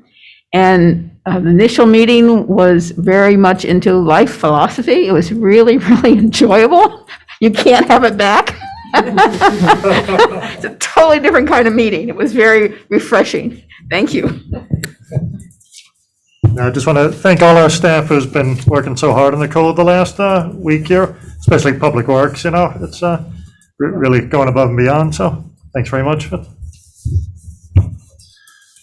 Quickly, a little bit of a broken record, but I guess it's been a while, but I think it's important to publicly acknowledge all of the work of the folks in our school system.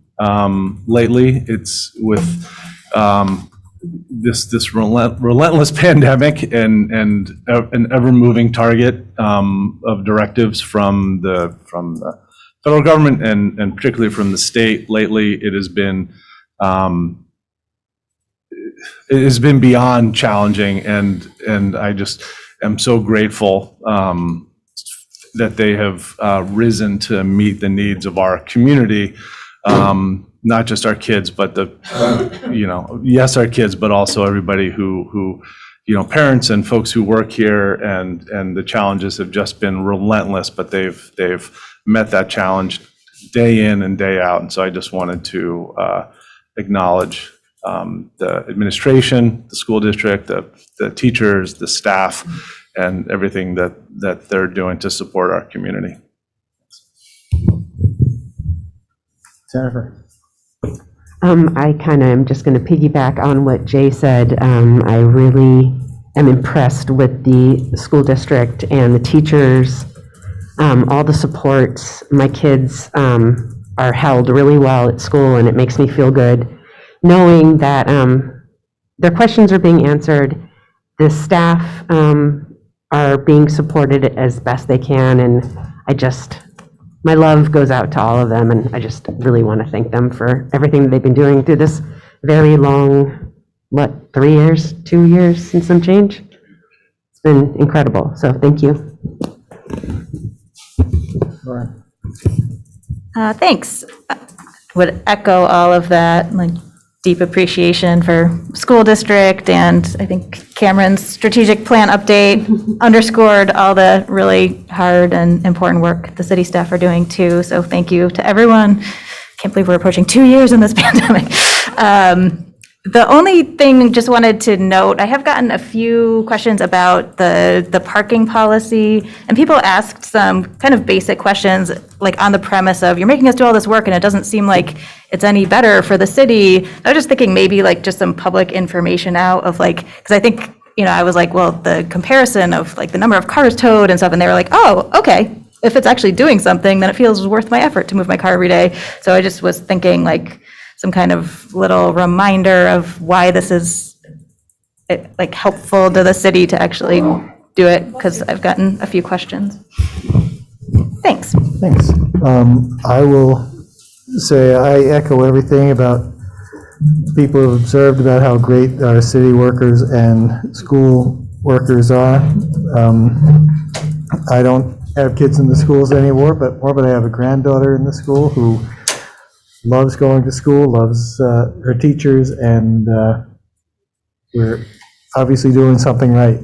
I also want to mention and give praise to the Montpelier Police Department. I don't know if, were you going to do this, Bill? I don't know if people were going to, I don't think this is something that people necessarily saw, but the Montpelier Police Department has been selected to be a pilot site for the development of a national online model for tolerance, diversity, and anti-bias training.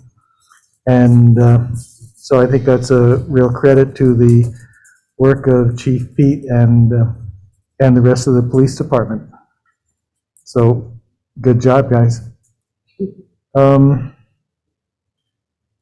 Mayor's report. Well, Mayor's still not here, but I talked to her the other day, and she's doing great, and we're in good shape, or she's in good shape, and that's it, I guess. City Clerk's report. I just remind folks that the candidate filing deadline, for which you do not need a signature petition, is Monday the 24th at 5 p.m. The office will be open until then. Mentioned you can ask for an early ballot any time, but I'm hoping they will be available around February 3rd. So as soon as we get them, we'll start mailing them out. And city manager's report. I believe I will pass. Okay, that covers all the business before the council. Without an objection, we'll adjourn at 11:13 p.m. Thanks, everybody.